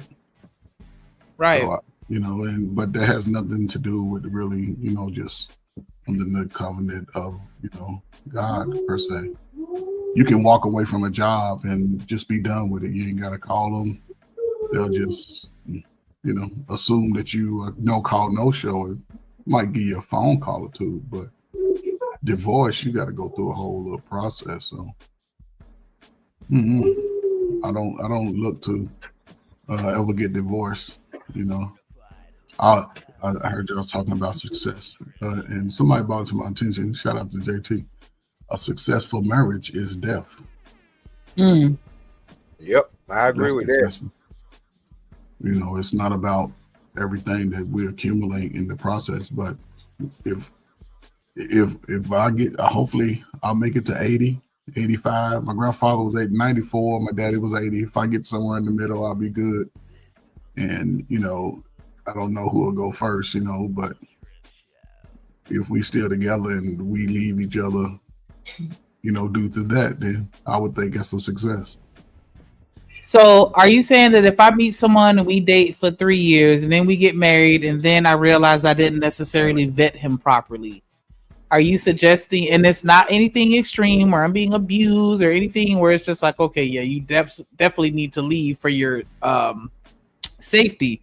Are you suggesting that we just need to continuously try to work it out because we've entered that commitment together?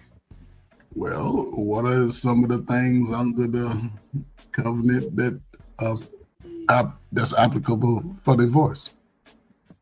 There's only a few things that, again, well, if somebody's putting their hands on you, I think that there's always been red flags. People just ignore it. Somebody that's always argumentative, always raising their voice, that can ruin a chill moment just because, I don't know, you overcooked the French fries just because, didn't iron it, But again, every man is different. Every man's tolerance level is different. Mine was low. Yeah, I feel like if that's on your mind constantly, then you might well go ahead. Just like Bolo TV was saying, if you got 1 foot out, you might as well go ahead and leave. Because unless you want to work it out and that person wants to work it out, it ain't gonna work. No way. Okay, I got a question for the panel tying into marriage. Anybody can answer this. Which do y'all think is worse, physical cheating or emotional cheating? Damn, anybody got an answer? Shit. I mean, I can't even separate. I can. Oh, go ahead. I'll go last. No, I can't separate the two. If my wife fucking ain't me, you dusty motherfuckers out here, she can have you. I don't know, man. I just, me and my wife are good friends, so we talk a lot, laugh a lot, talk about each other a lot, laugh at each other a lot. So I don't know if she's giving somebody else that type of energy, it'd be hard. And physically, my wife can do anything.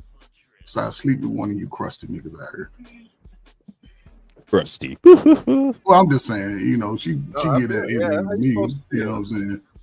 Then I get it. My thing is, go ahead, Shani.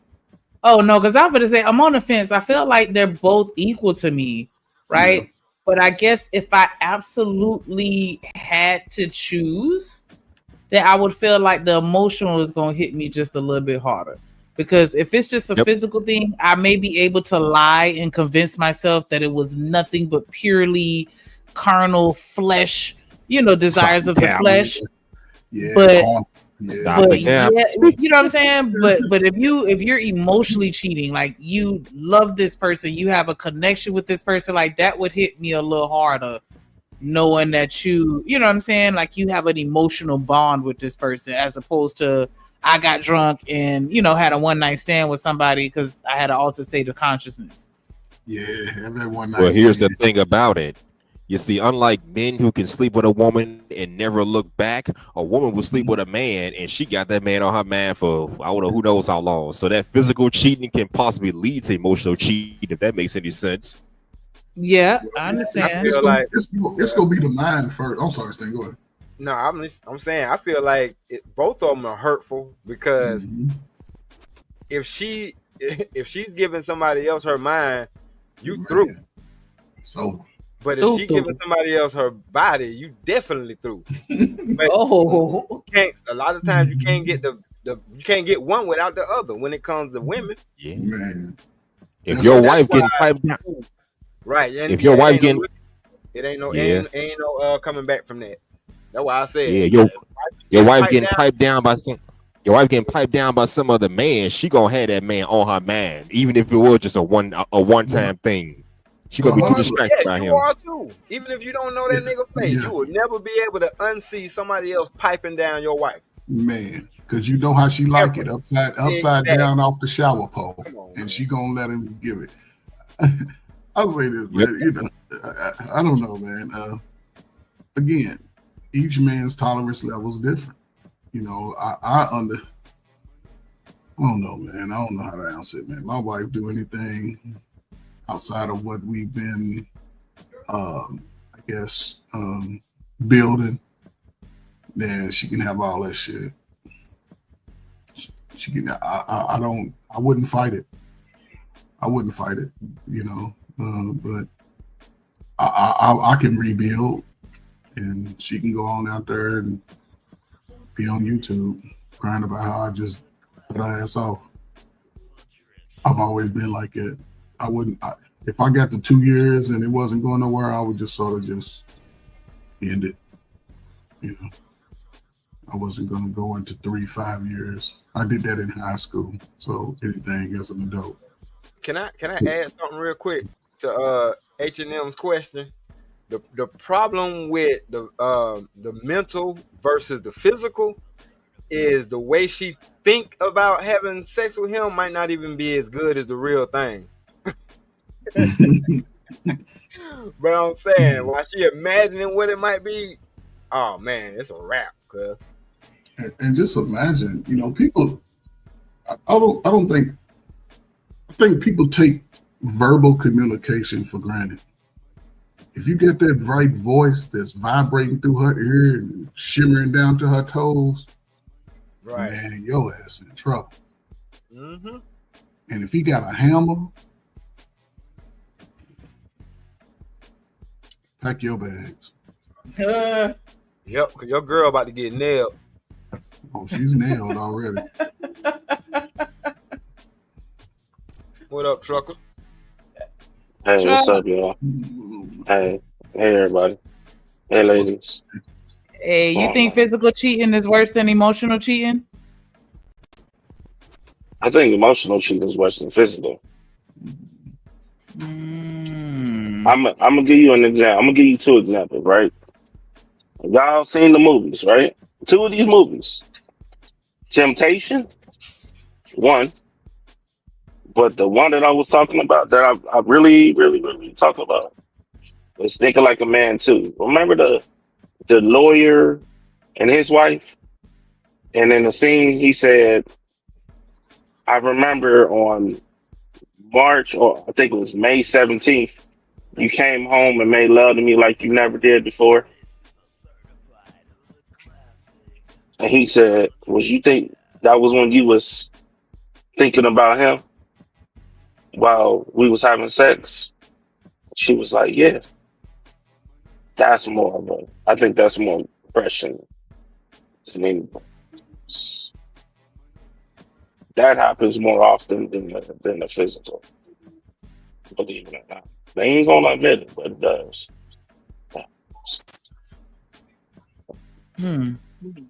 So you would rather her just have a one night stand or a fling than to actually not engage in a physical act but have an emotional bond with somebody else. I don't want her to have. I don't want her to. Listen, I don't want to have. I don't want to have her have a fling at all. You know, but I think. I mean, they both terrible, but I think that emotional is absolutely different. That because you know, like she didn't give a damn about the kids. She ain't giving a damn about your well-being. And that emotional just don't go away. That shit lasts for years. She let another man conquer her. It's a wrap. Like you already packing your bag. Your bag's been packed. Oh yeah. Because it ain't her. It ain't you that she got on your mind at work. Guess who it is? It's Mike or it's Tyrone who she been thinking about for the past 2 months. For the whole time. Y'all out, she still got that nigga on her mind. So I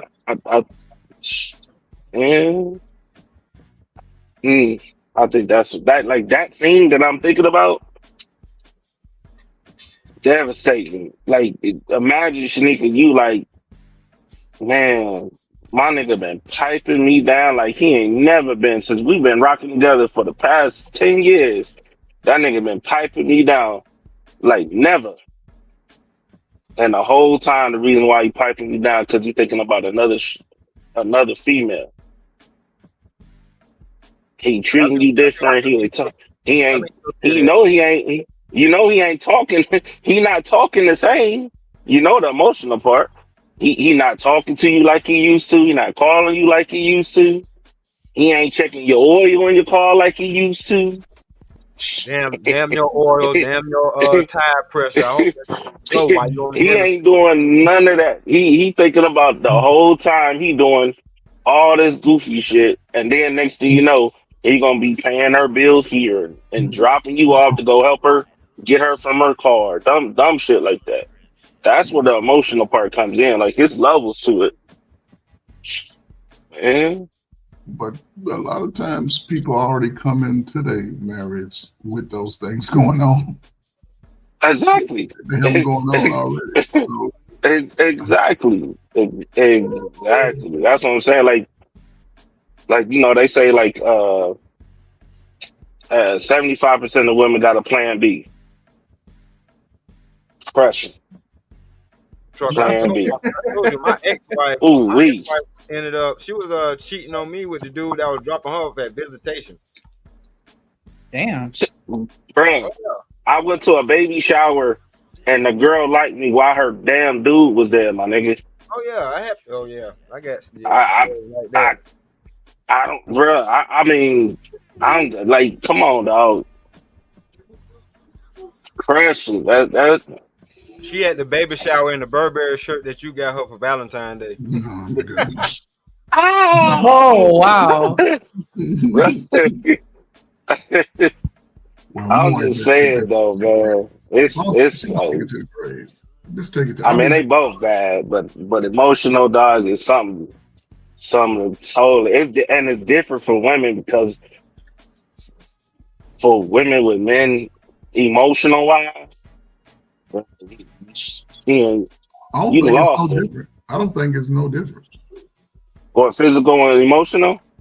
Yeah, because even if a man, let's just say a man's cheating, right, with a woman, he's talking to that woman. He's talking to that other woman. He's giving that woman some of his emotions. He's not going to be as brash with her, not going to be as, dominating, outside the bedroom. Other than that, he may just pull up a few little lines. Beat her eardrums up. I mean, spit game to her, whatever. But when a nigga get hit, when a dude is emotional, when he start adding resources and investing, and now this nigga picking her kids up for school. Oh, shout dead ass shit. Like it'd be crazy. It'd be crazy work.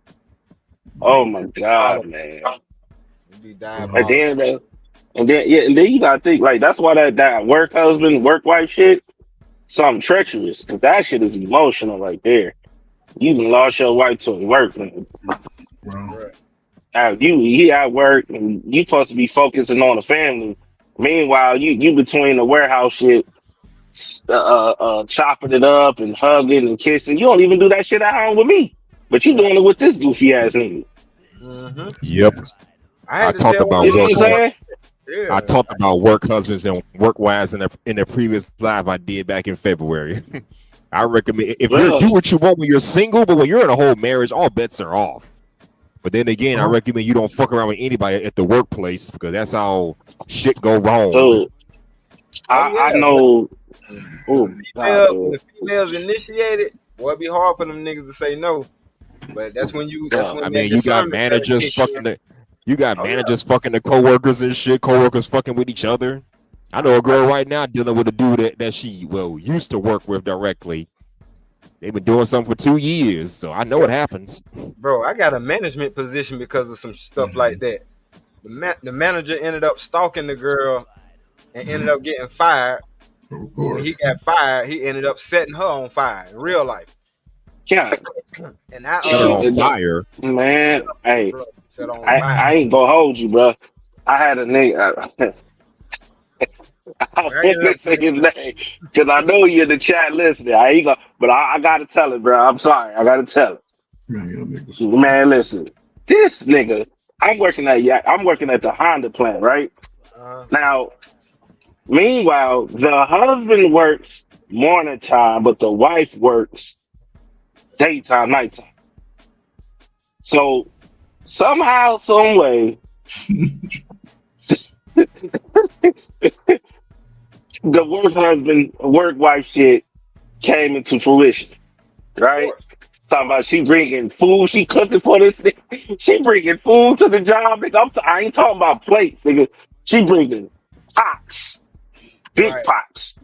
She, man, seeing this nigga first, and then giving all the other niggas around. She doing all that type shit. Man, when I listen, the husband found out. Meanwhile, the husband just bought her a brand new whip because she got pregnant. Just bought her a brand new. What was it? It was an Infinity QX56, brand new, the big boy joint. Oh man, listen, that fool destroyed that vehicle. They damn near had to call, like, shut the whole line down. So that nigga went haywire on his way. Well, that ain't Haywire. It was on TikTok. Just remember when the guy hooked his truck up to the engine of the car he bought? Yeah, I saw that. He pulled the whole block out. Yeah, he did. Because he had that vision of his woman. No, But she was parked over there at the dude's house at the time. I know. So when And he heard her in there getting clapped. When you can hear it from the outside, oh, she is getting destroyed. Man, you ain't got to hear that shit, man. You see that dude, and you see that dude walk out there with his chest out and the wife beat on.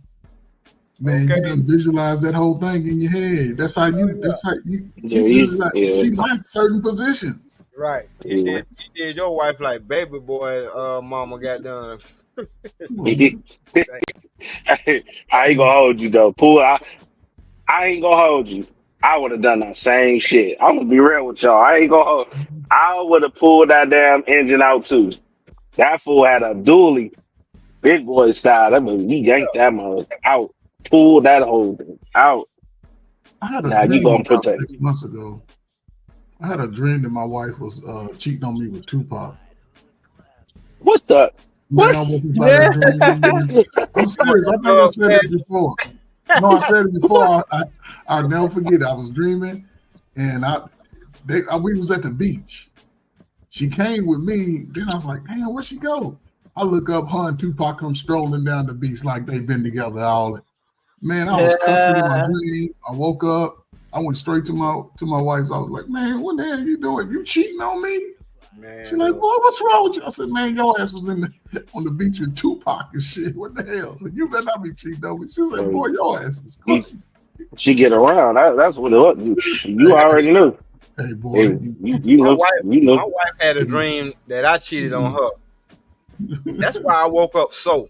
I ain't find that shit out till months later. I'm like, so that day I couldn't damn walk. Yeah, I fucked you up. Because I had a dream you cheated on me. I'm like, get the fuck. All right. But that's what happens when you too honest. If the Lord put it on my mind while I'm at rest, then that means that when I wake up, you got to catch these hands. That was a just of course your Florida ass thinking like that. He said, I woke the God placed that vision in my head, so I'm about to wake up and hit you with these Hercules punches. Matter of fact, let me grab this pot and pan on your ass real quick. Right. I feel it though, because I like I said, I'm honest with her. I even told her when I had to shoot old girl down. She back in the news again. Teacher babe. The teacher that dressed inappropriately.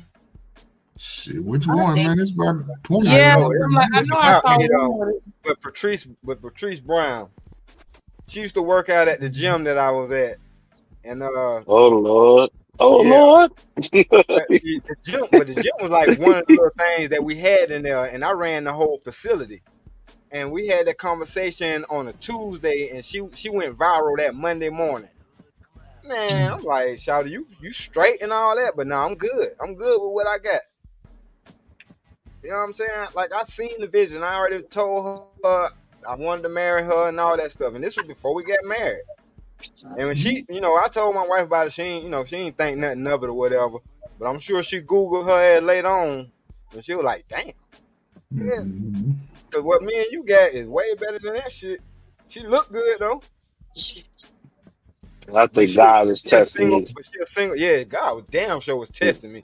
No, And me and I'm him had a saying real conversation too. Cause I was like, "Damn, boy, I'm gonna flunk that." God is testing. I ain't gonna hold you this year. God, especially today, God is testing me. Lord have mercy. That's it. Testing me today. He ain't testing. Not with no Yeah, woman, he is. man.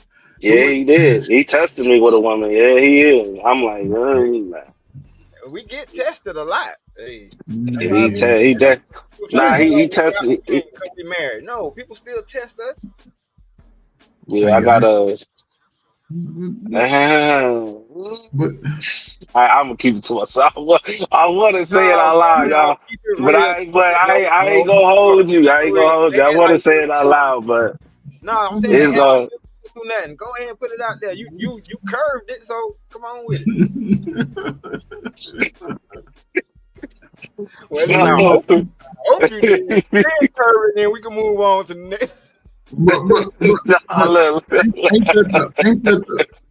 ain't that the ultimate, I guess, test with men anyway when it comes to women? That's why God gave women certain physical assets that we all are attracted to. Hell yeah! You see what this girl look like? You don't think a female lion look good to a male lion, a female giraffe look good to a male giraffe, a Yes, hippo? they do. They Yes. know we're like, yes, this is all mine. So what makes us good? I ain't gonna hold you, man. It was today was a testament. Like I don't know, this year been a pretty. It's been a lot of tests, but this one was like This one you almost tripped up on. I know. So I he got was almost this emotionally cheated. it was. Well, it was emotionally cheated. no. It was we had a real conversation. It was one of them conversations, but I went to Columbus. I had delivered a load in Columbus. Yeah, And you ain't mentally and cheating, are you? no. It was the conversation that we had that kind of like cause I feel bad for her. Yeah. You get what I'm saying? But it's Yeah. just like, like she was just like I regret. I just regret Bro. not choosing. You know what I'm saying? Not choosing you. You know Oh, what you I'm talking saying? about Like somebody from the past? well, this is the remember I told you when I was vetting, there was 4 women. The 2 women, yeah, there was 4. I was cutting them off like left and right. I was because I wasn't, I was trying to make sure I choose the right one. I chose the right one. You know what I'm saying? But I was still out here actually dating with attention. And the one Damn, trucker, you starting to borg out. You might be in the hot spot. You starting to borg out. Can you hear me? I'm in Tennessee right now. There you go. You good. Okay. Yeah. So to give you an idea, this is I can honestly say she is a 9. Right. I'm talking about like she's Asian, Irish, Black, and Russian combined together. Dude, she nice. She got a mind on her head. Is she light but skinned? she's like a yellow bone. She's a yellow bone. Yeah, she's a yellow bone. And her hair long as shit. Niggas love naturally. Yeah, I married that. Yeah, y'all love them light skins, boy. But hold on. I don't like. Yeah, here come ladies. B-Rock. Yeah, I married that. Quit the whole time. You know what I'm saying? Don't try. Somebody dropped him for 17 cents. Don't try to listen. There's only 2. I love chocolate women. I do not really mess with light skinned women. Now, yellow bones, That's a different subject. What the hell's the difference from a yellow bone and light See, skin? but Shanika, check this out though. I only reason why I did go for it because both of her parents are black. No. You see Yeah, what I'm like saying? her people's cool. I ain't Let me want get no closer to the mic so you can hear me sucking my teeth.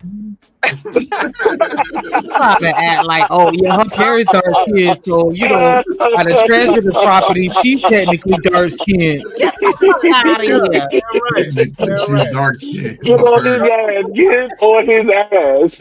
Yes, sir, boy. Good You ain't, God. you ain't with her parents, you with her light skinned ass. Boy, when that but sunlight hit her just right.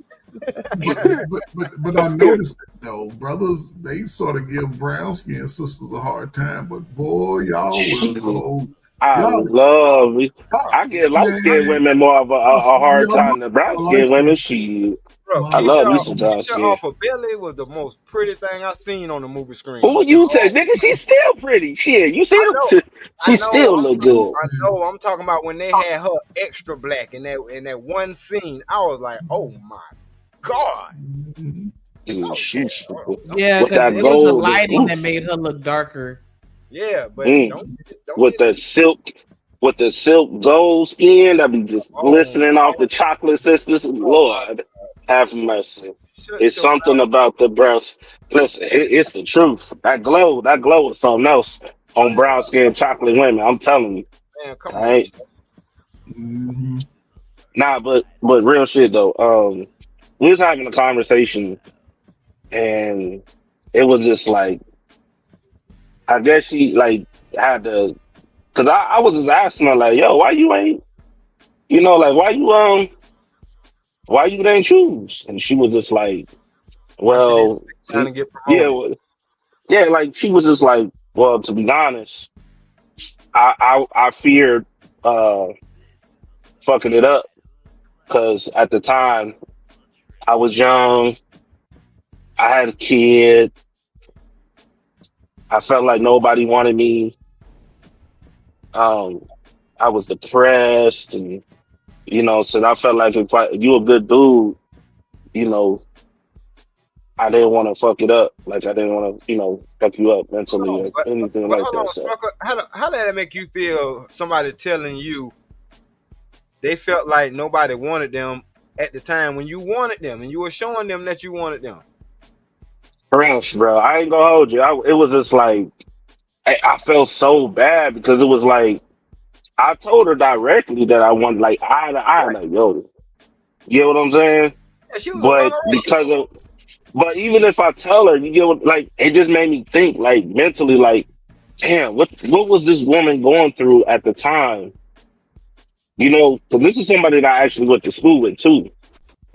So I'm like, well, what was you going through like in high school to where we're an adult? Like, we're adults. And you know what I'm saying? You like for you to feel that way and now you like regretting your decision. You know what I'm saying? Because you didn't choose right. So and now like she said like she was so down and depressed that like her health started deteriorating. Yeah. So now she's like sick. Wow. Like, and it's just like, damn. I'm like, damn. She like, I just had to be honest with myself. She like, I had to really be honest with myself. She said, I really do regret. She was like, you was a good dude. I should have jumped. But I was just so mentally messed up. I didn't. And I felt so bad. I really did. Don't feel bad, Truck. You dodged the bullet. But cause I hate that happened to you. But it's like, no, I don't mean to sound like that. But think about it. You would have been trying to save somebody who was drowning. You know what happens when you try to save somebody who's drowning, and they can't swim? They bring you down with them. So yeah, she basically bailed out the relationship because she felt like she was going to wreck it within the relationship. So she actually did you a favor. That's how things turn out.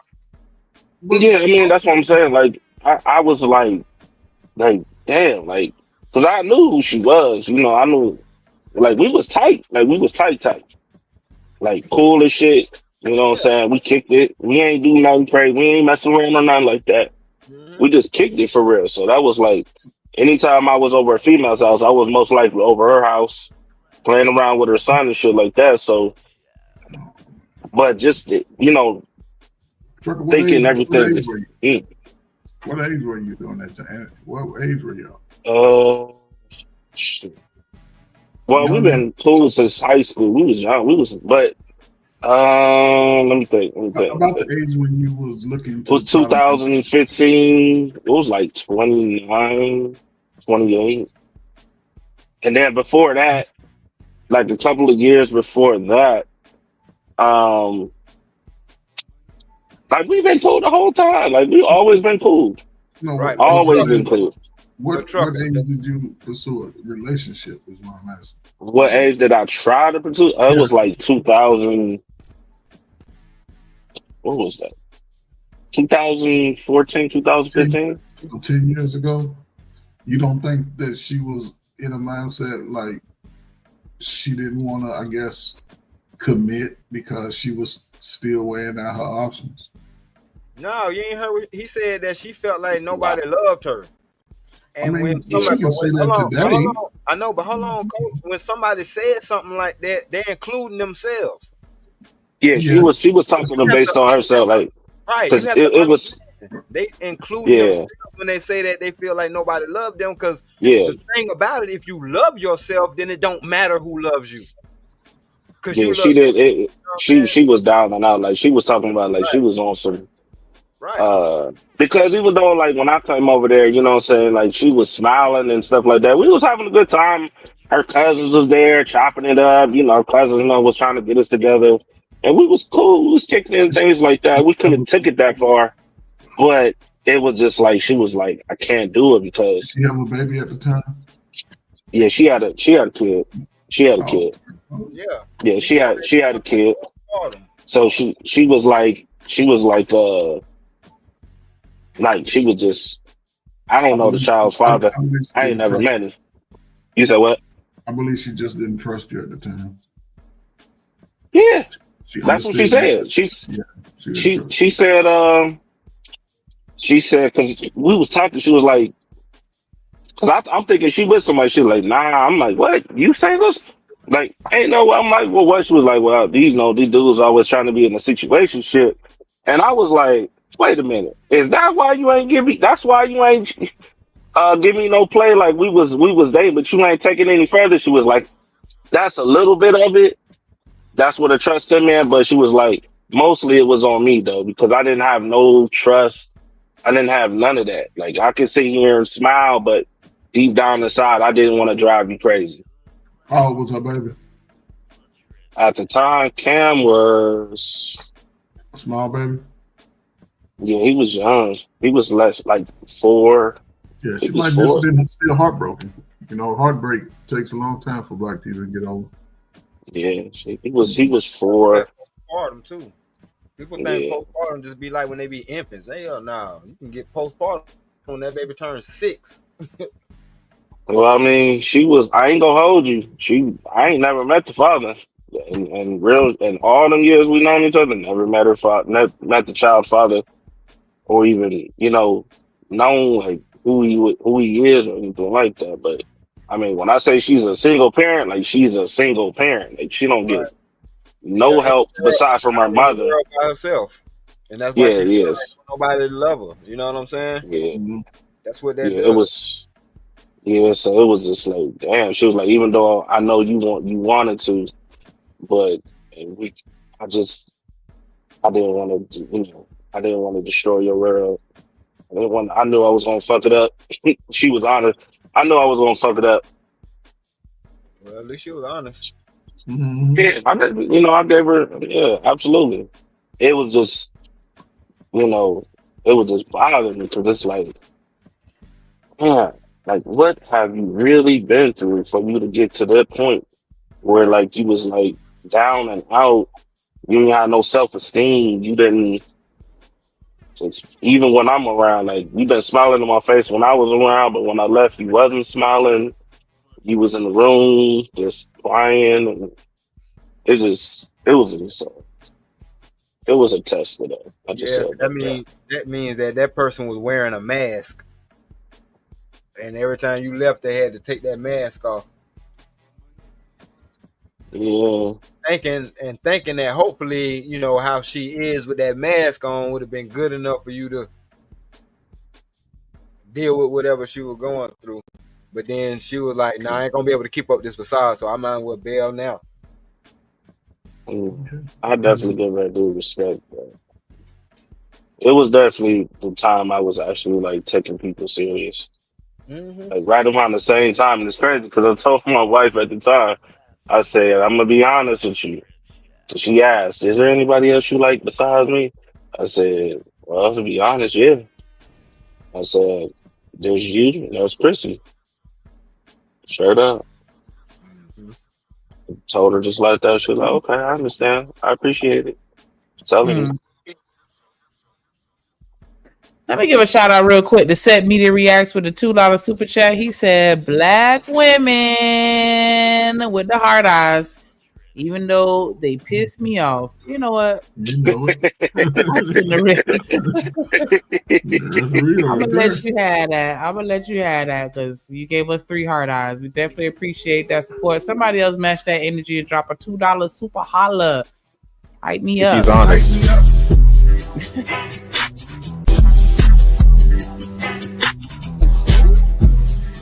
On me. You the one. Ain't nobody fucking with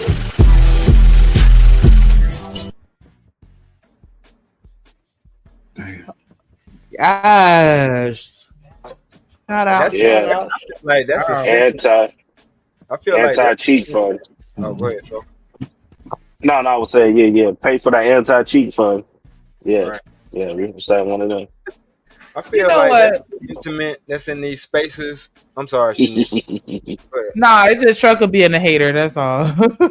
I sure am.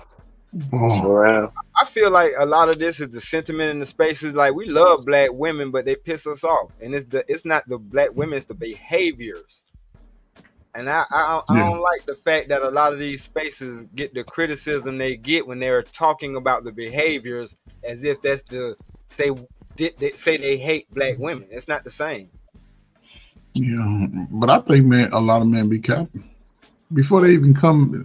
Like I said, man, YouTube is a space where everybody's done been kicked down the road of life.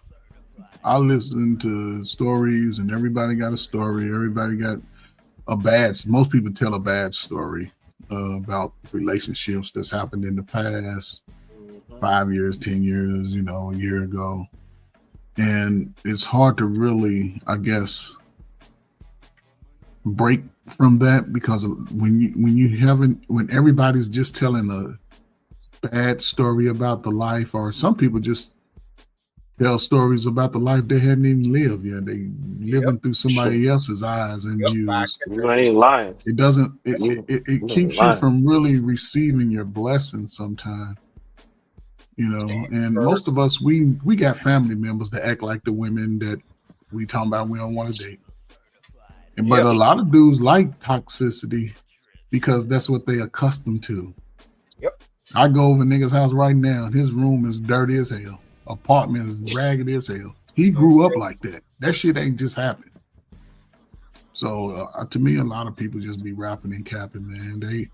Niggas are new to getting some coochie. They got a little money now, and they want the woman to move like they want. But they still got to understand, I'm ugly to some women. So just because I got some money, all women ain't gonna like me. And just for travel once, you got to have at least 220K to date. Well, get with me. Other than that, man, my house husband for life, baby. Travel is a cokehead. I got a couple of 20 rocks I can, lay out over the threshold for. Sure, that Wolf of Wall Street just throw the whole goddamn bag on the table and drag her. Yeah, I can just, put a little rock trail down for like It'd be crazy to me having some of these conversations. I ain't gonna lie. Because they be trying, they love to say, don't make it anecdotal. But it's like that's the only thing that I have to draw from is my actual experience. I can't really speak about what somebody else then went through because, like I said, it's too much nuance in what somebody else went through. It's details that I don't know. Right. That if I would have known, it would have been like, oh, I see why they made that decision without even thinking. You know what I'm saying? But it's like, damn, they don't want to hear from the people that got experience, but the people who don't get experience, they want to hear from them. Man, that's because they like to lie to each other, man. You know these people. Come on. Oh, You yeah. know damn well. Listen, you can have a man like Stan Archer come up here and tell a nigga the truth, and they will try to for them to get better and do better, and they will shun that nigga. But as soon as that nigga start lying and beating that person's eardrums up with the bullshit, they're all on board. Yeah, they all on board. They got full attention now. Like that's what Charles did. That's why Charles don't like do what he do. Yeah. He said when I was on the type of time I was on, wasn't nobody hearing me. It took me turning into this nigga Charleston wife for y'all niggas to understand me, to get y'all's attention, to pay attention. Yeah, he's a troll in real life. The trolling that people do on the internet, that's him in real life. Like that's what he's, you know what I'm saying? He's the poster boy for trolling, basically. And it's like it makes sense because that's what people are into. They ain't into, you know, like, damn, why would you not want to hear the shit from somebody who actually done it? I ain't talking about some shit that this ain't a hypothetical. I've been actually put in the situation that tested my loyalty. You know what I'm saying? My trust and everything like that. You know what I'm saying? And I could tell you what happened and how you get through that. And you know what I'm saying? And keep it real at the same time. Because I had to have these same conversations. I didn't have to have these conversations, but I felt better when I had these conversations with my wife just to let her know. Because I ain't got to cheat on her to keep her on her toes. I could just have this conversation with her. Let her know, oh. Man, you married dudes think y'all got it going on, man. Y'all think that shit, y'all talking like that shit's perfect, man. Y'all over nigga, we ain't. Come on, why we ain't? About, man. Y'all ain't getting no pussy. Y'all ain't getting no pics. Wait a minute. Wait no a minute. pics, man. Y'all sleep in separate rooms, man. What y'all talking about? No, the hell we damn man, I ain't with that shit. Hey, I am not one of these new niggas. That's the new nigga shit. That's what they like to do. They 3 rooms down and they got a tippy toe into somebody else's cheeks. That's weird, but I ain't not. Nah, that's that new shit. I'm good. Y'all been married all that time, man. Man, come on. Man, you crazy. Now you trolling. Coach trolling. That's what they be saying, man. Y'all simps. Y'all simps, man. Straight up simps. That nigga actually told me I was a simp. I said, how am I a simp for spoiling my wife? What? I'm confused. You just simping. Because I'm like, nigga, that's my wife. I ain't never bought no female. I never bought any female anything. The only 2 women I've ever really bought anything is the wives. That's it. That's it. I don't know. Trucker, man, you lying, man. That's why you be on the road, man, because you ain't happy in your marriage, man. You be on the road too much. Matter of fact, I take that back. I tried one time with a woman for Valentine's Day. I'm gonna tell you how fucked up this situation was. So I didn't do too much, but I did get her like $100 bottle of cologne, perfume. You know, just better than Teddy Bear, something simple. Brought it to her. You know, this bitch got me. I almost said we were. You did. Nigga, I swear to God, I felt like a duck when I did this shit. Nigga, I swear to God. What she got you? Oh my. Nah, nigga, she did some kindergarten shit, nigga. She brought like this giant colorful poster board with pictures and shit on it. And then she was like, happy birthday. I'm like, what the? I'm just looking at her like, bruh, you know how in kindergarten where they make you draw the cardboard, you gotta put pictures on it and shit. Yeah, Bruh, she brought, nigga, she made a project. I swear to God, yo. That was the most duckful day I've ever had. I just looked at her like, Oh, okay. All right. Yeah, Dang, never so again. she made you Bruh. something with the thought and the love and the Yeah. time Mm-hmm. to glue them pictures to that boy. And you This just nigga gonna bought some dismiss shit her on like it was Amazon. nothing. Man, listen. If it wasn't for the job, I would have set that bitch on fire. I ain't gonna excuse my language. I would have set it on fire. Man, just I swear to ungrateful. God. For I real, swear to just God, ungrateful. I ain't listen. Call it what you want. All I said was, listen. Just get me something nice. I ain't asking for like, give me some cologne or something. That's it. Nah, she got me a cardboard. She got me a project. I felt like it was a scientific project, and I'm bringing her this $200 perfume with other stuff, bro. God, Yeah, but that I was perfume sick. is gone by now. But that cardboard look, Oh man. project that she made out of love, you still got that. Yeah, you still No, got I that. don't. No, I don't. No, I don't. I threw that. I threw it right out that same day. I threw it right Cold. in the trash. Oh, Cold. Man, Yeah, just right. cold, man. I threw it right at the Just job into heartless, man. You to just heartless, call it what you want. Call it what you want. That was a lesson learned. I ain't gonna hold you. I tried it one time, man. paid the Hallway, price. Never again. hallway trucker. Hallway. But Coach Bird, niggas don't want to tell that, but folks be afraid to tell that because they missed the perfect. Sound like he was in his Yeah. 20s. I was in my 20s. I was Ish. 20. That was 2000. I think most men 2013. before 25, when they meet a woman, I was they 29. really want a quarter, right? You know, we think we know we got a Mac game. We want to take you to get something to eat, to the movies, to the concert. We want to do stuff to you that today on YouTube is corny as hell. Oh man, you can't do that. How you go? You know what I'm saying? But that's the way. I don't know. Listen, again, we say we ain't been taught nothing, but we still learn those things through people around us, TV, family members, and again, now that we are, say, most people on YouTube, 35 and over, 40, when you've been through life, you have a little better understanding. Why is it so difficult for people to want to walk in those shoes today? Is it just because the women are just asking up front what they want?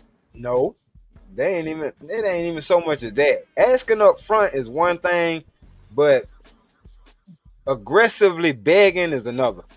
I mean, black people beg, man. Shit. Nah. You know that. Now when you talking about now when you at the grocery store, you talking about let me fill out that application real quick. And shit like, well, in order to fill out that application, I need you to pay $500 for this grocery food first. No, the hell I look like? No. Right. What? Wait a minute. I gotta pay for your food in order to get your number? No. What are we doing here? Like, just look at her feet, look at her fingernails. She got them booty digging fingernails. She got them old scaly ass feet. Look at them edges. That'll tell you all you need to know. Yep. All I know is if I take the time to pick out the right photographs and the right marker colors, and I decorate this goddamn cardboard and I found it in the garbage can the same day that I gave it to you, and I made this for you with my own heart and love, absolutely your head for to be between the washer and dryer. Like, you better not let me see you. I made this for you. I made it. Nah, listen. I don't give a damn. The crazy part was we did this shit in front of everybody at the job. At the job, which made it even worse. Because the other nigga seen it, and the nigga she need the words work. What if she ain't have no money? You gonna shame her? You gonna gift shame her? And we get the same paycheck. I ain't trying to hear that shit. You know what financial obligation she got? Y'all always talk about how we in debt. You don't know what kind of debt she got. And she's strong enough to make you something instead of just doing like how other girls do it, just offer you coochie and nothing else. She made that for you. Nah, she was a retired vet and everything, and she had that job. No excuse. But see, Trash. What Pocket that nigga be watching, saying? Trash. Shanika, where his head gonna be at, Shanika? washer and dryer. If I handcraft a gift and I make it for you and you don't put no respect on that, I swear to then you gonna sit God, here I and say the felt kindergarten. You took it all the way down to kindergarten. You didn't even give me fifth grade. You said kindergarten, my nigga. Like, my damn. nigga. Nah, Like yeah, she she was gave me writing that. letters backwards and shit. Like, really? Now, I could deal with a Love Jones letter. I could deal with that. Talk to me. You know what I'm saying? Express yourself. But nigga, you give me a project card? Nah, there's a limit to some shit now. You She gave can't you be a she gave you a collage. It wasn't a collage, like For bro. She real. gave Like, me. she made a Listen. collage so that you could It look was. at her and think about her when you Where wake am I up. going? Where am I it going was to hang it up at? But see, I What? pictures told of her, I her said, trucker. It was pictures of her. yeah, she was marking her Bruh, no, territory. it was Oh, it, trucker it, man. You, no, oh nah, it was man. some The bullshit. No, washer no, and the no. dryer trucker. That's where Nah, you it get was it. some bullshit. Nah. Well, I don't listen. I no, I don't. Y'all can't fool me. All right, none of that. I'm gonna pull up with some whipped cream on my cheeks every Valentine's Day and Christmas. No, that ain't happening. If I invest in you, I need you to invest in me. If you're not going to invest in me, I am not going to give you. I'm gonna put you in the other category. That's exactly what happened. You went into the other category. We Nope. invest in Oh, different ways, though. You right. invest financially, I invest emotionally. I'm here to Yeah, support her you and gift was encourage actually you better than yours. on an intangible level. Right, her gift was Man, actually better than yours because that's You exactly can what do I got both, you for know. my birthday. That's just showing you mm, she gonna be creative in a relationship. She not just Right. gonna go out and frivolously throw money at something and put no Yes. thought into it. Nah, she gonna yeah, think Right. about what she making for bruh. you. So she ain't spending no. She took her kids' school supply and used it. Man, you know, Yeah, trucker, but man. You gotta say that, man. that's crazy. But see, she, like I she said, I just stole look them at kids' school supply, nigga. I Nah, just got that for my Trucker birthday. the You know what I'm Tasmanian, saying? I got a handmade card from my Tasmanian devil. daughter, and I got colognes from my wife. And I actually liked the card because I knew she took the time and did that. Thank bruh. you. She Dog. made that for you. Yeah. She See, man, Chuck she ain't ain't shit. no, He don't deserve no, nothing. no, Sat back there no, for no, no, no. hours Nah, contemplating on it. we ain't He covering. bougie. We listen, we ain't covering for no strag activity, all right? That's out of the book, okay? Listen, it it was like it was like a 36 by 36. It folded in half with a I love you, you love me, we are best friends happily, like with, and then it was like a photo of us and that was it. I'm like this big ass red cardboard, but like, come How on, old Man, was you? trucker, How old was man. Miss? niggas was looking at me like, They laugh at nigga, your you ass. just I read. already know. Yeah, they like, nigga, you know it. They niggas looking at me like, that's what your goofy ass. As soon as I Bro, got to the that's line, because we don't listen, care. But bro, that's because we don't care. Like we, Trucker, of I think course you we missed gonna out on a laugh. good woman, man. You missed Yeah, out on a we good did. woman, man. Of course For we real, gonna because she laugh. was willing to put We y'all jealous. love on Yeah, display we on that jealous big as cardboard. You hell. supposed to prop that up at your workstation Real so talk. everybody could know what's up. Yeah. But nah. bro, If And you just want leave it to, there when you left nah, the job. you gonna Just leave it listen to there when you us. left. nah. What I ain't you doing. just I ain't tell doing. her No. she handmade you a card. Of course we finna tear your ass up.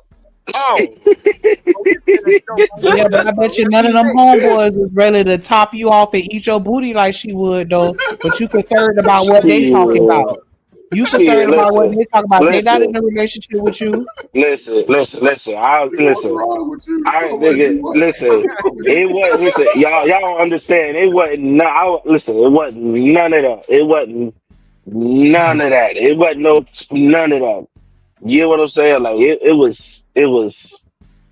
was awkward. It was just awkward as shit. It was just like here you go.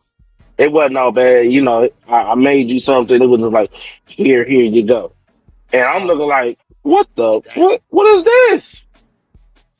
And niggas looking at me like Stan Yeah, said. yeah. And then I got to the line, nigga, and then they crucified me. Yo, goofy ass coming up here. You can spend $200 on that perfume. And she done brought you. She done throw her kids a fly. I get it. Look at him over here keeping tabs. Look at him keeping tabs for a super chat. I got him at you dollar for dollar like I'm a 401k. I get it now. I get it now. Each other and shit. Yes, Trucker, I get it now, Trucker. It wasn't her gift. Your ass was embarrassed. That's all. That's all. It was the gift. It was the gift. No, it was the gift. If they would have said, "Man, she really put some thought in that, man. That's bomb," you'd have been like, "Yeah, man. I got me a car, a big." What you get you a 60-inch? That shit comes too. No. Yeah, they laughed at your ass. You got mad. You could have had that in the back of your truck right now, just sitting up on the little covered the window. Nah. Nope. Oh, Nope. Tell that work for the rest of the day. Damn. Man. Nah, it was bro. Like it wasn't like it was a quick here you go. It wasn't like it's different when somebody do it genuinely, but it wasn't like that with her. It was like here you go. You know what I'm saying? Like that I'm not supposed to, like it wasn't no it was all like, and then like throughout that whole situation, like us just kicking it, getting oh, it was like nonchalant, nigga. Like, oh, so you trying to play me like I'm a peon? Okay, all right, got you. We went to the bar, and I hit her with something sick in front of her friends. Something sick. Ooh. You was still buying that shit at the bar, Trucker? Hell no. Nah, I wasn't buying. Now listen, I didn't buy her nothing. I don't do that. No. But you know what I was doing? I was buying my own girls bottles. I was chilling with them. She on the other side of the bar with her friends. I'm chilling with the other girls. Trucker said the last dollar I spent on her was when I bought that damn perfume to wrap. Yep. That was the last time. It's the thought that counts. Yeah, and he thought about cutting that faucet off. So that's what he did. Trucker, that was cold. Hey. It's only cold to a person. It'd be different if it was cold. The person that was doing it out of respect and love, but she tried to play me like I was a peon. Try to use that nigga. Try to use me and play me for a goofy nigga. Nah, it ain't working like that. Trucker, was it laminated? No, I wasn't laminated. I was gonna say if it was laminated, man, you was wrong, man. Because she put some thought into that. Yeah. Yeah, if it was laminated, it probably would have been different. But nah, this was, bro, the pictures was on the back, duct taped up. Duct tape, nigga. Like, she made that like 5 minutes before she got there. Exactly. She made that shit the morning before she got to work. She made it in her car. Like when you forgot to do your homework the night before. I swear to God, Joe. Every stop light she got there, she put a little picture. Let me get this duct tape. Yeah, I got something. Nigga, I was like, nah, you not about to play me like that. That was the last time. Yeah, I take back what I said. That was bullshit. Put that shit together right in the vehicle, dog. Hurry up and put it together, wrote some shit, and handed it to me. I was like, was it in fancy handwriting?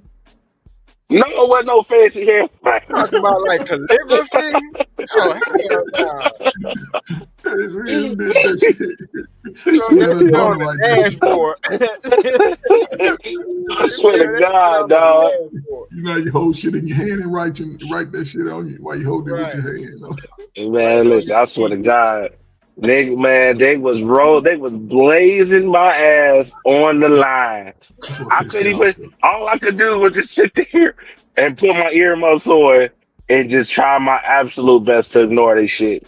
That's what meanwhile, I'm pissed. I'm hot because it's like what pissed you off because your friends was No, I was hot because way before they even said anything. That one I nigga was with that hot. hysterical laugh too. That one nigga with that hysterical laugh that's making all this That's shit loud. worse.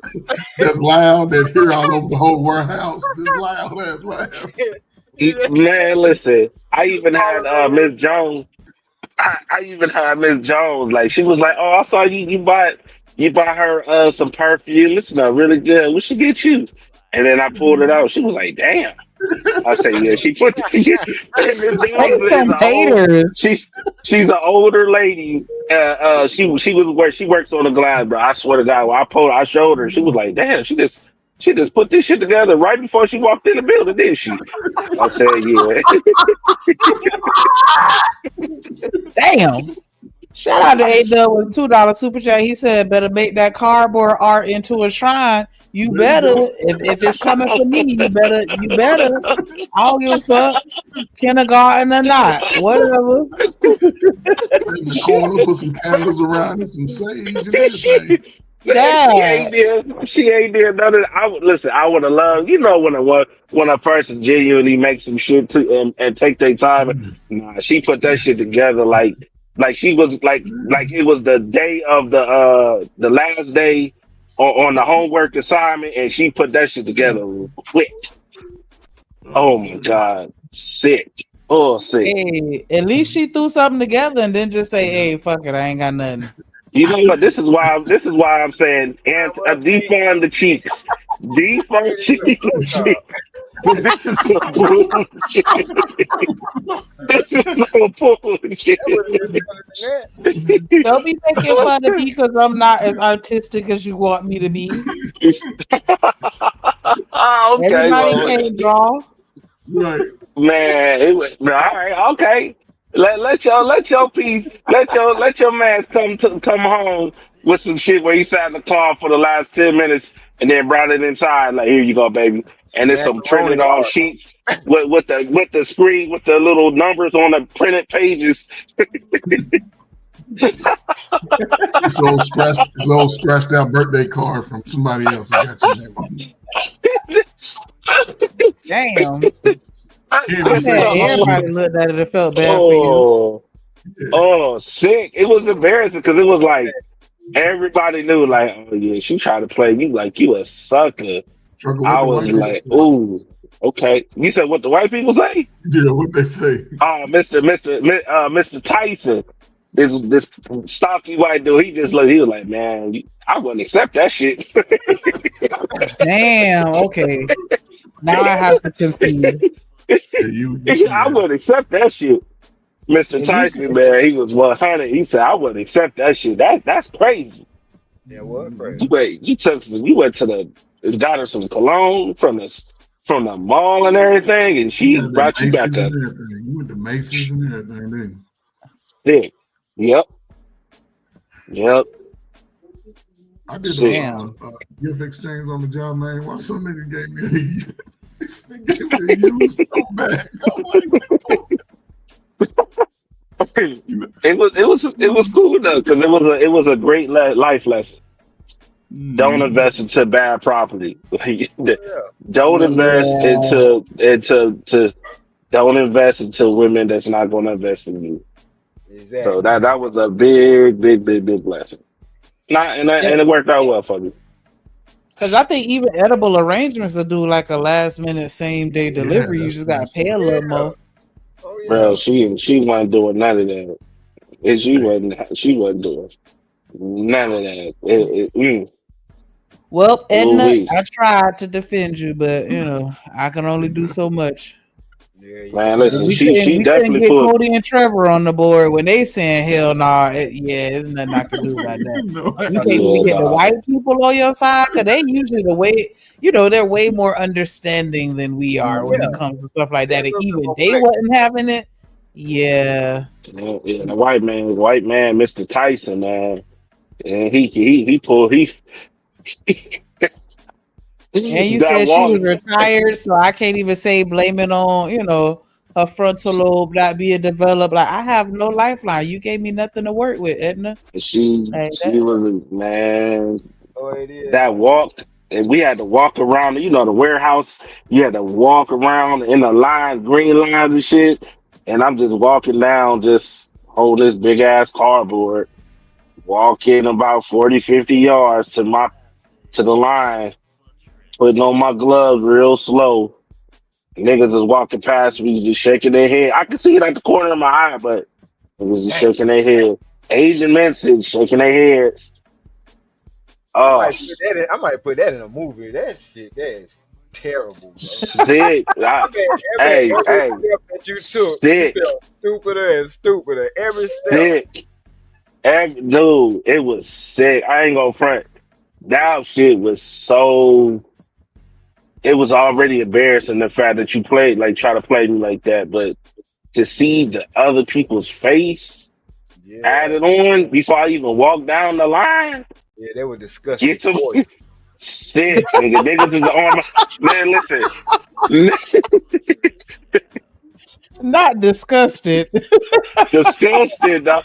Listen, I swear to God. What up, India? I worked in my section. I worked on the sunroofs on the Hondas, right?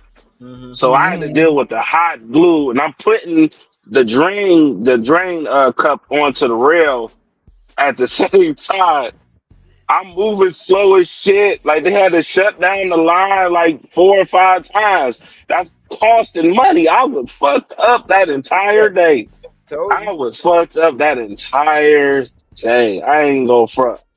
I was salty. Can't get right. Oh, salty. Drove around Columbus, listening to EPM. I'm begging driving downtown to Columbus, listen to EPMD, nigga. Sorry. Yeah, I would have made fun of you for the rest of that shift too. I ain't even gonna hold you. Oh yeah, I don't expect nothing less because I was her done the being same grown, day. like yeah, come on now, you. Be fair, She would have been better off just saying I forgot and got you nothing, or waited till the next day and got you something half off. You know what, Trucker? I bought you a gift, but I left it at home. I That. I'm gonna bring it tomorrow. Yep, I would have just lied and gave you I nothing. got you some Stetson cologne at Burlington or something. Or I would have probably ran to the gas station on my lunch break and got you a whole bunch of scratch off tickets or some shit. Man, listen. She should have walked you to the car, empty-handed, and gave you a BJ. Oh Lord! I ain't going like this. Listen, I ain't gonna refuse that, but still, that ain't gonna happen. Oh yeah, that would have been the gift of all gifts, huh? I got it. I ain't gonna hold you. I would have definitely done that for sure. But still, I want my gift because Lord, why didn't you take your gift back? What? Nah. Once I bought it, I bought it genuinely. I ain't gonna show you. Okay. It was all good though. It was this, you know, it came with the game. I played for a duck that day. So it is what it is. It is what it is. It was a great life lesson for sure. That relationship was over with, right? I'm talking about Coach. Coach don't realize that relationship was over with. When you put that gift in the trash can, you were throwing the whole relationship away. That was your it was your woman or somebody at work? Yeah, that was my woman. That was my woman. Wait, no, how long had y'all been together up at this point? At that, like y'all had just started dating, like within the first 90 days. Let's see. We were kicking it. We was October of October of 2000. When did that happen? Okay, so y'all was like 4 months in. Yeah. So we was in. I mean, it's still a fresh relationship, but yeah, she could have did better than that. The fresh relationship or not, like nigga, I still took the time out when got you a $200 per, like you know, $200. Even though it ain't, well, I got it is just $200 like perfume. I could have spent $30 on some perfume. I spent $200. Did you get a whole kit like the perfume, the body Shower gel, the lotion, all that. Yeah, nah. I got perfume cost the. that much. They come in I got. It was well, it was nah, it wasn't no white diamond. It was like a Versace, it was like a Burberry, like women version of Burberry. It was just like, and it was more than one bottle, y'all. Just understand, it was more than one bottle. Yeah, it was like a 3-bottle set. Huh? I said, yeah, you probably had that set because they give you a travel one, and then they give you another smaller one. Was it 3 different versions or the same set? No, it's the same it was 2. It was 2. 2 different sets. No, it was 2 different perfumes brought together. Well, trucker, let's exchange gifts, man. This Christmas, bro. Shit, I tell you, my expensive gifts. Yeah. I got plenty of cardboard around here. I can make a little gift for you. Yeah. Give him a macaroni. Nah, I'm good, dog. Give me some of these boxes around here. Nah, that shit was. Listen, sick, dog. Ooh, we spell trucker out. Yeah, that is hilarious. It is funny now that I think about it, but see, Shanika, this crazy part, like Coach Ferg said, niggas will come on here, put on this fake lie, and act like they been through some shit, like they Mr. Perfect. They ain't never been played. Nah, everybody gets played once or twice. Everybody, I don't even know who it is. You gonna pay the price. Yep. Happens to the best of us. That's why I say for real. Shit. They just want to tell the glory story. They don't I don't know. Maybe we could. Oh, go ahead, Shanika. I'm sorry. Oh no, I was just gonna say maybe we could set a standard, like maybe $2 for every year that you have been on this earth. So if you at least 20 years old, at least spend $40 on the gift. Like 40. I don't know. Yeah. You know what you can do with $40 with shoot, man. Listen, the cologne sheet for $40, man. Listen, you can get some good stuff for $40 for some cologne, right? Real talk. Coach said, nah. What? You don't think, man? Listen, go online right now and look at some, bro. Some cologne you can. Last time she bought me a Burberry men's cologne for $30. They got it like that. You can buy the little. You can get yours for $30. What size was the bottle though? Because it sounded like it was smaller than 3 ounces. It was a nice size bottle too. It was like 2.75. It was a nice size bottle. Okay, yeah, that was decent. Yeah, it was a nice size. I was surprised. Like, how much you pay for this? $30. I said, I need you to order more of these. I said $30 because I know this bottle, Burberry bottle, just is like $100 just alone. Yeah. It's probably more than that now. So for that, I wonder where you got that from. It was. I'm gonna ask for the website.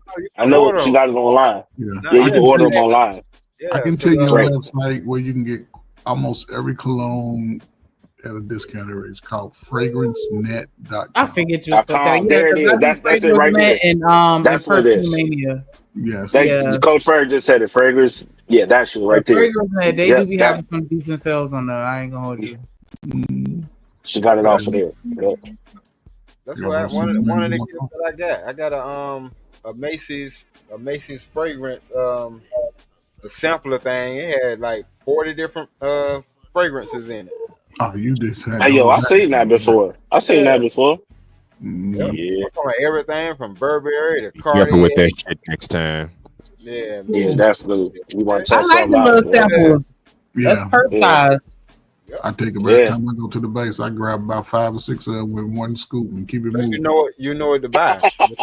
Yeah, and they give you a decent amount. Like it's not like 2 sprays and then you threw. Like they give you, or at least the ones that I'm used to getting, like they give you a nice little tube of it. Like, okay, thank you.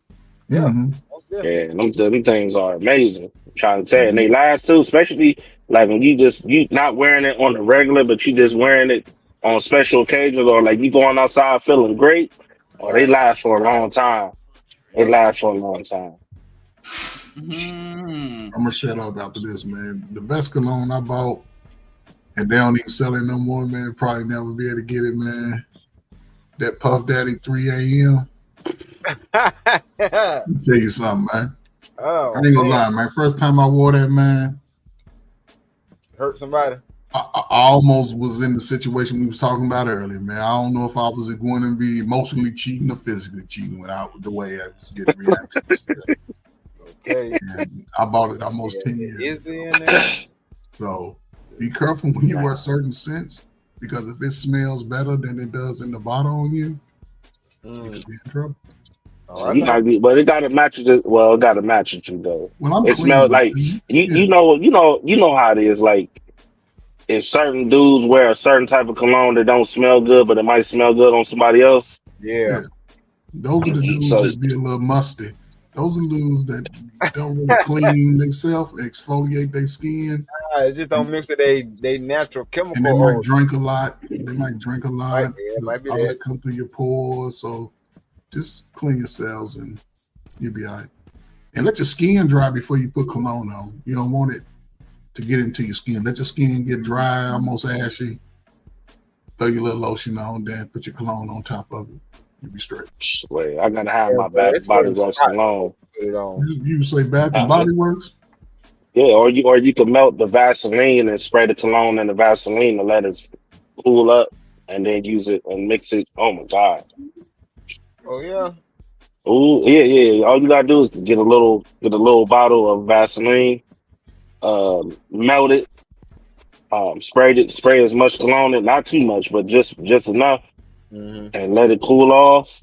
Mix it up good, let it cool off. As soon as you go to take some of everything, it does not disappear. It smells exactly what you got.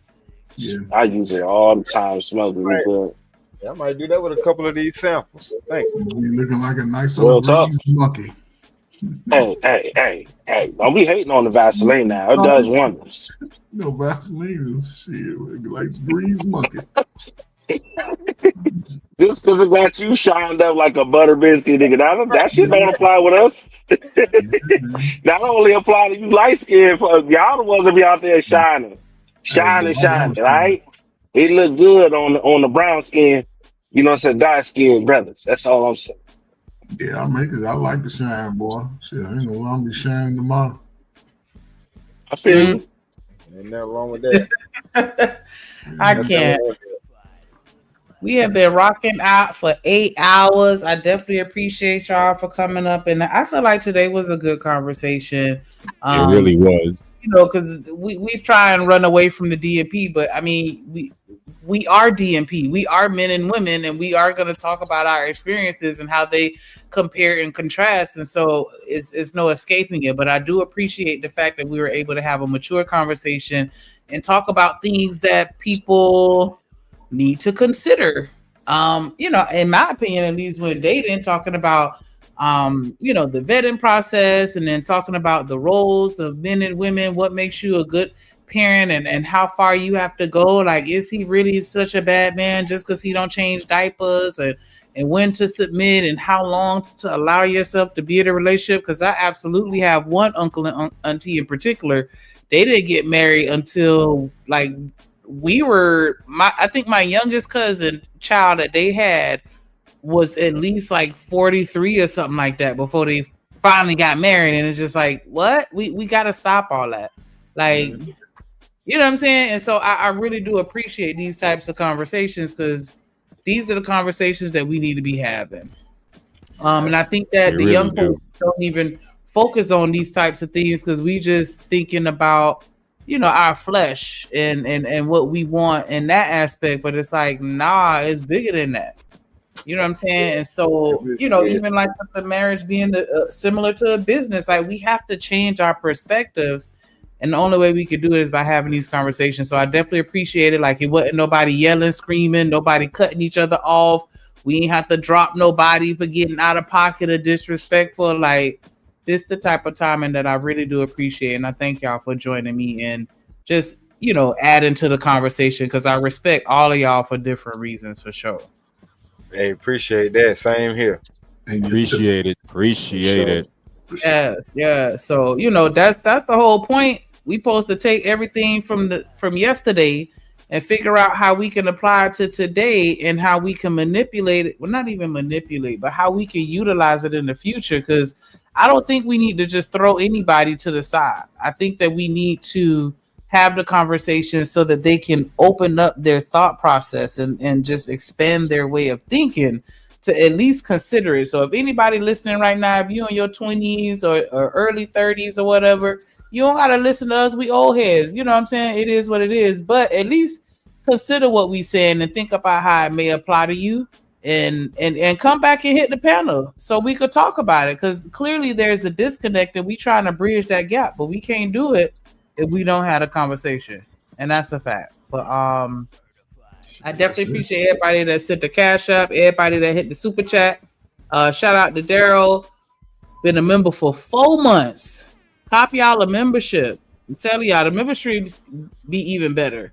Shout out to A-Dub, shout out to T-Dub, gifting the membership. Shout out to DJ, BJ. I don't know what the hell I said, DJ. Good Lord. Shout out to Big Wrench, BJ. Shout out to Eater Man, Vixen Forever. Shout out to Von Bryant. Shout out to Nightish, Set Media, A-Dub again in the building. We always love when you come through. Shout out to everybody on the panel. Make sure y'all hit these links. Y'all drop y'all channels in the chat. If you got if you are a content creator, make sure you search up Content Plug 93 so he could teach y'all how to be better content creators. Because that's all we could do is be better and work on being better. That's it. We can get this money together. I promise you. Y'all see Miss Jordan got monetized. She out here doing her damn thing. And you're through. So just gonna do a little round robin. Miss Joy, you still up here? She might be able to cook in because she said she was frying us some fish earlier. D-Rock. Yeah, what up? Did you have any final thoughts? Definitely appreciate you for rocking with us today. Hey, no problem. I heard you call me up here, so I said let me jump on up there. Yes, because I was talking about you early in the stream, because you know when y'all were talking about it the last time and Miss Polly was talking about it, like I wanted to jump in and then the conversation had kind of shifted and I was like, oh no, I felt like we kindred spirits, like we like I don't know, I just feel like you kind of be on the same wavelength with me a lot of times, but especially in that conversation I really wanted to expound on that, so I definitely do appreciate that. And for you popping up and coming to talk to me when I asked you. So did you have any final thoughts, any last words of wisdom that you want to impart with us before you go? Well, I'm just gonna say this. I know I said it in the back chat, and I put it in the back chat because I ain't trying to pander, but I rock with you because I tell you, you overstand a lot of this. And what I mean by that is you're able to see it from an angle where you can decipher it, a lot of the stuff that we're saying, or filter it in a way where it softens it, but it's still saying the same thing that we're saying. I just appreciate that, because we don't mean to have malice in what we're saying, but we do have to kind of be strict or have that strictness, because at the end of the day we still men. You know what I'm saying? We still carry that last little bit of essence of that real men that people talk about. So it's gonna come off harsh. It's gonna come off like that James Evans. You know what I'm saying? But we don't mean no malice. We just trying to fix this community because it look bad out here for us, and we don't like the way it's looking. And I don't think it's fair for me to just sit back in my not perfect relationship, but it's pretty damn good, you know what I'm saying? And just sit back and be like, well, I'm good. Everybody else just need to figure it out. No, I should be able to impart some of the stuff that I've learned over the years. Yes. So appreciate you for having me. I appreciate you for that, because we definitely need more men with that mindset. Like we can't, I mean, yeah, we do need to focus on ourselves so that we can lead by example. But once you get where you're trying to go, or at least if you're on that pathway, because we're all a work in progress, but still, like each one teach one. pull one person up under your wing. That's it. I ain't telling you to change the whole world to be out here starting a Million Man March and doing the most. I get it, but at least one. Right. Pull one up under your wing, because we need it. Because then they're gonna be wait a minute. We right here. They here. Right. Because that's the thing that I don't understand when people be talking all this trash about men. That's just not my experience. And that's not to say that I never met these types of men before, but that's not who I choose to engage with and surround myself with. Like, I'm around men that protect me all the time. So, you know what I'm saying? We definitely want to see more of that. And I appreciate you for being the person that's willing to step up and be that man that we need more of in society. I definitely appreciate that. Coach Ferg in the building. He done dropped this link. Make sure y'all subscribe. Make sure y'all subscribe to get these gems. Y'all can say what y'all want, but don't nothing come with age but wisdom. No matter how much you try to debate it, I don't care. Like, you can't show me one old person that has not learned anything in their life at all, where they can't teach you nothing. And who's old? I don't know who you're talking about. It's old. No, I ain't talking about you, but I'm just saying because they call us old heads. You know what I'm saying? Yeah. And so We're that's some that's old the young only reason I people, was saying okay? that, like, nah. You're only as old as your mind. That's the way I always. You're as old as you feel. Yep. And listen, man. I was listening, man. It was again, like you said, it was a good conversation. I think Eda Man does a good job of sort of manning it out in a sense. Just listening to his story, mine and his are similar. But again, man, if you are somebody who wants to be in a space of marriage, just understand that it's not the easiest thing you'll do, and it's not the hardest thing you do. It's just something you need to do consistently, even in the good and the bad days. You got to treat marriage like a baby. Sometimes it feels good, sometimes it don't, sometimes it cries, sometimes it laughs, but it's always a learning process. So, and I understand everybody's not built for it. I don't push marriage on anybody. I don't, but whatever you decide to do it with an open mind, and don't be afraid of the unknown. Stop listening to other people tell you the bad stuff about life. Go climb the mountain yourself so you'll know what the mountain is like. Don't listen to me telling you that it's bad to climb a mountain, but I done did it 3 times. No, go do it and come back and tell YouTube the story. So salute to everybody, man. Salute to the husbands and wives. Salute to you. For sure. Trucker, you still with us? Yeah, I'm still here. Hey. Don't be over there thinking about that little collage and shit, man. I'm sorry. Listen. He'll get over it somehow. You better put mine up on the wall. I don't care. Post it. Listen, I'm definitely was about to say, yeah, please don't be a duck like I did. Don't do that. If your woman ain't investing in you for real, please don't waste your time, right? Please don't do it, man. Also communicate. Like maybe she know it's me. I'm still trying to save her. Maybe she know. Let her know. Give some hints. Like, hey, she knew. She looked at me and she said, "Well, this is all I could do for right now." And handed it to me and then dirt it off. I was like, "Oh, you trying to play me like I'm your E? Okay, I'm your P. Oh, okay, I get it. So okay. So you must think I'm one of them niggas. Okay." She was supposed to make up some coupons real quick, like Stan said, like one free BJ in the car right now, like just something. God damn, we could have played Uno, sex Uno or something.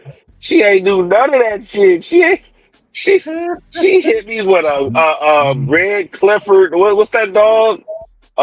Red dog Clifford shit. Like oh my god. Clifford the big red Sick. dog. Oh man. She should have went to the Dollar Tree and got you a box and just gave you an empty box, and you'd be like, "Where's the gift?"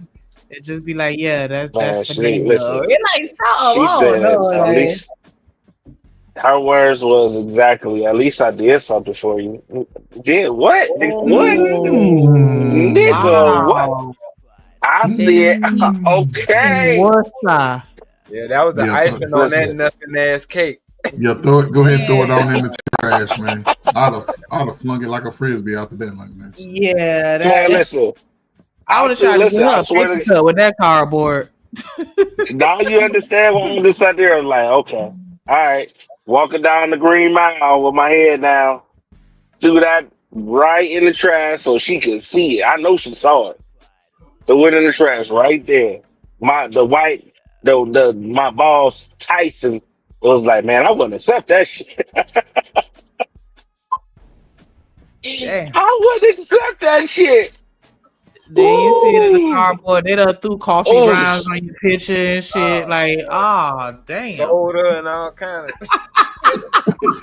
man, You listen. can't even pull it out the garbage Old to peanut save butter it. and It's jelly. fun. Somebody threw the half a peanut butter and jelly sandwich on there. I ain't gonna hold you. Other trash cans got trash in it. Just that one.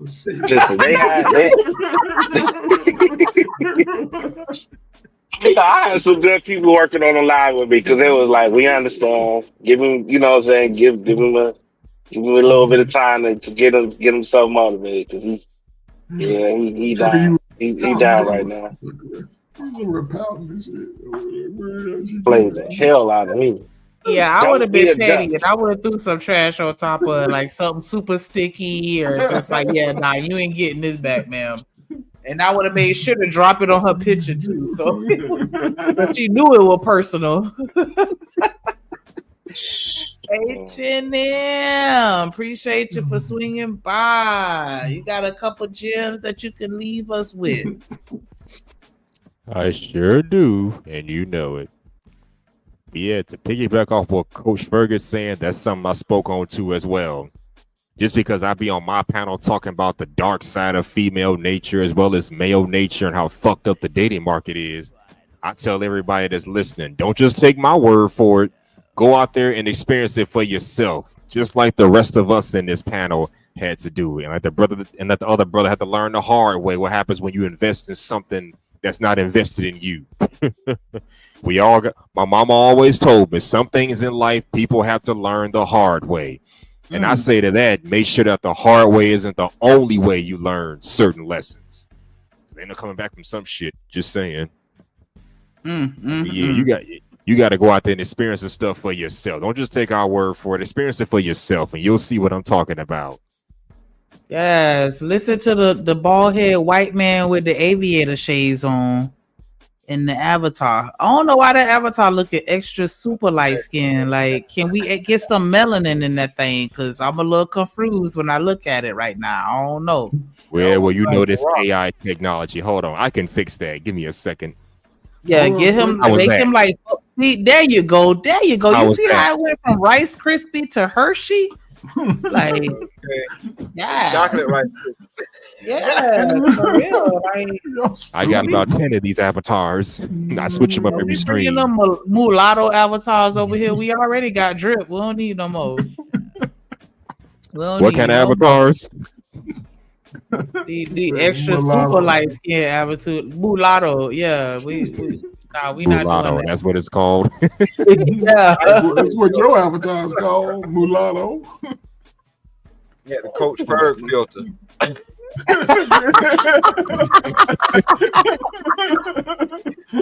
For real. Like, what the hell? This avatar is close to what I look like. It's For close real, enough like, for who- communication to be. Who was that other nigga? Like, we don't know who that was. Like, no. He not invited to the cookout. But yeah, it's always, it's always insightful just to get everybody's different perspectives. So I definitely shout out to Eater Man, Bolo. I don't know why my mind is blanking out right now, but I just remember them and their perspectives on things definitely changed a few ways that I consider certain things in my mind too. So I learned today, if you ain't learned nothing, you're dumb. That's all I can say about that. If you couldn't pick up one thing, you're gonna have to go back and rewatch this stream. If you can't tell me you took one nugget that you ain't take one nugget from anything that anybody said, you missed the boat. And that's the thing. Like we listen so defensively, we just waiting to argue. You gonna miss it. And then you wondering why ain't nobody teaching you nothing. People are teaching you every day. You just missing it because you too busy being combative and wanting to do the what about isms and nah, it ain't about that. So open your ears, clean the wax out, like my mama say, and catch this game. Because I'm telling you, this shit is the same shit that's been going on and will continue to go on, even with social media. Y'all think that really made a big difference? No. Not You really. still got people simping. You still got people, chasing, crashing out. All that shit is still happening. Exactly. You know what I don't understand though? We listen to a lot of people. We listen to a lot of people have different perspectives, and then we want to blanket everything or generalize everything as if it's a one size fits all. And one thing I learned about this life is there is no one size fits all. It's what you make happen. That's what's gonna happen, or whatever you allow, then that's what's gonna be allowed. That's a fact. So don't let everybody else make you think that you missing out on a good thing because your girlfriend bought you a cardboard gift that she made for you. You never know. You know what I'm saying? That might be, that might be her limit. You just never know. Like, you don't let other people, outside of your relationship dictate it to the point where they're able to control your brain and how you think. Like, see things for yourself and then have those conversations with the person that you living with. This is somebody that you intimate with, living with, seeing on a daily basis. Like, y'all just have those convos and then y'all can work it out, talk it out. Because what they said, the best relationships are the people that stick around and say that they ain't going nowhere. Because that's the only difference between the people that have been married 60, 70 years and the people that only made it about 4 or 5. They didn't give up when times got hard, because that's going to happen with everybody. Yeah, I told you that was my actual revelation when I realized that this is what love is. When I looked at my wife and I realized that, damn, this is the last woman I'm going to be with until I die. Like, this is the woman I'm going to die with. And I was like, oh shit, this is what love is. That's some powerful shit though. Yeah, because in that moment I was grateful. I was like, damn, I couldn't pick nobody else that I would rather, have by my side in the case that I pass away. And that's when I realized that this is what love is. All that other shit was puppy love. Yes. And you chose that. It wasn't like you were forced. No shotgun wedding, none of that. That's who you chose. Right. So that to me, speaks volumes already. Like, I chose you and I'm happy with that. And I don't regret it. And I'm here forever. Yep. But I also know I also remember the moment that she chose me. And this is why, I have something to say when people be talking about struggle love. It was actually during the situation where it was struggle love, but it wasn't because I put us in that situation. Like, her mom passed away, she lost the house, and they was in $1 million worth of debt. So when when I came along, it was a situation already, but I got us out of that situation and we was there together with each other. And she saw that, oh, okay, this is somebody who I can depend on. So I can relax. I can be submissive. I can cooperate because I seen in real time him showing me going from nothing to something, or not letting the situation break him. You know what I'm saying? Because I didn't ask for that situation or call for that, but that fell on my shoulders too because we was together. We wasn't married, but I already decided that this is going to be my wife. So that's why I'm like, when it's a lot of nuance in it, it's a lot of nuance and stuff. Absolutely. That's always going to be the case in every situation. And that's why, even though, like you said, people try to do these blanketed, formulas that's supposed to work for everybody, you got to take everything with a grain of salt. And, when they give you that sandwich, pull the meat out, throw the condiments to the side, everything that you don't like pickles, throw the pickles out. But keep the rest of the sandwich and just figure out, what works for your palate and what works for you as an individual, and then what works for you within the confines of your relationship. Because it's always going to be an outlier or, you know, some type of situation that makes your situation different from others. Because I think we kind of get caught up in that there's nothing new under the sun and we all go through the same things. And it's truth to that, but not exactly, because your mama could be a crackhead and my mama could be a super crackhead. So even though we both had crackhead mamas, our experiences are still totally different because your mama was functional and mine wasn't. Right. You know what I'm saying? And so it's always going to be, you know, differences even within the similarity. So we definitely can't always just be like, nah, what's the cheater? Always the cheater. What's this? Or, you know, whatever the case may be, like, nah, that don't work. So that's why I say it wouldn't be no redemption if that was the case. Exactly. That's what I was saying. Like, yeah, that mean we never grow up, we never mature, we never learn from our mistakes, we don't become better people over time. Like, we gotta give each other grace, man. Yeah. Nobody's perfect. Nobody. So you can sit here and look at this one person and be like, hell nah, then you gonna leave him or her and then go find somebody else and it's gonna be the same bullshit or maybe even worse. Yep.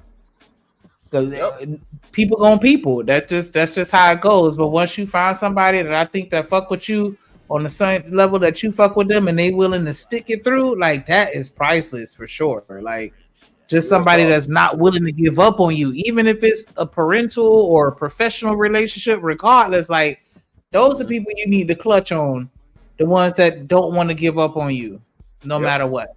So that's definitely a blessing. That is absolutely a blessing. I appreciate y'all. Not gonna drag this out no more. Make sure y'all hit that like button. Make sure y'all subscribe. If you're watching the replay, drop a comment. Let us know that you that you rocking with Drip Nation. I don't know what happened to Drip. Hopefully he on the raft back to China. I'll give y'all an update tomorrow, and we'll see how far he made it before the raft broke. Because, you know, we getting the cheap rope, and we getting the cheap logs, and we getting 3 rice balls, and that's it. And we sending him back to China. If he only make it, you know, halfway, that don't got nothing to do with us. But definitely appreciate y'all again for showing up and showing out. And we will see y'all tomorrow. And you.